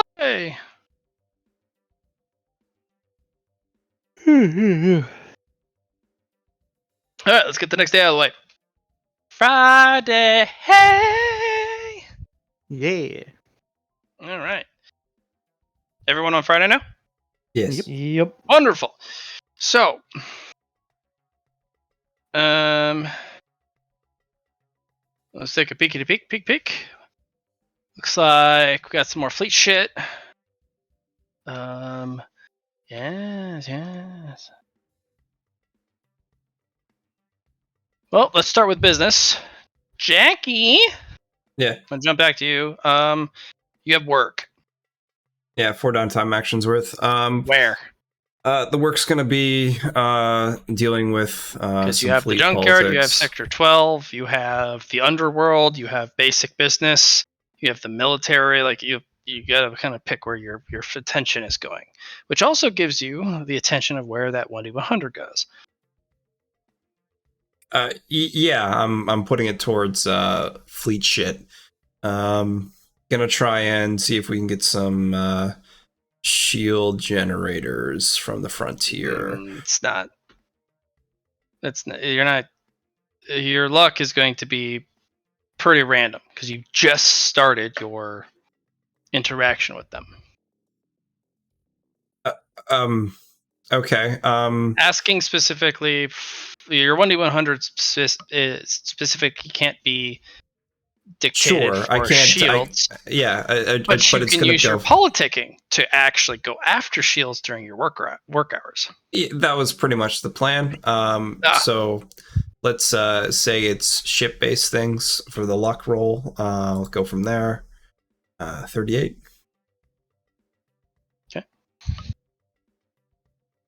Well, it's better than the previous days. Yeah, rolls yeah. for I've me. been having like 85, 95.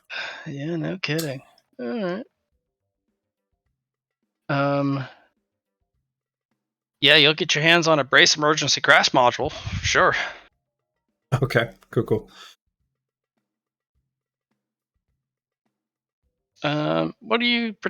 What's your approach for dealing with the fleets during your work hours? So the first one, let's go to my notes.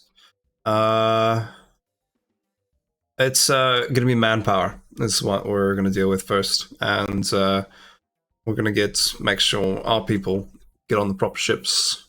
Go from there. Have some people in the pockets, and have them paid more, and see if we can start working around. So And this is for the virtual vacancies. fleet? This is for the Outer Ring fleet. There's not a ring fleet. There's a frontier fleet and an Frontier. ring fleet. Sorry, the Frontier fleet and the people that are coming on through the new fleet, the Inner Ring fleet. See if anybody wants any transfers. See if we can start working that magic. All right, so you're gonna get 8 rolls total, 4 for each fleet. All right. Tell me what you're gonna try and specifically do to get a contact initially. Contact initially, for both fleets. Mm-hmm. This is your debut, Johnny. We can't overlook it. This is your literal introduction to fleet society. You can't just hand wave this. This is important shit. I see.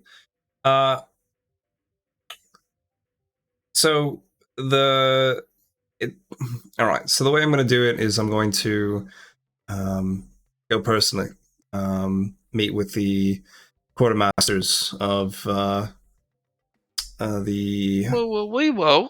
Quartermasters. Mhm. Your intelligence tells you that is not the play. Oh. Quartermasters? No. Quartermasters. That's for other lower staff to deal with. You want to go for the head honchos. You want to work your way into their schedule or show up and then eventually get invited. Like there's many different plays. But you don't ever want to stoop below your position because that's how people will view you. If you go to hang out with the quartermasters, that's all you're good for. How do you think Nix has been doing what he's been doing? He got a meetup with the fucking head of acquisitions on one of the carriers. That's who he was talking to. Mm-hmm. But when you went through Mina, who is a high positioned person, Yup. don't belittle Jackie's power. You don't want to be dealing with anyone below your station because that looks bad on you and also looks bad on Lilith. Or you punch up. Yeah, that's the one.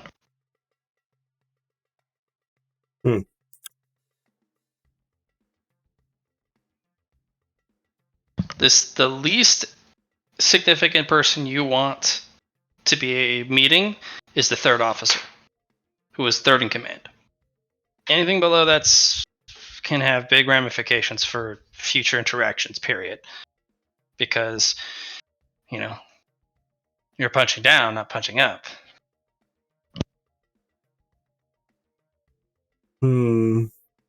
Indeed. I have stumped him. You can also ask Cody to introduce you too. That as well, yes, absolutely. You can be one of those guys that's like, hey, can you give me an introduction? And they're like, I got you, fam. Yeah.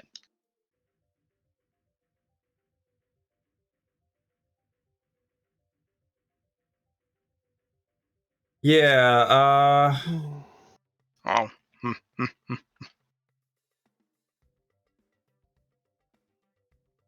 Like, how big shot do you want Jackie to be?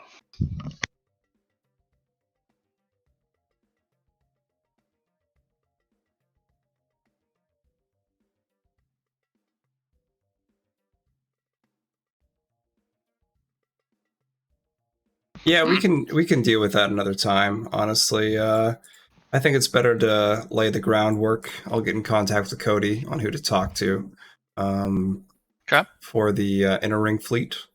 And Frontier Fleet. Cody is knows more of the Inner Ring Fleet, though, right? Nope. There's no Inner Ring Fleet here. Frontier and Inner Ring. Oh, sorry. Right. Inner Ring. You're right. What am I talking about? I'm Sorry, high, Matt. obviously. Inner Ring, Frontier Fleet. I kept hearing Outer Ring Fleet in my brain. I said it the first time. I apologize, and I just got in your head. Yeah, you got in my head, man. You were literally psychic. What'd you do that for? What'd you do that for? Just trying to, You bamboozled me. just trying to fuck you around, Matt. But You so yeah, bamboozled your GM. That is a terrible thing to do. I do it a lot. Don't worry. Shut up. Don't So- you gloat. I don't need your gloating. we'll talk to Cody, get that information on who to talk to for the Yeah. the peeps, the Yeah, captains. one of your peeps reaches out to you, Cody, and is like, "Yo, it's time. I'm gonna fuck up the fleets. I'm gonna mess them up. I'm gonna give them the beat 'em ups." And it's from your girl, your homie, Jackie. Jackie. Jackie? Well, Yeah. okay, Jackie. If you want introduction, I would say you'd want to speak to Captain Jamie. He's really nice. I give him 9 out of 10 Jackies. Oh my gosh, Nice. that's some big endorsement there. Better watch out. Also, I need you and Nix later today to help me with the situation that I got myself into, and I need help getting out of it. All right, just tell me the time, and I'll make it work. Yeah, he's gonna need you to beat someone up to punch him in their stupid face. More like eat a plate for him. Are you just talking to Jackie, or did you call Nix as well? This would be sent to Nix. You'd get a message going, "Hey, so I got problem I need help with. I'll come get you later and tell you the details." You get a simple one-line reply. Do I have to kill someone? I don't know. Need to kill this plate of food. God, fucking son of! Oh, there is a. Nix is destroying something in his lab right now. I mean, he didn't tell you. There are practice dummies getting absolutely brutalized via fucking Star Slab Scythe right now. Probably wall panels behind it. But yeah, no. Honestly, I'd meet Captain Jamie. 9 out of 10 Jackies. Cool. Yeah. No. I'll make the meeting. So yeah. All right. I'll deal with him first. Maybe I can get some information out of him. Yes, what time do you want me? Are you picking me up? Like, I can pick you up. Yeah. All right. Appreciate that. Do not deal with Circe. You sure about that? I give her 2 out of 10 Jackies and 8 out of 10 Lunas. I see. I I mean, I like Luna though. Yes, but no. Trust me on this one. Yeah. Tyrion, I give 8 out of 10 Nixes, so you know. Okay. All right. Mm-hmm. Yep, you heard it here first. So I got plans with Lilith tonight. So if you can let me know what time you need to pick me up, I'll put it in the schedule and go from there. I will send you and Nix the time which I'll come pick you up, which is around dinner time, All right. just like before. Glad I have some free time today. So, sounds good. I'll talk to you later. Ready tonight. I hope. Peace. All right. So Jackie will get Victor to see the scheduling conflicts I'll have to deal with Captain Jamie. No, Captain Jamie, right? What can I help you with? You do realize that your time is precious, and everyone should respect that your time is precious. And if they do not, they will be at the end of my wrath. Of course. So the Lannister boy, captain of the Killinger boy. Killinger boy. Killinger, right. Yeah, I did use the Lannisters' names, of course, but it's not their last names aren't Lannister. Yeah. Come on here.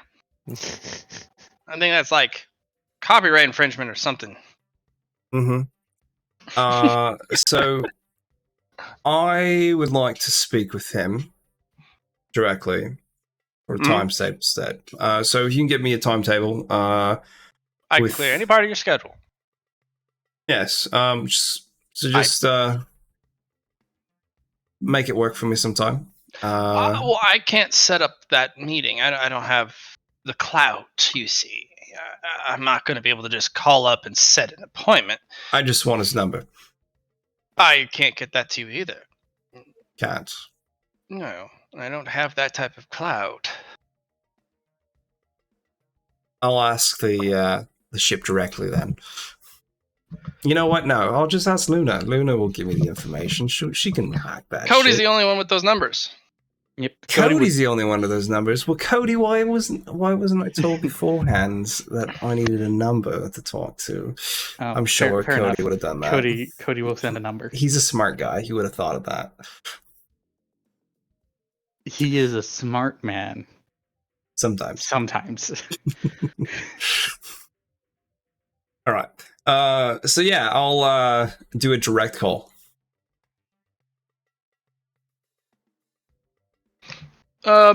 What part of the day? The morning.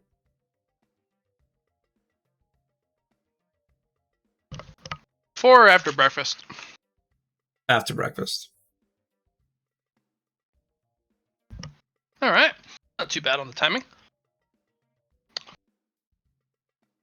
This is Captain Jamie Killinger. What can I help you with? Good day, Captain. This is Jacqueline Zycaria, the Vice Base Commander of Ares Base. Yes. I had actually just gone over your file. I was trying to familiarize myself with persons of note within the area, and your name came across my desk with quite a spectacular amount of excitement, really. I won't take too much of your time. I was just hoping to get to know you some on your ship sometime. Well, you're always welcome. Perfect. How about I have my assistant contact yours, and they can be our bridge. And, excellent. You're always welcome. Just give me a contact. If I'm busy, I'll, if you can give me a bit of time, I might be able to move some things around. Perfect. No rush. Just get back to me when you can. I'll talk to you soon. Well, you don't have to rush. Caught me at a good time. Unless, of course, you're busy. I wouldn't want to infringe on that. I am quite busy. I appreciate the concern. I will talk to you when I can. Very well. And that'll be the end of that. Short and sweet. Victor Von Montague is smug AF because now he has the carrier captain's assistant's Assistant. personal contact info. Excellent. I have clout now. You can see it in his face. Yes. All right. So that's perfect. Jackie will spend the rest of her workday getting stuff ready for that. Do some food, social. Jackie's going to go hard on the external cultivation today, actually. I am going to do. I'm going to leave a 4-hour time slot for Cody. Nick's food time. And I'm going to do comma 8 for that. So 8, 8, and I have 6 external potentia I'm going to be doing with World Soul. Yeah.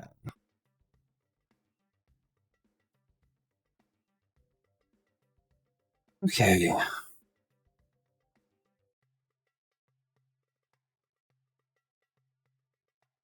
Potentia. Good start. And I said, what, 7? 70, 100. There's a 7. Pass, fail, fail. So 3, 4, 5. So 5 plus 8. It's going to be 13. 13 external potentia. And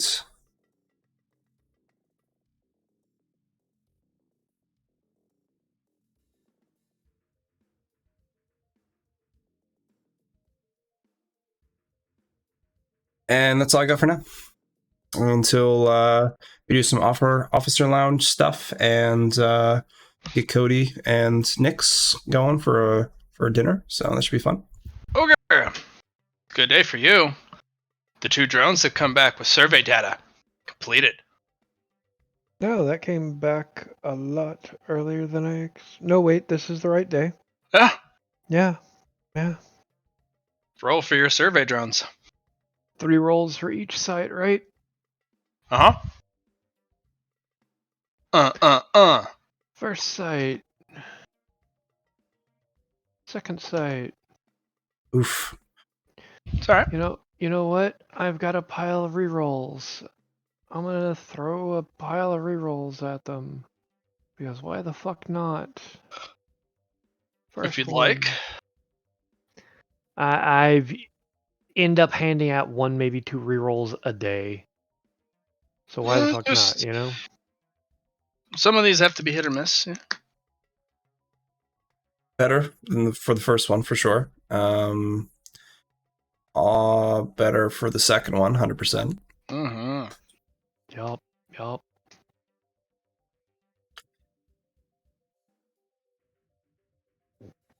Alright.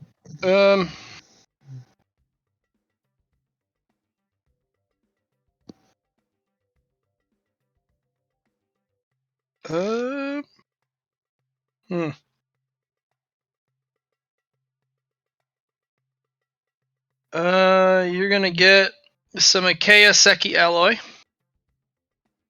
from the first site. Okay, let me... Enough for a large mech, actually. Let me open my journal and put this, because that would be site.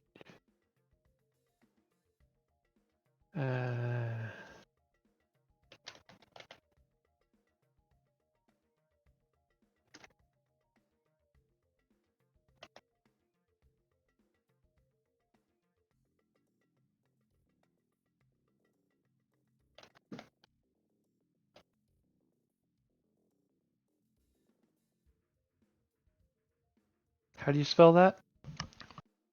It's actually in the frame list. Okay. Frames. KEYA-SEKI alloy.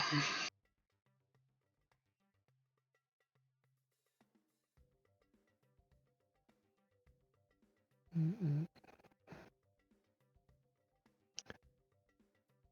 Ah, okay. Found enough for a large mech. Pretty good.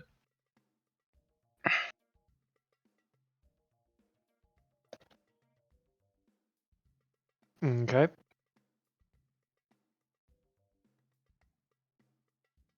And at And the you find a Magna 400 engine, fusion engine.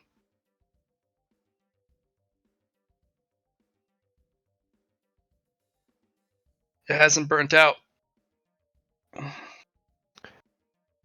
well, holy shite.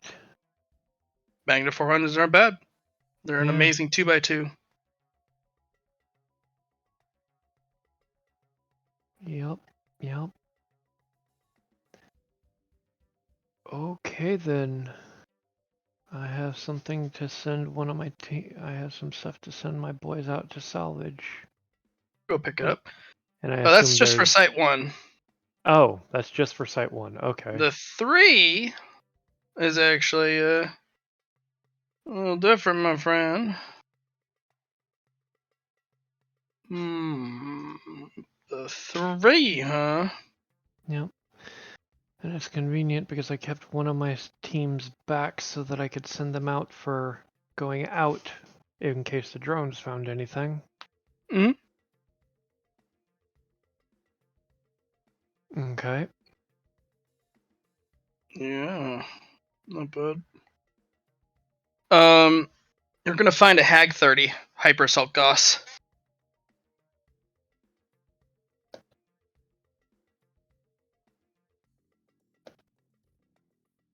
It's a large weapon. Hot damn. And I assume general salvage and scrap around it on these sites.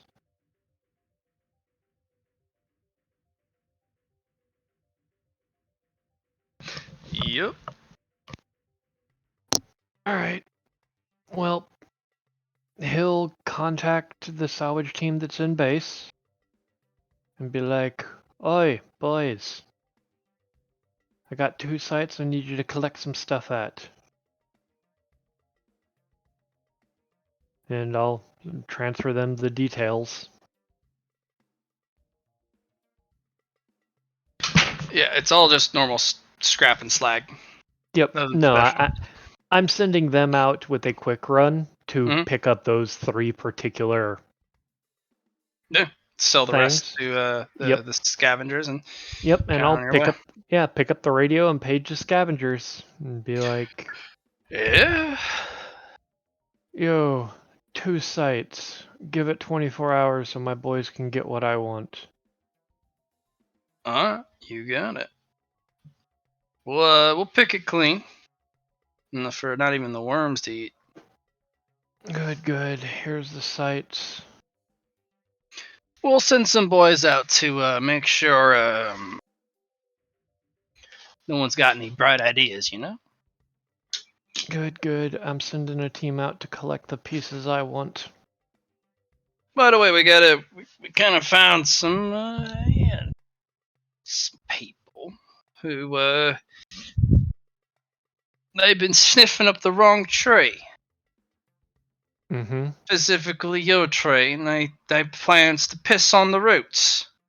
You know, mark their territory. What do you want me to do with them? They got somebody in charge? Uh, Not something quite like that. You know, the desperate type folk.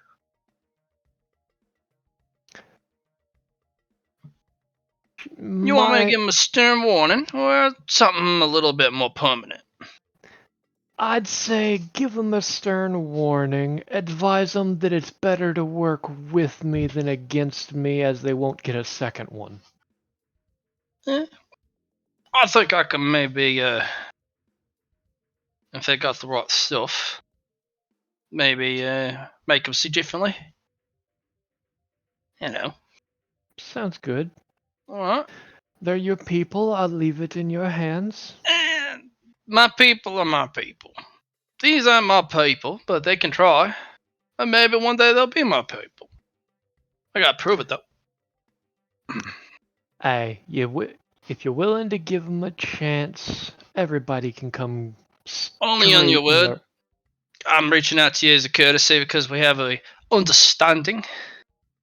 But I wouldn't ever give them any understanding or leniency. You see, not in this business.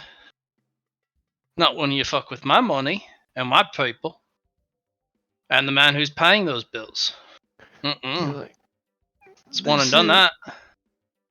let it know that this is the one time. They're the first that have done it, so they get the first warning. Yeah, There only is get no one. second warning for anybody. Oh, it'll be done. Good doing business with you. Always. Ugh. But There you go. otherwise, You get your loot. It's great. Yep. As I am currently looking up the Hag 30. I haven't got the greatest stats on it or the permanent stats on it yet, but it's a hyper assault Gauss, which means it goes burr, gun go burr. Yeah, Gun really go burr. Yep. All right, so we're gonna finish out the day. Because I do actually need to leave in about 10 minutes. This is we're finishing out We'll Friday. do some. We'll get the stuff out of the way that requires RP, and then I'll individually reach out to you to finish up Friday for the individual roles. You guys get picked up. Yay. Because I got Cody picks you up, and he has a solemn look on his face. Just, this is a matter of grave importance. Grave importance. As we're walking, because Nyx is fully armed to bear, he's just going to be like, "Oi, Jackie. Yeah. What's up? Weren't you looking for an assault Gauss rifle?" I got a huge heavy Gauss right now. No, I managed to get my hands on a large class Hag 30 hyper assault Gauss. Nice. You need it, let me know. Otherwise, Yeah, we'll do. I'm still it's trying to great. debate if I want PPCs on the Executioner or maybe a rail. I might even just sell the Gauss heavy rifle. See where it goes. Maybe get more money out of it. Yeah, I mean, it's possible. I got a couple of spare PPCs if you need them. Yeah, I was just gonna take them off the Thunder, the Thor. Yeah, that's what it's called, right? The Zeus. Zeus. You're right. Different. I'm thinking I'm gonna be using a chunk of them, but I've still got 2 or 3 sitting around. Yeah, I was thinking about left shoulder, right shoulder. Sounds good. Just let me know. That's fine and I'll though. send them your way. Cody, they've ignored you. You have a solemn face. They start talking shop about trades. This is a dire matter. And then talking. I'm like, all right, I see how it is. Cody, What? where have you been? Why don't you come visit anymore? Like, I've tried to do some stuff with you lately. I mean, you're just busy. You're supposed to be my head engineer. I've been doing stuff with that head. I'm really sorry. Yeah. Look. Besides, there's an important matter to deal with, and I need your guys' help. All right. I am here to serve. You guys had to skip fucking dinner for this. This is you a owe me for Cody. You owe me for this. I understand. You're making me late for dinner with the other vice base commander. I understand. All right. And I'm going to send her a text. We'll meet up at this time instead. He's like, you can just pay for my food. We can talk later. Fine. And Cody is gonna put a hand on each of their shoulders, and we're gonna shift into my bedroom at Oh, very nice. Sadako is painting her toes. She's like, "Hey, Cody." Hey there, babe. And walk What- over and give her a kiss on the forehead. Did you get a second one? What do you mean? You know, most people limit themselves to one woman, right? Nix, you've We been. are one woman. We're soulbound. We're the same person, just a different body. I'm. We're transcendental energy states. We're beyond the normal. Yeah, Nix, there's one more. Oh, god damn it. Mhm. I'm not even. That's the life of an ascended. Once I'm you not. reach ascendancy or start the path to ascendancy, the ones that are meant for you, they don't come in the same form. Well, congratulations, Cody. I have enough problem burying my head in chemical concoctions. Those will kill you. Oh, trust me, I know. Look at my eye. But that's not the end of you. It'll kill the old you, and you will bury it, and there will be a time of mourning. But from its body will be a rebirth of the new you. My dear, are you related to Shangri-La? No, No. Okay, just had to ask. She's the second daughter of the Seal family. Oh, nice to meet you. hello.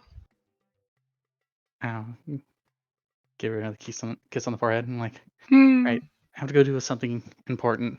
We'll be back. Okay. Try not to have too much blood spilled. But if you need me to clean it up, I will. Oh no, I would never ask you to do that. Okay. Bye. And it goes back to painting their toes. Oh, God. Jackie Just- will wave goodbye, and so this is a nice place.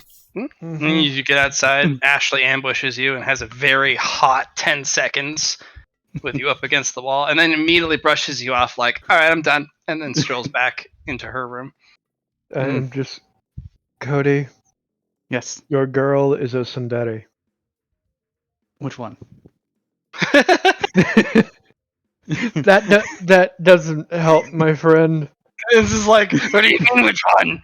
I'm just going to go hold up my data pad one moment. Take a picture of Cody and post it to the forum. Tsundere collector. 3 marks. I'm just like, all right, focus, guys. Serious business here. Cody's gonna march them very seriously, very quiet Somber. to the restaurant. Just gonna put my helmet back on because he's ready to kill something. Yeah, you get there, and it's starting to build a lot of traffic. There's a lot of storefronts, a lot of specific turns and cuts he takes you away from the main thoroughfare. It takes a lot longer, and you're taking the back channels, the utility channels, and eventually you burst through a door for maintenance in your front of a door that says Fogue. And the individual is a maitre d' in front. Everyone's like, you're like, oh, okay, I guess we got to go rip somebody out of his table and murder him. I'm ready. Wait. Is this the restaurant that I know? No. So this isn't the really fancy one with the really good steaks that had the maitre d' that always glares at me because I show off in armor. This is the Halcyon Shipyards, This right? is on Halcyon Shipyards. Yeah. Yeah. Oh. So Nyx is entirely out of his depth here. Okay. Yeah, you don't know anything. And Cody, you Just- go up, and we're like, oh, Monsieur Cody, and your table waits. If you would be so kind as to follow me, I will lead you course. there. And they will lead you through the winding tables that's completely packed. There's not a single table available. And then he takes you into the back. And there's a private booth right at the kitchen, right at the side of the kitchen. And the head chef will come up. Ah, Monsieur Cody, you got my invitation. I'm glad I could host you here today. Here are the menus. And he will verbally describe each and every dish that you could possibly want. No charge. eat as much as you like, order as much as you like. It is my personal pleasure to have you and your close family members here today.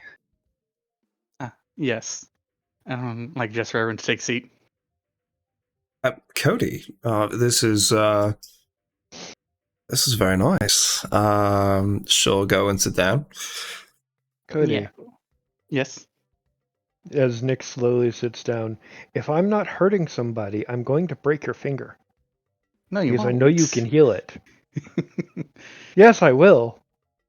Why? Look, just because I tricked you guys to come here having a nice meal to repay the fact that you paid for our first time at Gordon Rampage, I don't think constitutes as breaking my finger. Fine, but you They get will one of these. they will bring you appetizers, but they bring you an assortment. And I'm Jackie, just going to... you brought 2 doses because you fit 2 seats. Ah, perfect. Cody, They're you all get finger snatched food, but under they're an arm and fucking noogied. delicious. You get noogied into oblivion. Your hair is not kept in any way anymore. It's not. It Yeah. wasn't kept to begin with because Ashley got a hold of him. Fair Exactly. enough. I'm just gonna just kind of like brush it Called out. the with my Ashley hands. effect. And Ashley gets a hold of Cody. He's so shell shocked by the end of it. He's just like, ha ha ha. Yeah. He's in La La Land. He doesn't even understand what the mess that she's made of him. Like, on top of that, it's been 2 months since we got together. To the day, by the way, since going to Rampage, and we're going to be going into a great fight soon. And I figured this would be a better time than any to spend time with each other. And the food just comes in a deluge. And it just doesn't stop.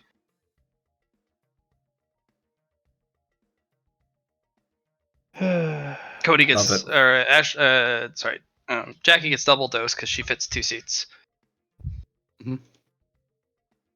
They're enigmatic size, a little bit larger, so a portion and a quarter. So nothing compared to what they serve at Aries Base, but they're giving you one of everything on the menu, and that's 20 items.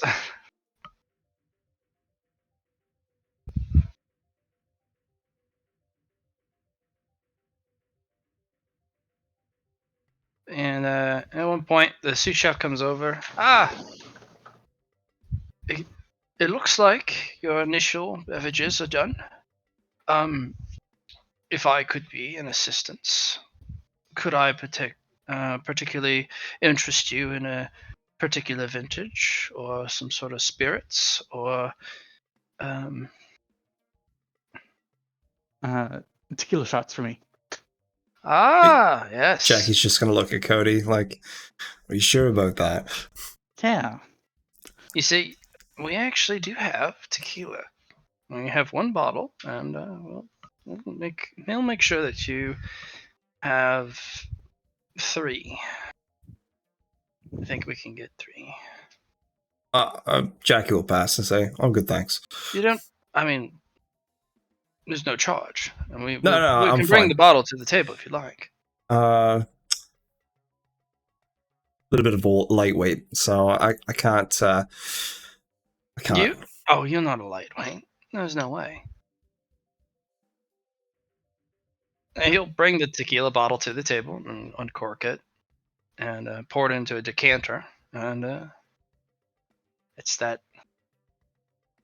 It's not a Hoven or the young, so it's not white. It has a little bit of a actually it's a beautiful yellow tinge to it. It's a Viejo Raspado. Verspato, yeah. And Cody's gonna take shots tonight and relax and have fun. You're gonna. Oh yeah. Cody, you're going to get 1 shot. I can handle 2. You're getting 1 shot because I need to be back at Ares Base. I'll get you to Aries Base. He'll In get you one to Ares piece. Hmm? In one piece. You heard him. He'll get you to Yeah. Ares base. And one-ish pieces. I'm fine if Cody. you fuck up. I'll survive. Just one though. Nick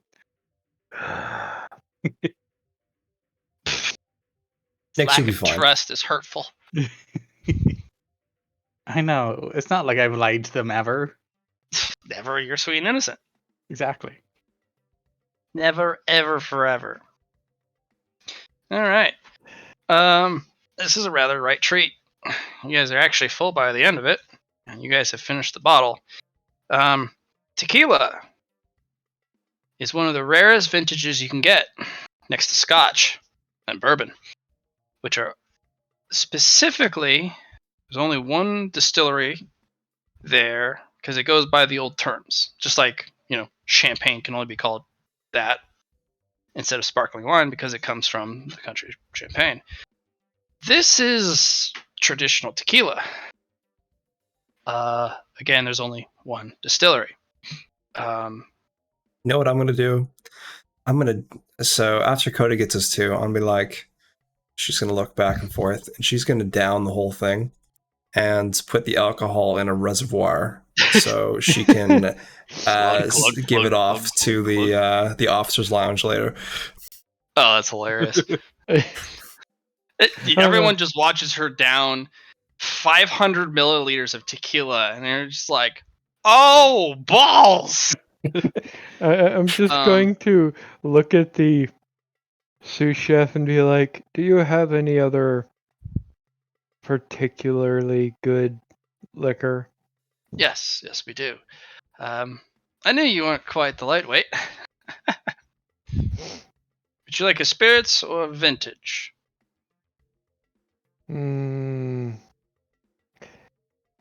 Yes. And they will bring you, to start, a glass of wine. But I must go now. We will continue up later on this week. All right, good session, Matt. Yep. Thank you much. Peace. Bye-bye. Peace. See you guys. God damn it, Cody! No, I've got so many fucking meetings today. You just burn it off. No big deal.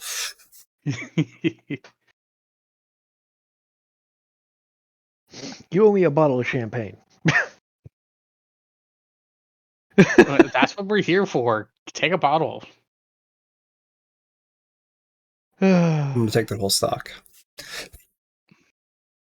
But that's how I'll get on the good side. Be like, oh, some stuff we can't get. Oh, tasty. No, and that is entirely part of the reason why Nyx has been collecting rare and valuable liqueurs. Mm-hmm. Because he's going to have a bar, his own personal bar for the upper class on his station. Sounds nice. But fucking, Where did Black have to go to? I'm assuming he had company he had to go and tend to.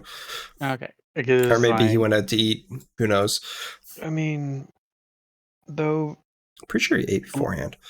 Blatt wasn't joking. The Magna 400 is nice for giving 22 power for only a 2x2 engine.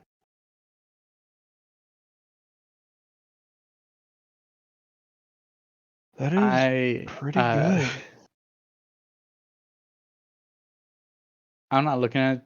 I skim it, but I don't really look at it until it's mostly done. Oh no! The only reason I'm looking at them is because of the things that I got. Mm-hmm. Like the IKEA alloy or whatever. Mm-hmm. That just adds +10 to your total tonnage.